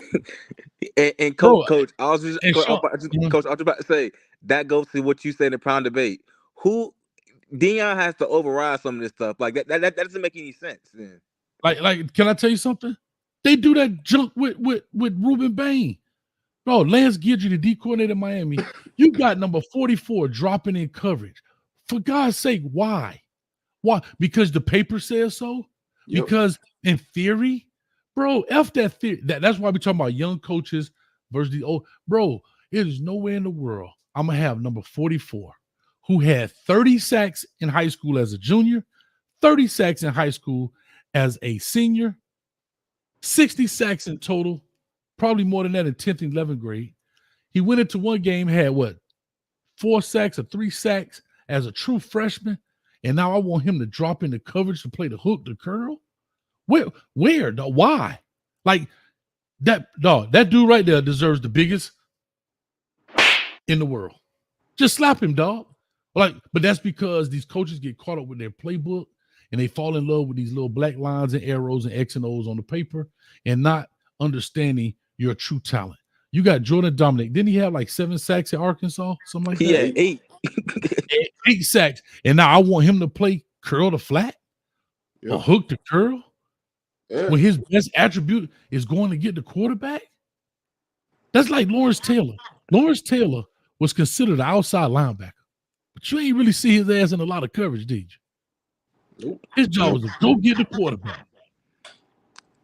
This is my last. T. Suggs was an outside linebacker on paper because they didn't want to pay him. But you ain't see that big old dude out there talking about, I ski.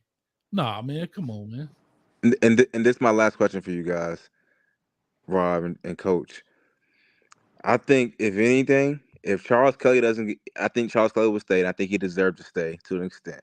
But I think this is his biggest offseason ever because, one, I didn't see. Maybe I'm wrong, but I'm not sure what guys he really brought in outside of Jacques Robinson and DeMore Kennedy, who didn't play that much at all. So if he's supposed to be this war-renowned recruiter, I got to see some dogs coming in this year too as well. And then also too, Coach, the lack of adjustments when it comes to the backers is when it comes, like, especially on these third downs where DJ Ukulele and all these quarterbacks just run up the middle of the field. Like, I don't know why that was never adjusted, but I think Charles Kelly, he has to prove his worth why he's a good recruiter, because I got to see some talent coming in. All right, so I'll answer this, right? Think about this. This time last year, Deion was just getting hired, right? The offense and defensive coordinator wasn't even there when the transfer portal started. So how many guys could you truly get out the high school ranks and out the transfer portal if your two main key guys ain't even announced? You're in a tough situation. So it's hard to go recruit and put yourself in a better position. The problem, here's the real problem for Colorado on their defense. They had no linebackers. It was bad, so even if your defensive line could have did anything, you had no linebackers that can go make plays. That's just the truth of the matter. Rob, can I ask you this? So can I ask, because when I'm really trying, not really putting you on the spot. I guess I am putting you on the spot when I asked it. But like, when there was so much hype about like Levanta Bentley and coming from Clemson, Coach, and you know how I feel about it. I know, but I'm just asking. But here's another part, and I guess I'm being messy, but I want people to truly see what I'm talking about when I say stuff is not as easy as people think.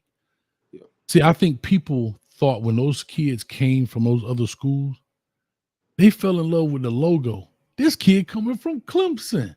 This kid coming from Alabama. This kid coming. I'm not saying that they're not good players, but they are. But are they the players that you need right now for this type of situation? Yeah. And that's where the problem happened. When they saw these kids are coming from all these different schools, well, as we always say, Rob, you know that we always say, why? Why are they coming from these different schools? And that's the biggest question. See, a lot of the new CUs, meaning the new Colorado fan, the new fans to college football, fell in love with, Clemson, because they won national championship. Well, remember, everybody at Clemson ain't a dog, right? Just like every dude that come from Miami ain't no gangster. Every dude that come from New York ain't a rapper. Like you know what I'm saying? Like, and people fell in love with that. And I'm trying to say there's a reason why. And you start to see the reason why. So that's another thing about the transfer portal. The transfer portal harbors a lot of guys that have a lot of questions. Because if I perfectly brought this up about Juju Mitchell, I said Juju Mitchell was at Texas, leading tackler at Texas. He left and goes to Tennessee. Well, coach, he left because his coach left. All right, I'll give y'all that one. Cool. And then he leaves Tennessee. He goes to Arizona, gets kicked out of there. Now he leaves Arizona, comes to Colorado. And I only asked, I said, why is this young man been to 4 different universities? That's a question. And it goes to show me there's something off the field. It's not an on the field issue. And guess what? It reared his head at Colorado. I don't know what he did, and I don't care what he did. But for whatever reason, he played 3 games, 4 games maybe? And you know he can play. The fact that you come in that late, you missed the TCU game, and then you started, 3-4 games after that, and then was never seen again. Yeah, that goes to show you. That goes to show you. Yeah, but that goes to show you. Your history tells you a large percent of the time your future.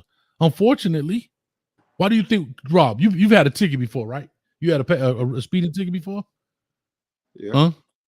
Yeah. When you go up there, what is the first thing the judge does? What's the first thing you do? Your prior history. Because he want to see if you do this all the time. If this is your first time, he'll be like, all right, I'll give you a break. But if you go in there with 45 speeding tickets, it ain't no excuse you can give me for why I'm not finna bam you as much as I can charge you for this ticket. Because it's just what it is. You leave a school, think about this. You're the leading tackler of Texas.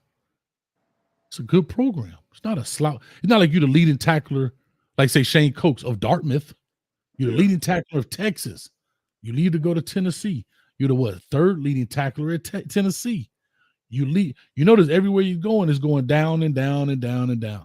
Now you leave there to go to Arizona State.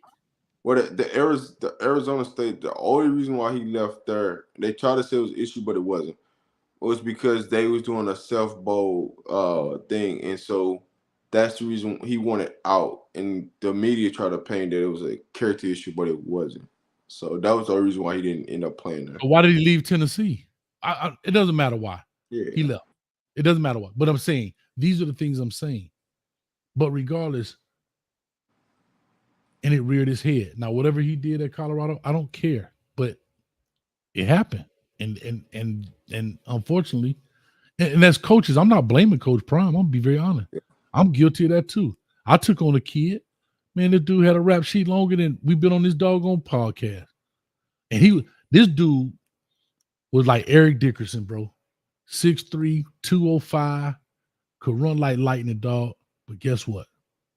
Dog, he just had that street in him, dog. And I felt like I could save him. I felt that way. That's what coaches do. We take those chances. And guess what? The kid screwed me, dog. Went out there, got arrested, breaking in cars, and his cousin ended up dying because they jumping in the river, running from the police. He got caught up in seaweed, got tangled up and drowned. Like right in the middle of our season, dog. But but his history told me. And you know what else told me? His coach left to another job. And he didn't take him with him. That right there was a sign. Like, damn, this dude, the baddest dude out here. And your coach left for another job and he didn't take you with him. To a private school at that. And he was like, nah, dog, you can stay right where you at. And you know why I took him? Because his mama came to I didn't even know who he was. His mama came to my office and said, Coach, I heard you could help save my son's life. I was like, what you mean, man? And she went to tell me the story, blah, blah, blah. I asked some of the players about him. All the players said, Coach, he could play. I said, you're an asshole, Coach, but he could play. Blah, blah, blah. And I said, you know what? Let me put my cape on and try to be Captain Saver player. And it bit me in my butt. But that's what we do as coaches. So I'm not mad at Coach Prime for doing what he did for the young man. I'm just saying that we got to be careful when we see those kind of things. As fans, we got to also say, hey, wait a minute, hold up. Let's check this kid out. Yeah. Now, I'll say this. It is one person that, like, I feel we're going to have a better season, and that's DeMore Kennedy.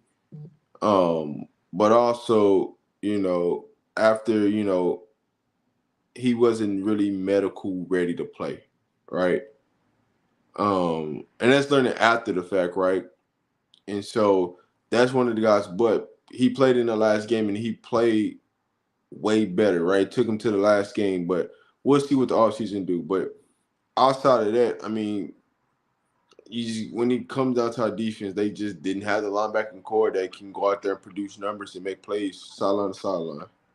Rob, what do you think about that kid Xavier Atkins? You think you got a chance to flip him or nah?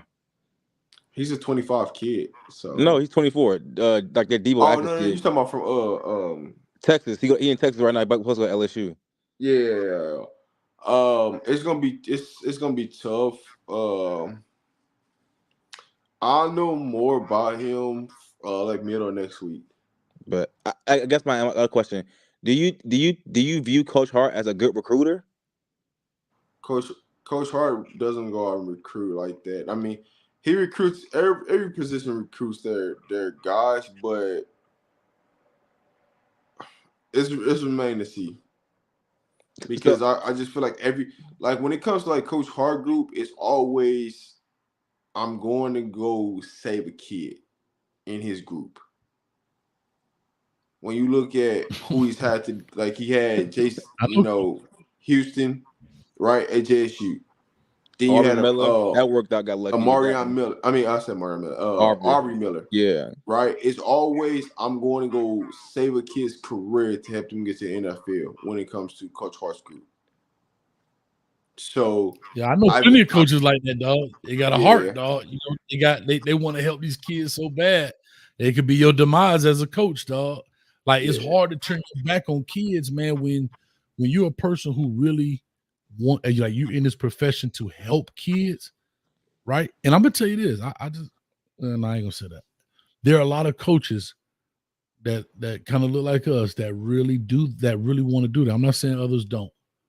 Yeah. But that becomes the demise of us as coaching. And there's some coaches out there, you employee number 42, whatever your jersey number is, you are a product to help them get to the next level. They don't care. Yeah, they invite you to their house for Thanksgiving. Yeah, they let you come swim in the pool and they let you go fish in the lake and all that. But they don't really care, dog. They don't really care. And that's how. So I view Coach Hart. I don't view Coach Hart as a recruiter, right, of his position. He's just always looking to give the opportunity to like, hey man, to like a Levante Bentley, right?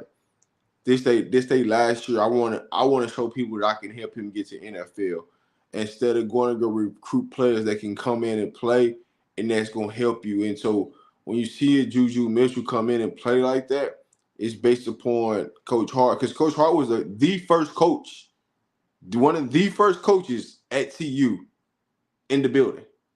So he had plenty of opportunity, right? And everybody that was in his room during the spring all left, besides Bentley and Ham. Wonder why? You know? So with that being said, you know, Coach Hart, he's under the microscope, right? Can you go out and recruit a linebacker that can come in and play sideline to sideline? That's going to be the difference. And I haven't seen that with Coach Hart, because Coach Hart is always looking for transfer portal guys or guys that's on their last leg and trying to fix them. So what you telling me is them linebacking core gonna be ass this year, next year, pretty much. I'm not saying that, because it's no. too early to tell. I'm not saying you saying it, but based off what you're saying, it gives me the feel that something may happen, or we may see the same result from this year. No, here's what I'm telling you. With our freshman linebackers, they all redshirted them, so they should be ready to go next year. They are tremendously bigger than the linebackers that we run out there. Think about it like this: the linebackers we run out there were like 5'9", 5'10", 5'11", right? All the freshman linebackers, the four that they redshirted are 6'3", 6'4", 235, 245. Who the four? I know we got Kofi, but is it Bigby Johnson? Is he a buck? He's a freshman. Is he a buck, or he's actual in Coach Hart group? Yeah, he's actually in Coach Hart group. Okay. So we do have big linebackers that's just sitting on the bench that redshirted, right? They offered 3 players out of the JUCO ranks at linebackers. When I'm telling you this is how Coach Hart recruits, this is how he recruits. They're going to get linebackers out of the transfer portal. I highly doubt that we get a linebacker in the freshman class. I doubt we do, just because of we took 3 of them out of last year's class, so I doubt they get. If they do, it'll be a preferred walk-on. I doubt they give a scholarship to a linebacker. I like the freshman, unless it's somebody that's a leader of the league or somebody reclassifies like that. I doubt that's what you're gonna see. You're gonna see them. You're gonna see Coach Hart take an opportunity, a chance on somebody that you let it be. But you're gonna see that because it's been proven year after year with Coach Hart. That's just who he is. It seems to me that Coach Hart would be a great special teams coordinator for CU. Speaking of that, Trevor gotta be gone, man. He gotta be gone. I hope he's gone. I don't wish jobless people to lose their job, but it was so many mistakes that almost cost them. But didn't cost them. That UCLA game, got lucky. That should have been a blocked field goal. TCU kickoff return. Washington State kickoff return. Should have been a block punt in a couple games. So my question is to you: is it more of the coach or is it personnel? I mean, Coach, you would know better than me. It's always both, right? The coach always gets blamed for personnel. Bro, I seen the dude at Michigan State. Listen, I seen the dude at Michigan State get fired playing Michigan because they only had 10 on the field. And listen, he sent all of them out there, and the dude turned around and walked back off. And they fired that dude at the press conference. Yeah. So the coach is always going to be held responsible unfortunately. But that's like it's just like Coach Prime being held responsible for everything because he's the head coach. He's the special team coordinator. He's responsible for what? Is Sean Lewis responsible because a dude dropped a ball? Not necessarily. He threw it to him. He was open. They lost the game. Like, matter of fact, is the DB coach responsible for Alabama? The guy throwing the very last ball at the end and they didn't knock it down. Like, dog. Like, you know what I'm saying? Somebody got to pay. And you usually don't, the kids usually don't pay for it. It's usually the coach. And that's just what it is, bro. That's just what it is. It's like blaming Charles Kelly for the defense for the linebackers not tackling, and they're right there to make the tackle. Like that's really what it is. I'm just saying, man. But it's unfortunate. Yeah, the players got to make plays, but coaches are held responsible when they don't, and coaches get the praise when they do. That's how you get jobs, and that's how you get fired. You get jobs. You get jobs because think about this. I don't know who the offensive coordinator was, but imagine when Peter Ward, right, was at Florida State. The offensive coordinator probably got a job because this dude knew how to spin around the circle, put his hand down, don't get tackled, back about the step, coming. What drill is that? Ain't no drill for that. But guess what? That dude got all the praise as the OC because he put up this many points. But when dudes drop the ball, hit him square in the hands, man, this OC coach, he sucks. Dang, dog. Like, so it's just one of them things, man. But what you say, Sean? I'm not saying these two individuals suck. Kevin Mathis leaves a lot, in my opinion, a lot to be desired. I don't see that much development coming from these DBs. But also, Coach Flea. Coach, I'm with you. If I don't understand Kavasier Smoke. If you say he's a pro, he's a dog. I know the line can't block. That whole line can't block stuff. It's half truth in that because when you really committed to it, I see you getting 5 yards per carry. So I don't understand how Kavasier Smoke doesn't see no daylight at all. So here's a question, Sean. We always have to remember this. You're the position coach. Is it truly your call? I don't know. I'm not asking. I'm not an insider. What I'm saying, Ron smiling. He must know something. You know what I'm trying to say. Ron knows something when he's smiling. The only reason I'm saying that is because it could be Coach Flea's fault. It could not. What I mean is Coach Flea responsible for the Kavasier Smoke not playing? I don't know. Also, he could be saying, "Hey, this dude," because why would Coach? And then here's my another question: the dog piece. Hold up, exactly. If Coach Prime keeps deeming you a dog, and you're not playing, and you're the head coach. You're saying that Coach Flea gonna override you as the head coach? Here's Rob. my thing. Hey, Rob, hold up, Rob. We in the meeting. Hey, Rob, this week, Kavasier Smoke better have at least 7 carries this game. And he don't have 7 carries, then guess what? Sean Lewis, the only one ain't getting demoted. Hey, Coach Hayes, that's the point I was going to, right? How many times did Coach Prime go in there and say Alto and Smoke should be getting the ball? And what happened? You didn't see it. And so there lies the question. Either Coach Flea's being insubordinate or Coach Prime lying to us. There's only one or two things. Or Coach Prime is not overriding his coach. And that's not being a good head coach. If you feel like this kid can help you win and you're gonna let your subordinate tell you what to do. I'm just telling you what it is as any boss. I don't give a damn if I told my secretary to do something and she don't do it, we're gonna have an issue. This ain't got to do with Coach Prime. We're talking business 101. No, I'm with you. We're talking about boss. We're talking about boss and worker. Yeah. So, I mean, if you go back to before the Oregon game, Coach Prime just kept saying Alto and Smoke should be playing. Yep.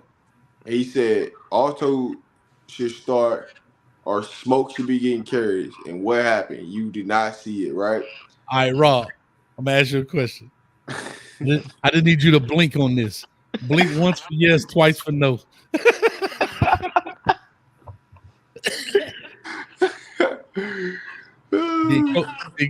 Is it Coach Flea's fault for why they didn't play? Blink once for yes, twice for no. Listen, you never said it. I'm just saying, I don't know what, to me, and to me, I think Coach Flea, and maybe because I know Coach Flea, so I'm a little biased, but He's the low-hanging fruit. I'm the bad coach. But, bro, we have 7 runs in a game. How can you truly evaluate my running game? I don't call the plays. Yep. Like, but, so what I'm saying is, if I'm Coach Flea, how do you, how am I truly properly evaluated if we only ran the ball 9 times in the game? But Coach, with 4 different people. And that's the point. And so for me, the point I made, right, you got was feedback, Sean. Hold up, Sean. You got a lot of feedback coming in. The point that I made in the situation was Colorado called too many RPOs instead of just calling straight runs. When they called straight runs, the offensive line looked okay in the run game. When they called a lot of RPOs, that's when the line looked terrible. Just hand the ball off, right? And a lot of the time, Shador was just taking the ball out the belly and trying to throw the ball instead of just giving it to the running back. To at least you got to at least attempt to run the ball. That's the only way you're going to get the defense to react to do anything. And a lot of times you can see Coach Flea and Sean Lewis not on the same page. Because you can't tell me when a play is called and you substitute a running back that you didn't hear that call that was played and you put Dylan Edwards in that situation and run him up the middle. I was just about to say, Rob, the part that don't make sense to me is why is Dylan Edwards pass blocking? Like that's the piece I won't understand. On. Here's the question, Rob. Maybe you can't answer this. Yeah. Does Coach Flea have the autonomy to change running backs when he wants? That's the biggest. So he can put any running back in at any given time that he wants in. Yeah.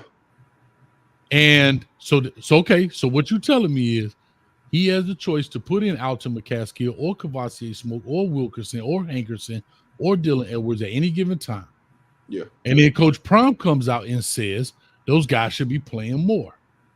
Yeah. And okay, so you basically telling me that Flea has been insubordinate. Yeah, I mean, you could just tell. You could. I'm telling you, if you actually go back, this it's so easy to see it. If you actually really truly go back and watch a game, and watching Shador gets a play call, and they substitute running backs, you could tell that the call was not meant for that running back to be in the game at that point in time, based upon what Sean Lewis called. Well, that makes sense. And then there goes the next question. So here goes the next question. It took all 12 games to say something's wrong here with our substitution process. Like what I'm saying is, I get TCU. You know, you try something. All right, Coach Flea, you got the autonomy to put a guy in, and it's not working to your benefit. Well, guess what? Week 2, you might try it again. Okay, it ain't working. Week 3, listen up. When I call Tiger package, I want this personnel. Like, I want these people in. When I call Elephant, like you say, Rick Ross package, Dylan Edwards ain't in the Rick Ross package, right? When I call this package, so like, why didn't they package it then? So, hey, guess what? For example, all right, I want to run the ball this play. Let's go. We're going heavy. Heavy personnel run out on the field. Like, to me, that's a coaching issue. That's a complete coaching overhaul. That's something wrong, because if you as an individual don't know when to put the right person in, that means, guess what? Then you can't handle it if that's the case. So as an OC and even a head coach, my job is now to fix that by saying, you know what? You can't handle that, Rob. So guess what I'm going to do? We're going to call packages instead. So now when we going to run 26 power, Dylan Edwards is out there. Guess what? We might go, you know, I don't know what's fast out there. Cheetah. That means Dylan Edwards out there. When I go Rhino, then McCaskey will go out there. You get what I'm saying? Like, it's a package deal. That way I don't have to worry about Flea doing all that shit. I'm just saying, to me, that's just bad coaching if that's the case. I mean, the reason why I'm saying is noticeable. You'll see like Hankerson come in for 2 plays, and then Dylan Edwards will come right in. When let me not go into detail because I don't want to. Just blink twice, bro. Yeah. Just blink twice. Yeah, I don't want to go to where I don't want to let too much out, but it's noticeable. But if you understand football, you'll understand what I'm talking about if you go back and really sit there and watch the game.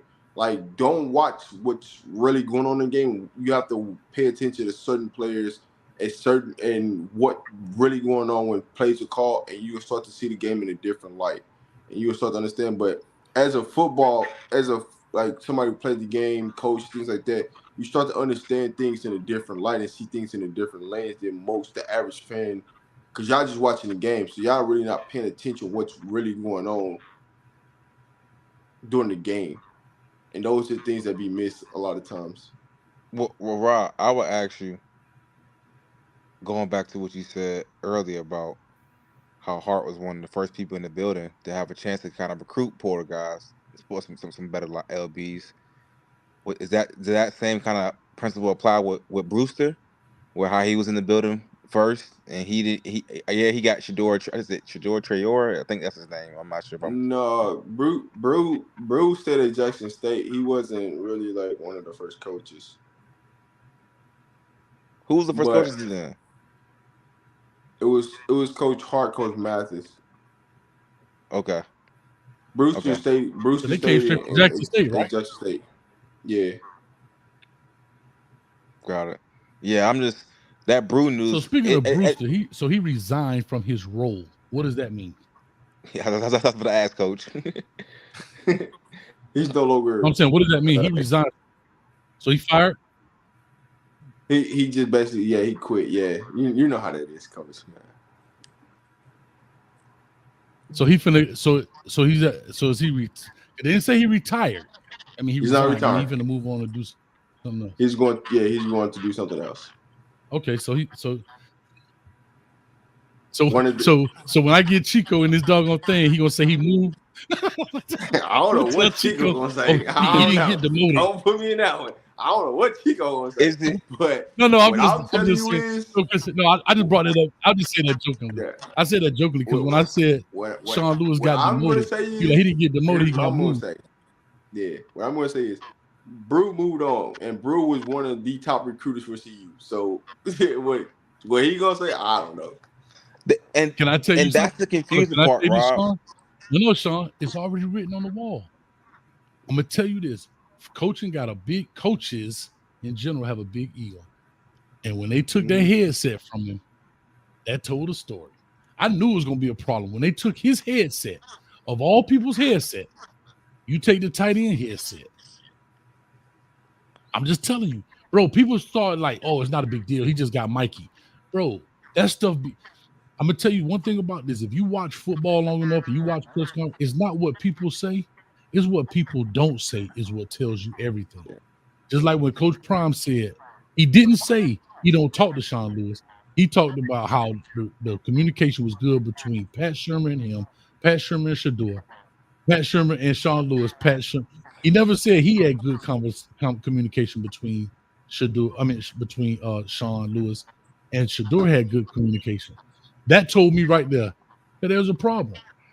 When you demote a dude in the middle of the season and he got 2,000 some yard rusher, dog, your offense ranked top this. You literally read from the stat sheet every week.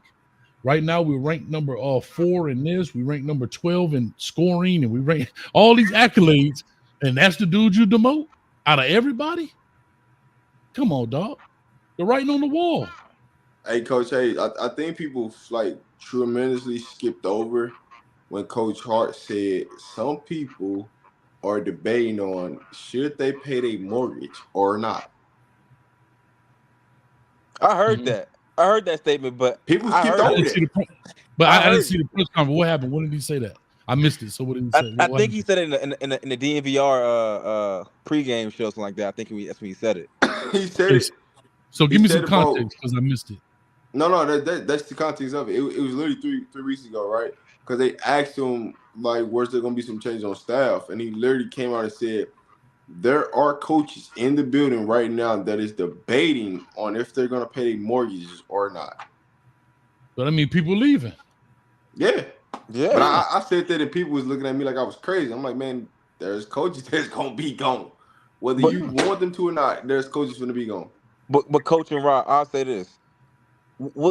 Coach, I get you with the ego part.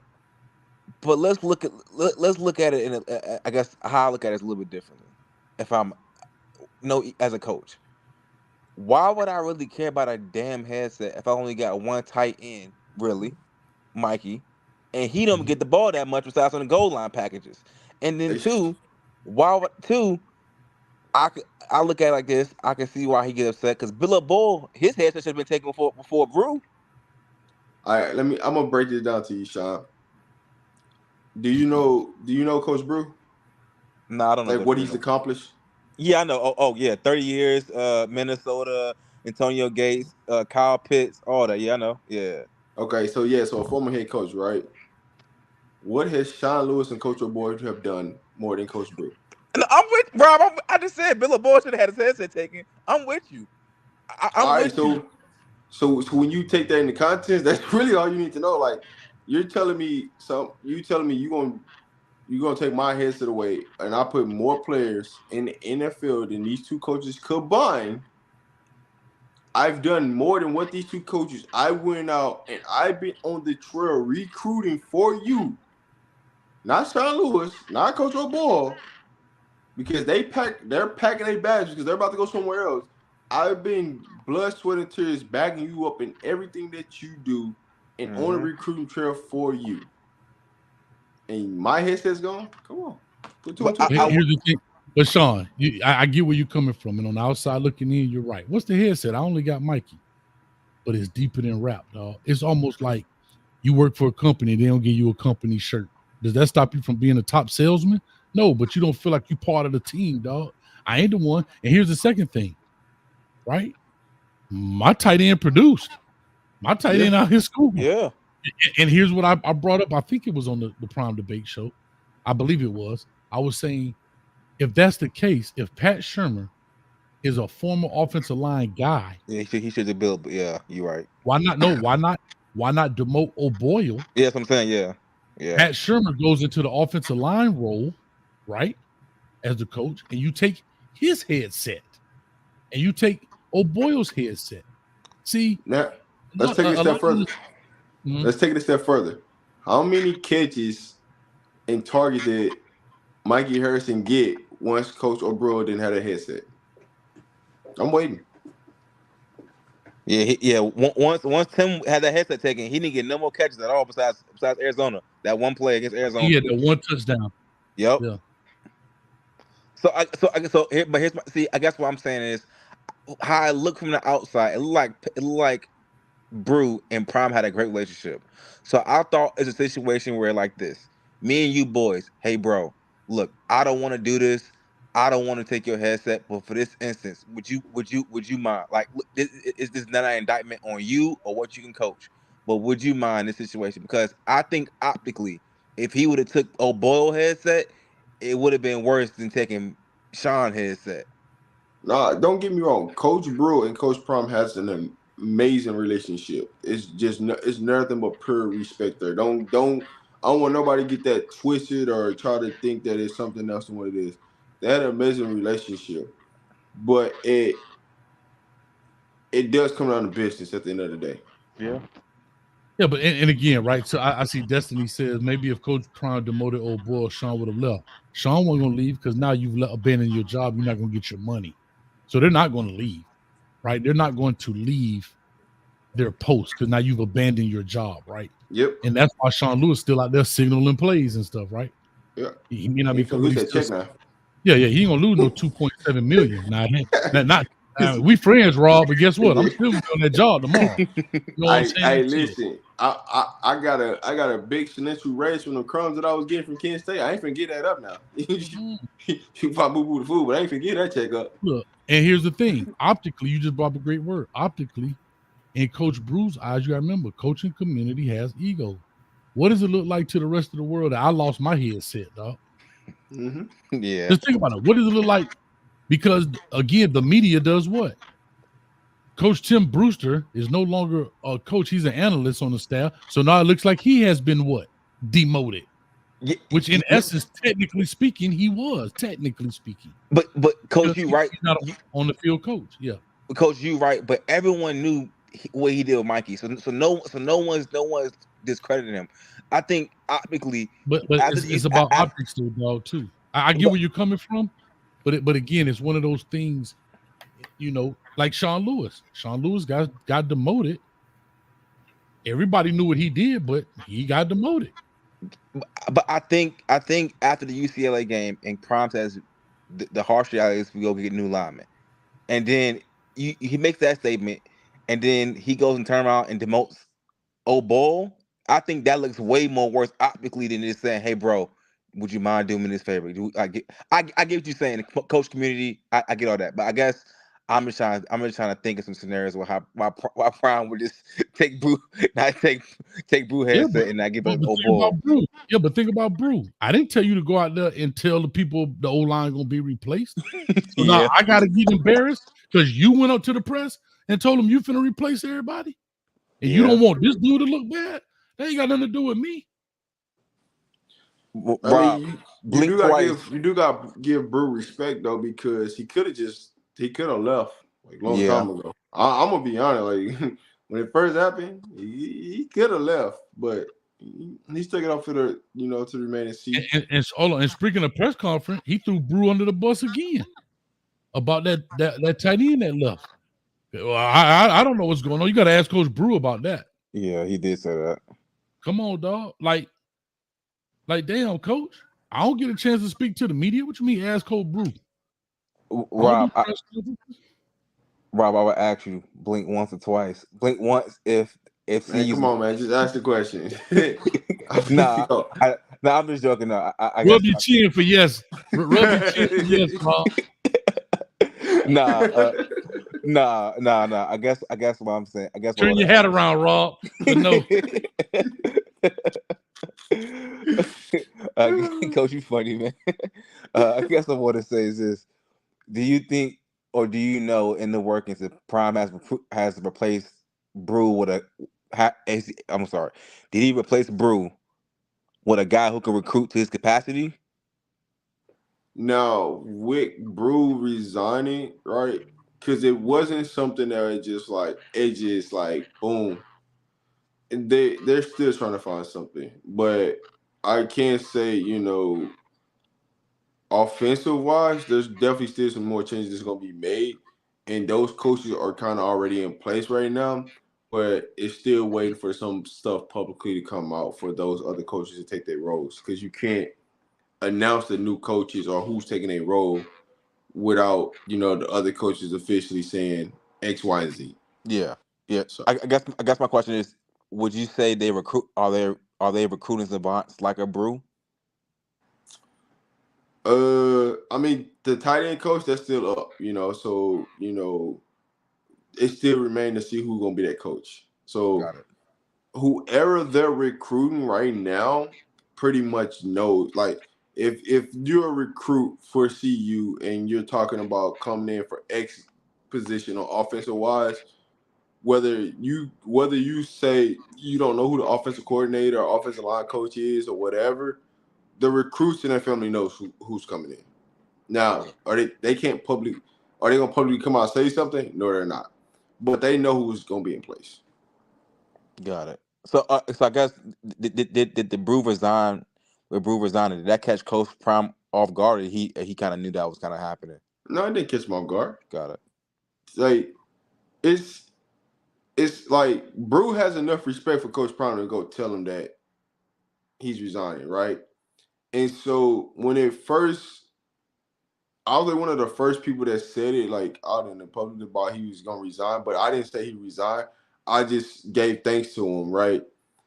But for you to publicly go out and put out an article about him resigning means that the conversation was had with Prime and you got the tip and you found out that he was resigning. You just don't resign out of the blue and the head coach don't know. Like that rarely happens, because now things look weird and it's gonna hurt you from it can hurt you or derail you from getting your next opportunity. Got it. Yeah, because I think the biggest thing, like I have full faith in Prime. I think in terms of just recruiting, you need one more ace. I don't think Kevin Mathis is a good is a good recruiter at all. I think Prime is the guy for DBs in general. So But here's what I'll say to you: all your coaches do not need to go recruit. Yeah, that's true. They really don't. Like you got your player, you got people that can go in there and just get the job done, right? The best thing that Prime got is he has a Corey Phillips. You know, he has a Darius on that's in a recruit. He's got recruiting coordinators, and recruiting coordinators are designed to go in there, break down the film, go look at what. Like, hey, Coach Prime, give him the list. This is what we need. Your job is to go evaluate all these positions, break down the film, break down the tape, and see who those players are. That's that they got that. So they're in a position where, like a Coach Mathis, don't have to do that. Yeah. Like, yeah, he might have to go talk to the player and build that relationship because that's position coach. But for us, the evaluation process, they got recruiting coordinators for that. So they ain't got to go through and watch thousands of film. So you got people in place to do all that stuff for you.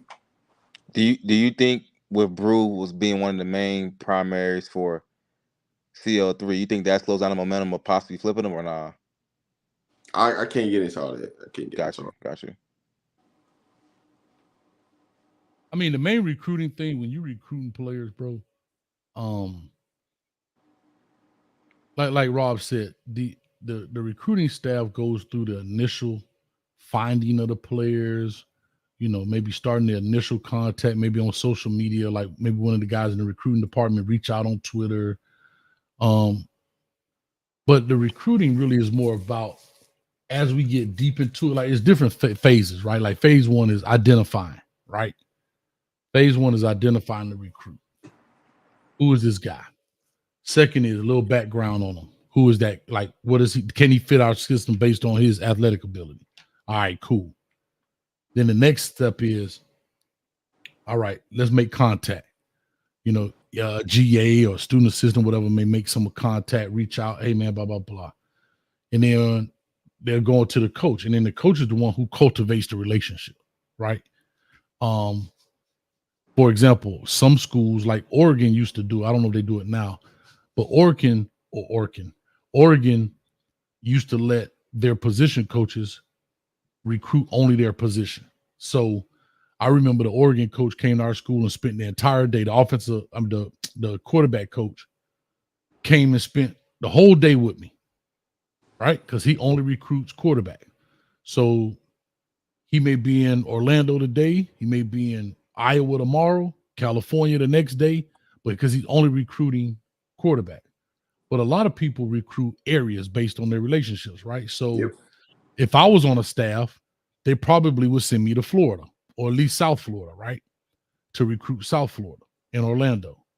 You may have another person on the staff that may recruit Jacksonville or some other areas that they know extremely well because they had a relationship with coaches, high school coaches, the area. They kind of build a relationship. Then they'll pass it on to the position coach because that's who you're going to be dealing with. So if Coach Brew, like say Coach Brew in CL3, for example, you're not going to be coaching them, but that may have been his region, his area, and he built that relationship with them, right? And then, of course, Coach Prime going to get in there because he worked with DB. He is a DB. So, hey, why not bring in the big guns? But it started off, you know, it just goes in stages and it goes in phases, man. And so recruiting, but you got some coaches like fucking Dan Mullen was awful, bro. He was god awful. Bro, you know who else was bad? You know who, bro, do you know who else was awful in recruiting? Who? What's the coach? He was at Florida also. He's not there anymore. He's at Central Michigan. Gus Malzahn. Who? You're not talking about Gus Malzahn, are you? Oh, Gus Malzahn. No, he's at Central Florida. He's at Central Michigan, I meant. Oh, Central Michigan. Dang, I can't think of that dude's name. He was at Michigan. He was at Florida. Oh my God, bro. What's this dude's name? He was awful, bro. Dan Mullen. I'm gonna tell you. Did he come after Dan Mullen? Right? No, he came after Dan Mullen. He was before him. Jim McElwain. Yeah, Jim McElwain. Yeah. I want to call him Chris so bad. Listen, you know his favorite line was?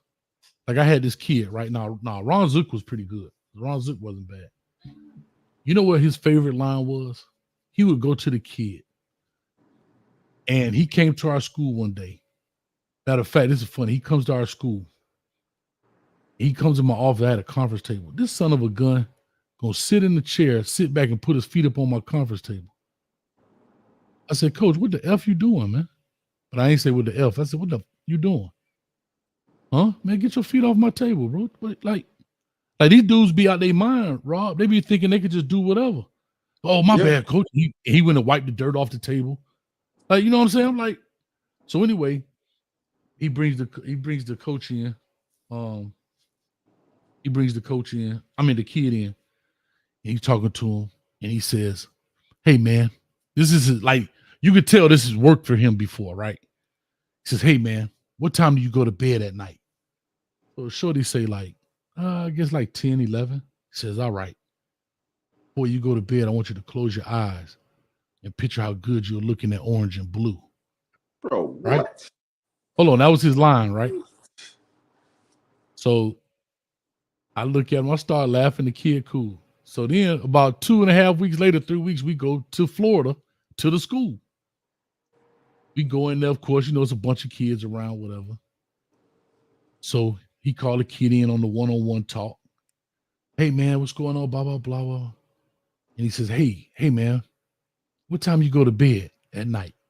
Right? This is what he says again. So Shorty look at me and I look at him and I kind of tap his foot under the table, like, just like go with it. Like, you know what I'm saying? He's like, like 10 o'clock. He says, well, before you go to sleep, make sure you close your eyes and see how good you look in the orange and blue. Bro, that Shorty look, he said, all right, Coach. When we walked out, before we could get out of office, he said, Coach, I ain't coming here, man. That dude don't even remember me, man. Yep. Like when I say he was, bro, I'm talking about terrible, dog. Like, bro, I've seen coaches, bro. Like it was this white dude that used to come for God. He was at Georgia Tech, matter of fact. This dude used to carry Jordans in his car, right? Like travel, depending on what school he was going to. He go to the white school, he have his loafers on. When he go into the black school, he put his J's on for conversation piece. Like that's the kind of stuff they do. Yeah. So when you walk in, he be like, yeah, boy. Like he, you know, they had a color. He be like, yeah, you like these fours? You like these fours? And the shorty like, what you talking about? Like that's how because they don't have they can't just form just genuine conversation. Yeah, they feel like they got it's hard to relate to the kids. And they try to find a way. And they try to find a way. He like, yeah, you see, like these fours I got on. And the shorty was like, yeah, they straight. Like shorty didn't even care. Yeah. I think that's one of the attributes that I can say Coach Prime did do was the recruiters that he got can relate to the players, and then which is a big key. And I think a lot of people would take that for granted, like how you have to relate to these kids, you know, because they might be 18, 19, 20, 21, 22. But you still got to have somebody that got some type of common sense to be able to relate to these kids to get the best out of these kids. You got to be genuine, dog. Yeah, you're not genuine. Yeah. Listen, if you're a geek, be a geek.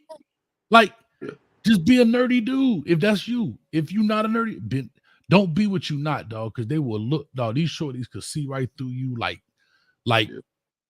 tracing paper, dog. Like, you're not gonna fool them.